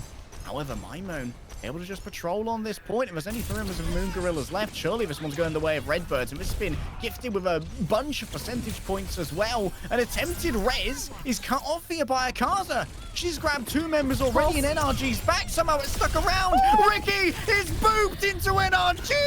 It's an absolute slaughter at the hands of W Maimon, but Akaza says that there's no clean fight here on New Junk City. It's messy all the way round. We're messy lads, and we like to make sure that there's nothing clean. There would have been a split, but Cuffer rolls them into each other and it becomes a strike. Unfortunately, it's not enough. Redwood Esports not able to find the full team wipe that they were looking for. Dinks still holding onto the Hammer Mines. Pile drive up for a card to capitalize. Doesn't find the kill, but does force the Valk and gets you a little bit closer to the Pulse Bomb win connection as Lethal takes the Hammond down. Mine still not available. Lethal trying to buy the space for the revive, but it's a bait and switch, and Moon Gorilla's able to capitalize, pick Admiral up off the back of it. Akaza unbelievably fast. Out of 15 final blows, or 16 final blows on this team, she has 12. Unbelievable. They're creating so much space for her as well. Like every pile drive that comes through from Dinks, every single time it's always followed up by that Tracer double blink into full clip, into melee follow-up as Akaza's still lurking, still creeping, still trying to figure out which rotation, which entrance Redbirds are deciding, trying to intrude through as Ricky doesn't match the spot in time. Oh, excellent cast aim right here, but it's for Slam coming through from the back. Enough distraction was given. Someone needs to touch the point. No one can touch. Moon Gorillas have stolen this out from under Redbirds. Dinks and that's going to be 2 to 1. The Hammond Mines, and no one from Redbirds can pass through. And they get stagger kills as well. Oh, Harry, this is devastating. This is the turnaround that Moon Gorillas needed. They overcommitted so much in the fights prior. Their ultimate economy in the absolute tank. But Redbird Esports, they are so lucky. They get bailed out by the RNG that is the flashpoint close to their spawn. And all of that advantage, all of those stagger picks that Moon Gorillas picked up in the last fight, erased thoroughly off the board. RNG bailout right here. Nice hinder. Stops Dinks from doing a roll through, and that means that there is going to be a chance to... Oh, got 2, says Maimon, as NRG likely rolls into that while the rest is happening, though. Akaza's going to fall. So this is still a W here for Redbird when it comes to the overall numbers game. Outforced is a Transcendence, but it's not going to be to deal with too much. Instead, it's more just for the survivability of the Zenyatta. Dinks does have to roll away here, and oh, that's going to be a nasty interruption. This might be enough to actually take out the Wrecking Ball, and so it is. Redbirds get their cap. Yeah, Dinks goes down. Moon Gorillas without that tank just have to wait. As we're going to see W Maimon immediately taking advantage. One less body means that one less person to be able to clear his position. Accretion almost connected onto NRG. Doesn't manage to hit the Cassidy. Just able to nip behind the corner in time. And as a result, we can see Moon Gorillas holding onto this choke. Redbirds backing on off, baiting Moon Gorillas into walking onto that point, walking into lethal. Dinks trying to grab people down. High ground control here for NRG. That's going to be the usage of a Transcendence now, just trying to keep Dinks alive. Akaza wants to play around the back and play those peripheries, but it's going to be the Deadeye coming through from Lethal. No targets there present themselves, and that means that capture percentage is going to start to roll on down. Needs to be refreshed here by someone touching, but instead it's allowed to go all the way down to 0. A stick onto Cuffer in conjunction with the Discord Orb means he's torn asunder. That health ball means nothing in the face of a Zenyatta combining with the Tracer, but still Lethal takes out their counterpart in NRG, an advantage and damage when it comes to Redbirds, and that's going to be the flip coming through the side of Moon Gorillas. A quick resurrection brings NRG back, but Shaewon loses their life for it, and Akaza has to face up against this diabolical twosome alone. Pocketed Hut. Too much to do. This has to be the contest here. This is for the map. Redbirds, if they can win this fight, will be going up 2-1 and managing to take away what was previously a 3-1 loss to the side of Moon Gorillas in our earlier rounds. Ricky's back on the Lucio. Jinx just trying to keep the overtime bar in play. Ricky goes down! The Wrecking Ball too low health, chased away from that position. And Redbirds deny any contest and go up 2-1 in the series, changing their fates as Akaza does scoop play of the game. But unfortunately, Moon Gorillas denied the map. The Akaza season is in full swing, but unfortunately, it might be the Redbirds' year. Kafka simply too close, was in there with the kinetic grass trying to grab the fire that was coming in from the other side, but it did mean that they were unable to grab the incoming pulse bomb thereafter. Redbird now find themselves on match point, and that means Moon Gorillas get to pick our push map. Previously, I said that Redbirds are probably going to take us to Colosseo, but that was on the implication that they'd be getting to pick the map. If we want to see more Dinks Wrecking Ball, I imagine that Esperanza or New Queen Street are going to be the way to go. Yeah, it feels like it's going to be a pick your poison, right? If you go New Queen Street, at least you'll still be able to keep energy on the Sojourn, but towards the tail end of that flashpoint, we did see the Cassidy swap come through. NRG had figured out, like, this Sojourn is not finding that same inroads to all of these fights. It's not finding that same value. Kuffer on the Sigma was doing such a good job with the shield and the grasp of just shutting down that pressure. W Maimon as well, eating up a lot of that space, a lot of those off angles that NRG would want to try and take advantage of had already been sussed out and were in the possession of W Maimon. So that angle was cordoned off quite literally. Maybe they decide to go Colosseo for going the Wrecking Ball, because as you said, it's going to struggle in those opening fights. When we actually go to the fights afterwards, after that first initial and then secondary fight, it does open up. It's still so funny. Thanks for the slowdown there, Ops team.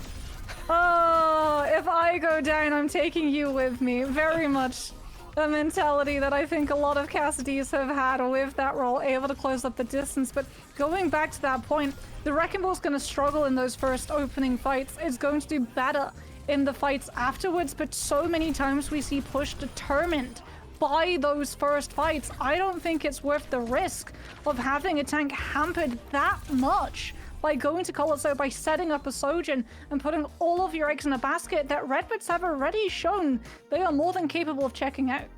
Yeah, this is where we have to start looking at the potential infrastructure behind these teams. I don't know if Moon Gorillas have like a full coaching kind of system behind them, or if they were like, hey, we'll sign up for our console team, have some fun here with the Divine Division, try and win some money. Redbirds, we know, have some significant support behind them and some big brains that are trying to direct these as well, which is why we've seen some very informed map picks, such as the Blizzard World, even when they'd lost it previously, knowing what they're going up against.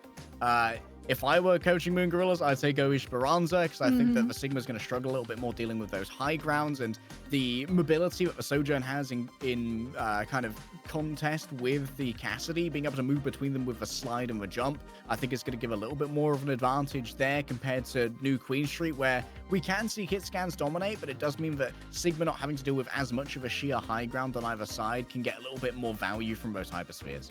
Yeah, it's also like worth noting as well, if you do go New Queen Street, you're going to have that initial scrap for both of those DPSs trying to control that high ground avenue, and that's going to force the Sojourn close into where the Cassidy is going to find more value, because things like the Hindenade are going to be able to attach to that DPS. And as we've seen, when these Tracers are able to follow up on those openings, things like the Hindenade slowing something like a Mercy down, or even the Sojourn denying that power slide, denying that escape avenue. If you take the pocket out, a lot of the bite behind NRG fades alongside it. So I am in full agreement. I really hope we see Esperanza popping up anytime soon.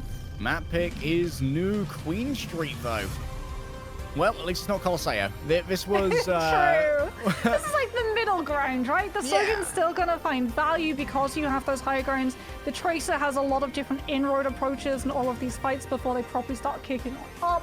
The Wrecking Ball, since there is more high ground focus, also has areas to be able to pile drive, but it's going to be a little bit harder because Redbirds can kite these fights into those close quarters, into places like Stairwell, where the Wrecking Ball is not going to have quite as much free movement as you would in a more open map like Esperanza. Now, congratulations to Ellie and Adam, employees of the month. Right now, Akaz is getting my employee of the month for top fragger, most dangerous workplace colleague. Redbird might roll out here with a Wrecking Ball of their own, which would make sense, as could be looking for a 3-2-1 kind of dive approach here with Lethal on the Sombra. But I do think this is a bit of a risk considering how poorly the previous Wrecking Ball matchup went, and NRG playing the Ashe is a little bit interesting. We have seen iconic Ashe performances on Nuke. Oh my goodness, look at what Cuffer already is. God, what is he cooking? Bruv thought he was in the wrong spawn. Thanks for the overhead. That's not your team. Oh, did you see in chat? He said he was so used to Lucio comps. He thought his team was behind him, but no. I think he thought that he was going up against a Lucio comp and they'd already be in the back line, but because Moon Gorillas were rolling out real slow with us there were just 4 of them there. It's like, oh, hi everyone.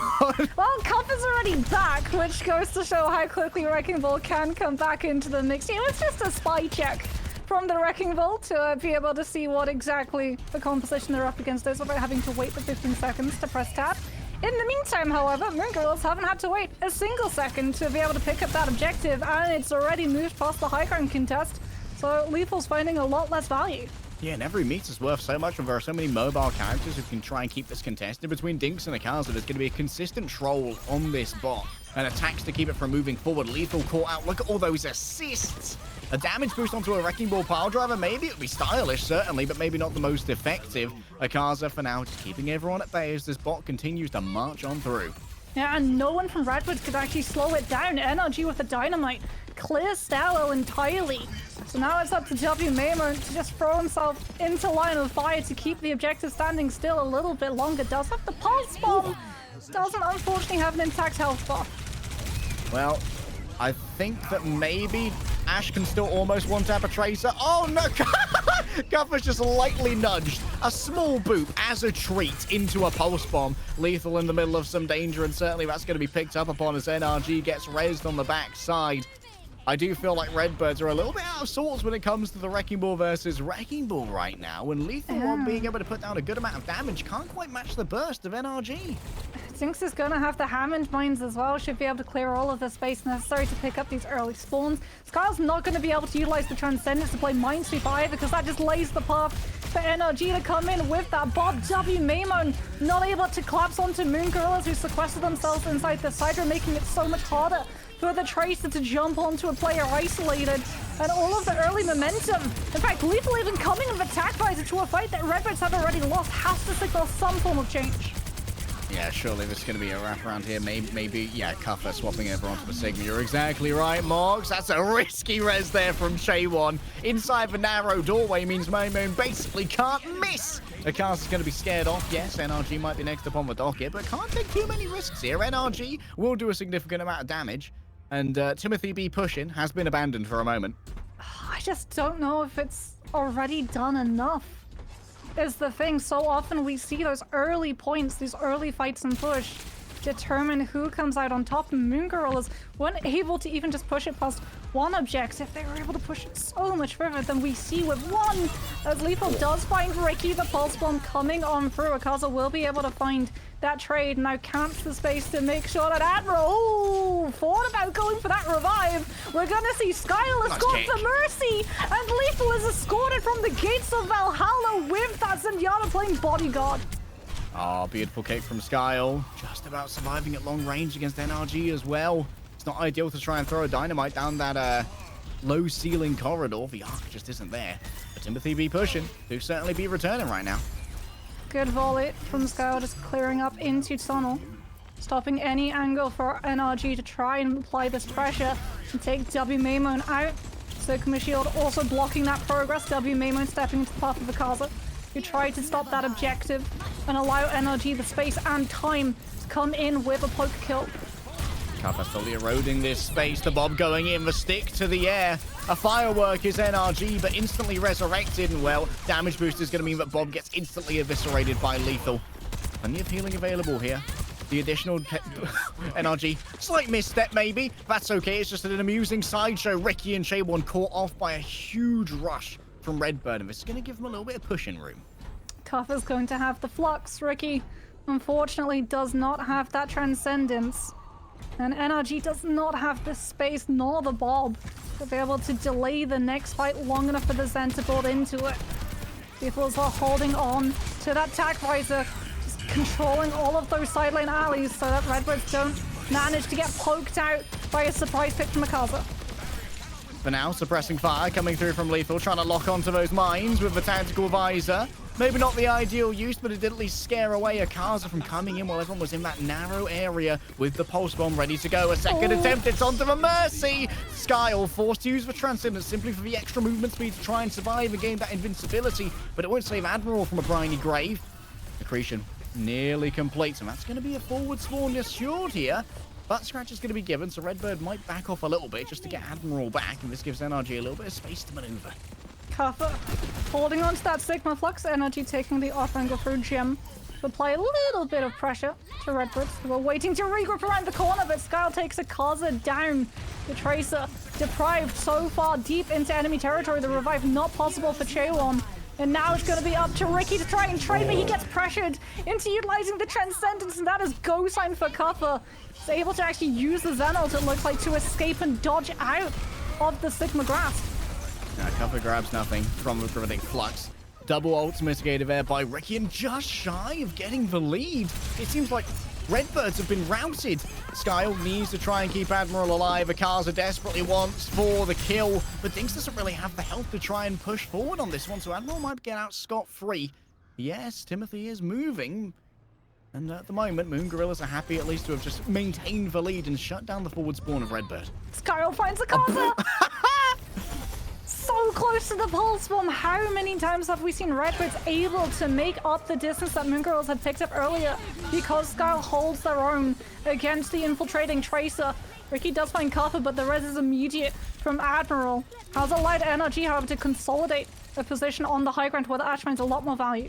NRG do be aiming right now, but still they are kind of on an island. A bit of a hostage situation moving on as Akaza has to come around the other side and try and shut down this push. Mimone in the way, looking instead for Ricky. Ricky having to be forced into the corner. A big amount of zoning here coming through from a tactical visor. Dinks can't roll away from that. Akaza does her best to anchor up on the cart. Missed pulse bomb does mean it's moving forward, and Ricky's gone as well. Everything's coming up red, and everything's coming up Redbird when it comes through all of this. Ricky stalled out. And more push now for Redbird. Hammond Mines invested from Dinks as well, but Redbirds unfortunately already picked up the better distance on the objective. Moon Gorillas now going to have to try and keep this team at arm's length. Unfortunately, Skyle, however, has that transcend, so if they try and go aggressive with the Sojourn and look for that poke pressure, Redbirds have the answer to it. Looks like they back off, decide to take natural cover inside Jim and behind Stairwell. They know that they've got the lead. They know that Moon Gorillas now are playing from a disadvantage, and with 2 minutes left, Redbirds decide to play it slow. Oh, NRG just about escaping this Sojourn. Does have a rail good to go, and that means W Mimone is feeling the fear. 2 versus 1. Can you get away from both Lethal and W Mimone? Unlikely to be the case. Big eat from Kuffa. No stick this time, thank you very much. A missed accretion. And the cars are going down. Skyle just continuing to get these big picks. Ricky's actually falling behind them. Falling like flies of a Moon Gorillas. And it hurts to fall from space, I'll tell you that much. If heat doesn't get you, gravity will. I'm gonna say NRG with that pocket, trying to find a kill, trying to find anything that allows Moon Gorilla's position to stick, but Redbirds have kited the fight out and away from high ground angles for the Sojourn, and immediately NRG will be able to find Skyle, but it's into the waiting arms of the Sigma Flux as a result. Lethal, however, going down to Akaza and Dinks, able to find both of the DPS and Redbird side. This should be the opening that Moon Gorillas have been waiting for. They just have to dispatch Kuffa, who's an absolute presence. So stalwart, such an anchor. He allows Lethal to clamber back onto a lifeboat and give Redbird Esports another lease of life with attack. He is just the alpha, the omega, the unstoppable. Each time it's just a utility tactical visor, knowing you're not going to get that much out of it. Sky assassinated! Akaza, she pulls a miracle out of the hat. Ricky under pressure. What a peel from NRG! The headshot from downtown relieves the pressure, and yes, Skyle is back, but now Maimone's gone. This is just time delay as well. Redbird Esports continue to draw these fights out. Moon Gorilla's coming in with more ultimates, but 20 seconds left. They have to win this next fight, and then the next, and then the next, and then the next. Redbird Esports can just afford to wait and watch as Moon Gorillas play themselves out of the map. Cover's going to be spawning from far away. That means that they can't do the cheesy contest from in the prosthetic shop. Akaza has to stick to this bot.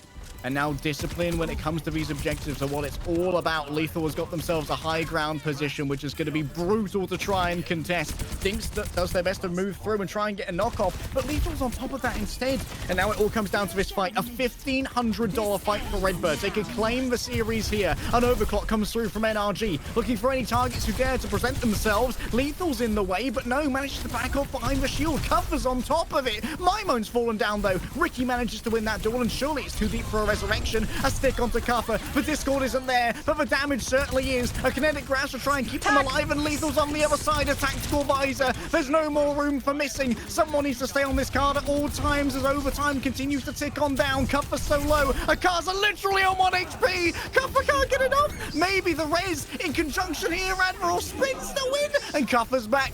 That means that the Flux is good to go. A nice block on the accretion. They desperately want NRG. It's a miss from Cuffer, but they're so close to the spawn. A huge stick. W Maimone says that this is going to be his fight to win, but Akaza's just as keen. Akaza missing with the pulse bomb for now, looking to try and take out Admiral. It's a desperate hunt for the Mercy. And what's that? Admiral with the staff! The Hippocratic Oath has been broken, and Dink's in a 1 versus 2. There's no way they can win this.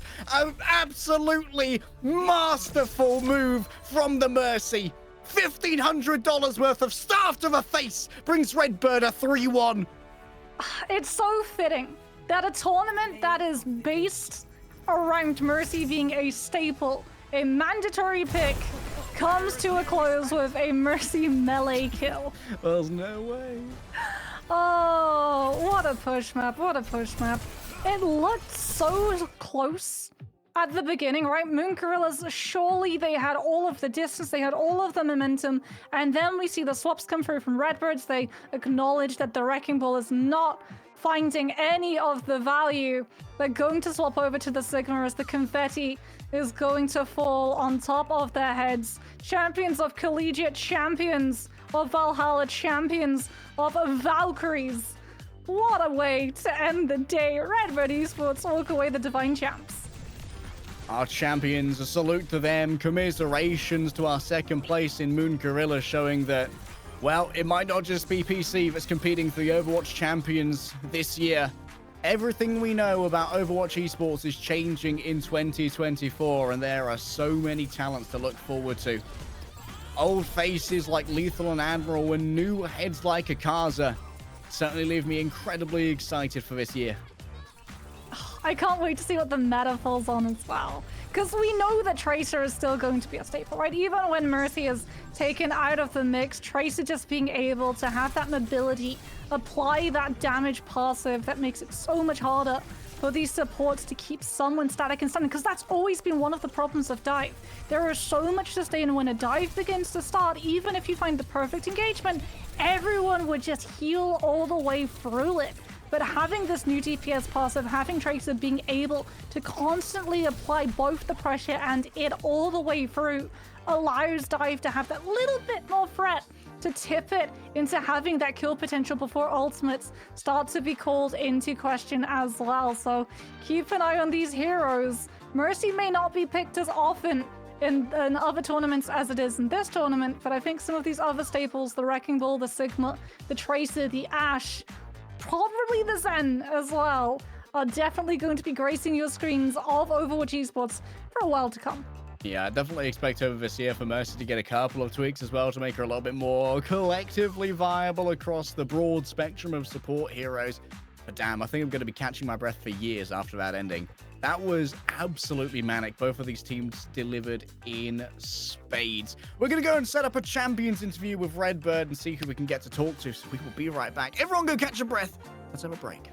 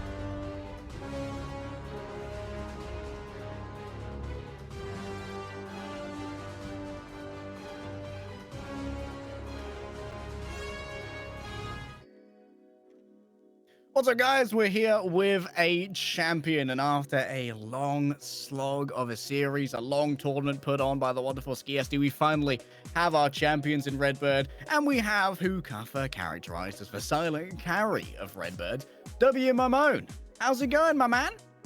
Good. I'm very happy we won, actually. It was a very close series. They played really well, so happy to win. What changed between the last time you faced Moon Gorillas and this time? Not too much. Maybe we talked like a little bit about like the comp we want to play, how we want to play. But in general, when it's these Mercy comps where Mercy's a must pick, I feel like it's so much about like just mechanics. Actually, it becomes such a dogfight about like Tracer, especially on this patch when it's Mercy's end, can do so much. So. It just felt like we didn't play that good on the day, and maybe we didn't expect them to be hitting every shot possible. So maybe we were a bit more prepared this time and played better. Yeah. So something that I think both myself and Harry found interesting was when you headed to New Queen Street, despite Kaffa actually confessing that the Wrecking Ball composition didn't really work out quite as well as you thought it would the previous series, instead of locking the Sigma in, originally you went for the Wrecking Ball. Was there a particular reason behind this decision? Well, on New Junk, we thought Sigma should be better than Ball on a lot of the points where you can have your Sigma just walk on their backline and like block off. Like if your Sigma can kind of just walk and block off their Zen hit scan Mercy, it's like really strong. And then I kind of just have to do my best to deny the Bull Tracer as much as possible. And when they eventually go, we have like our Mercy hit scan Tracer to deal with them. So basically we just thought Sigma was better than Bull on that map. In the nature of keeping this content educational, in this particular matchup with the Zen and the Mercy, what do you as a Tracer feel you need to succeed in these matches? What's your goal and how do you get there? It kind of depends on my comp and their comp. So for example, when I'm playing with a Sig and they have a Ball, it's kind of hard for me to go on backline a lot of the fights because the places where I want to path, their Bull Tracer is going to match me. So they +1 it, so then it's like me versus a Bull Tracer with Orb really hard. So a lot of the time I'm just denying the Bull Tracer as much as possible, making it hard for them to get on my backline. And then like some opportunities, for example, if I have Pulse or their ball tracer getting for free, then I can look for backline. And then it's the opposite. If I have ball and they have sig, I want to be looking for dives more so. That's like the gist of it, I would say. So then how does having a Sojourn with a pocket that you're playing into as a Tracer play into it? Because obviously Tracer did get a little bit of a health pool buff this patch, but Sojourn with that Mercy pocket can still absolutely melt your health bar. Yeah, indeed. I mean, I think fully charged rail with damage boost does like 174 damage or something, so it's like basically one shot still. So it's still very scary. And yeah, their Sojourn was hitting every single rail, so it's quite scary. So yeah, I had to be scared. I had quite a lot of death sometimes. So yeah. So did that sort of impact? I think Night Market on Lijiang was probably where we saw it the most. A lot of the time, you're pathing as a Tracer where you're sort of just trying to collapse onto that Sojourn as quickly as possible as cover provided a distraction. Was that sort of the game plan? Or were you hoping to maybe take the Mercy down and then turn onto the Sojourn instead? Yeah, well, on Night Market we had like Sombra Tracer Ball, so in general we do need to look to push their backline because they have a Zen on a Surge, so if we AFK we're gonna lose. But I felt like in general we were just not very good at that comp. It's actually, I guess, somewhere you need a bit more practice on and timing. So yeah, but we are looking to push, like you said. Yeah. Was that the major adaptation you made between Lijiang Tower and the other 3 maps to really turn things around from what was, while competitive Lijiang Tower, a lot more difficult for you guys? Yeah, we thought it would just be easier playing a hit scan tracer compared to Sombra. Also, like when you're forced to play Mercy plus another support, it doesn't really like suit that well with Sombra Tracer, I guess. You don't really want to play those supports in general, so we thought hit scan was better. So then the decision making behind taking us to Blizzard World, especially since you had lost the last time that you played Blizzard World with Pirates in Pajamas, was that something that the team had an active plan for? Did you sort of know what to expect that Moon Gorillas would play with, and you thought that was the best possible chance to be able to take something like the Sojourn down, especially with how problematic a pocketed Sojourn can make point B? To be honest, I think I went to the toilet when my team was talking about the map or whatever, so I just came back to my PC and saw Rumble as well, so I can't really answer that question, so... Yeah. Honestly, same. During the last series you guys played against Pirates in Pajamas, we saw Skyle swapping supports a lot more, like we saw the Bat come out often. Did you guys make a conscious decision to kind of stick with the Zen through the entirety of this series, or did you just not feel the pressure to swap Skyle around that much? Not really sure. I think it was kind of just like he thought he'd live longer on BAP or something in the moment. And I think he played Lucio at some point. But I only really think playing Mercy Lucio is good with like Sombra Tracer maybe, when you just want to like 5-man go on something. So I personally I think Zen Mercy is the best supports you could play with Mercy being locked. So that was obviously the best composition of supports you could play. With a tournament that forces you to play Mercy, utilizing this tournament as a sort of indication of what is to come, especially for the Champion Series that is coming up, if it's played on this patch, where do you think the chips are going to fall in terms of a meta that develops? Ooh, hard to say honestly. I feel like, so I've been scrimming a fair amount in NA, obviously, and I've been watching like the EU scrims because the top teams in EU have been streaming, and there's like a fair amount of Zen being played. People are saying like Zen really strong, but I don't know if Zen's hard meta. I think you have like, it's really early to say. I've seen some people playing like a Kiri Lucio Monkey Sombra Tracer comp where you're just playing to go really fast, and that seems to be pretty strong against Zen on some maps. So in answer to your question, I don't really know. I think it's too early to say with all the changes that have gone on to every hero. I think that's a great space for Overwatch to be in. Thank you so much 100%. for joining us, man, and congratulations on your win. Enjoy a little bit of pocket money, and I hope you do super well this year. We'll be rooting for you. Thank you, I really appreciate it. Have a good day. We've got ourselves a second guest coming in soon in the form of Skiesti, our wonderful host here for Ride of the Valkyries, and we might be able to see who else has won in the other brackets. And of course, everyone wants to know who's winning the Mercy skin poll. I know that that's what everyone is sticking around for. It's going to be a huge, it's going to be a huge drop for the stream to have? I mean, I know my favorite Mercy skin, and that's the Atlantic All Stars. I mean, that is objectively correct. Sorry, something? We could bring up the skins. I don't know. My bad. I'm currently having trouble hearing because I'm silly. Skiesti's here. Hello! Yay! We've got Hi. Hey, Ski, how's it going? Good. How are you guys? Flabbergasted at a Mercy melee kill being for $1,500. That was crazy. Was that the best Mercy play you've seen thus far of a tournament, or is there one that's been even better that I missed? We've had so many great different Mercy plays, but that was a very, very poetic way to end off this year's Round of the Valkyries. Did you enjoy the Mercy versus Mercy that we had? I believe it was Blizzard World. Yeah, that was good. And there's been a couple of those. They're always interesting to watch. Speaking of watching, how is it to just watch the games? Obviously, you got to cast with Dor a little bit early. I imagine it's a lot less stressful to get to enjoy the Wrecking Ball versus the Mercy as opposed to being thrown into the deep end and having to cast probably one of the faster-paced moving metas. Yeah, that was the composition was very chaotic for me to cast, and I was not necessarily prepared for that, but I still had a good time, and Dor was fantastic in helping me out with that. You've done a fantastic job of helping to organize Ride of the Valkyries, especially in the second time around. You are now a multi-time tournament organizer. I personally am a huge fan of you doing this for community. Do you have any advice to other content creators who'd want to try and dip their toes into the competitive tournament ecosystem?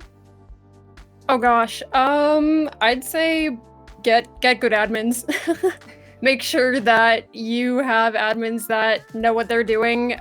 This tournament would honestly be nothing without the help of Raven Wings and the rest of the division leads specifically.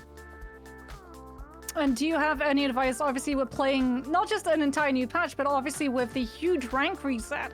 Do you have any advice for any climbing, aspiring Mercy mains or anyone who's playing with a Mercy on their team? I think the biggest thing is don't be discouraged. She's obviously, as you kind of heard, not super great in Season 9 just because of the general changes that they made. But yeah, I'd say just stick with it. She can still win. You can still win with her on your team, so yeah. Any wish list for Mercy changes? We're still going to be doing some adjustments soon, so any nudge to Jared and Aaron? I think my wishful thinking is that they try triage healing again for her, which was the whole thing where under 50%, she would do 50% healing, so her regular healing went down to 45 HP per second. And then her under 50 was like 67.5, but then with the DPS passive, now it would be 53 HP per second under 50%. I love maths. Yeah, lots of That maths. sounds quite reasonable. The math heads can figure that one out, that's for sure. Yep. Do we have our results for the big poll? Oh, drum roll, please. This one's the most important. Skiesti, would you like to announce our winner for the Mercy skin of all time? Wait, where is it? I don't have the data. Oh, to no surprise, Atlantic Mercy has stayed in the lead with 183, followed closely, or not closely actually, by like 50, 60, I don't know math, Jingle Bell Mercy, and then closely after that, again, unsurprisingly, is Pink Mercy. That is quite the Hall of Fame. I think I'd agree. I'd maybe swap out Jingle Bell for Lifeguard Mercy, but wowee. I can't believe that it's third for Pink Mercy. What a coup. I'm seeing a lack of Devil Mercy. My community has disappointed me. It's fine, though. I'm fine. Not hurt. It's fine. Okay. I'm surprised Jingle Bell did quite as good as it did, given how recent. Me too. But maybe recency buy-ins. Maybe like if they included the play of the game intro, it would have won for us.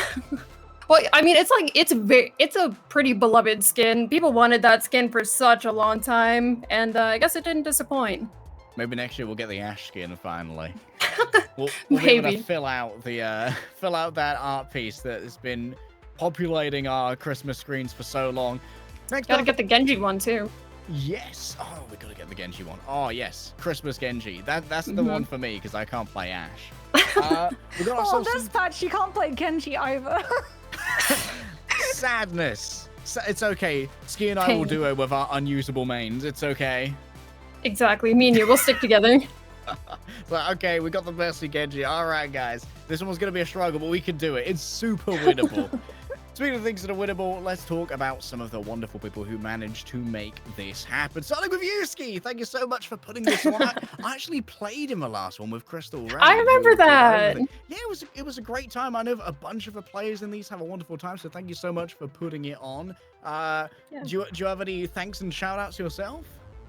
Yeah, so thank you so much to BPL for doing this, for doing amazing broadcast work. That includes Solomon, all the casters, producers, everyone, replay observers, everyone that put effort into this, and of course to my lovely co-admin Raven and my division leads Echo, Jace, Stereo, and Raven as well was another division lead. Shout out to chat for making this happen. Bride of the Valkyries definitely could not have happened without their assistance crowdfunding. I think that's kind of it. And congratulations to the winners in all the divisions. What is it? Redbird Esports in the Divine Division, Gilbert's Family in Valkyrie, the Bunnies in Ethereal, and in Celestial. Activate Windows. Nice. Windows has been activated, and thank you so much to you guys for joining all of us. Thank you so much, Moxie, for being my co-caster for this. And thank you, everyone, for watching. You continue to make Overwatch a fantastic place to be. And, well, it's awesome to see these kind of tournaments where maybe the heroes that don't get quite as much representation as they should get to be played. Thank you again, Skiesti. Thank you to our producers. Be good to each other, and we will see you next time. Bye-bye.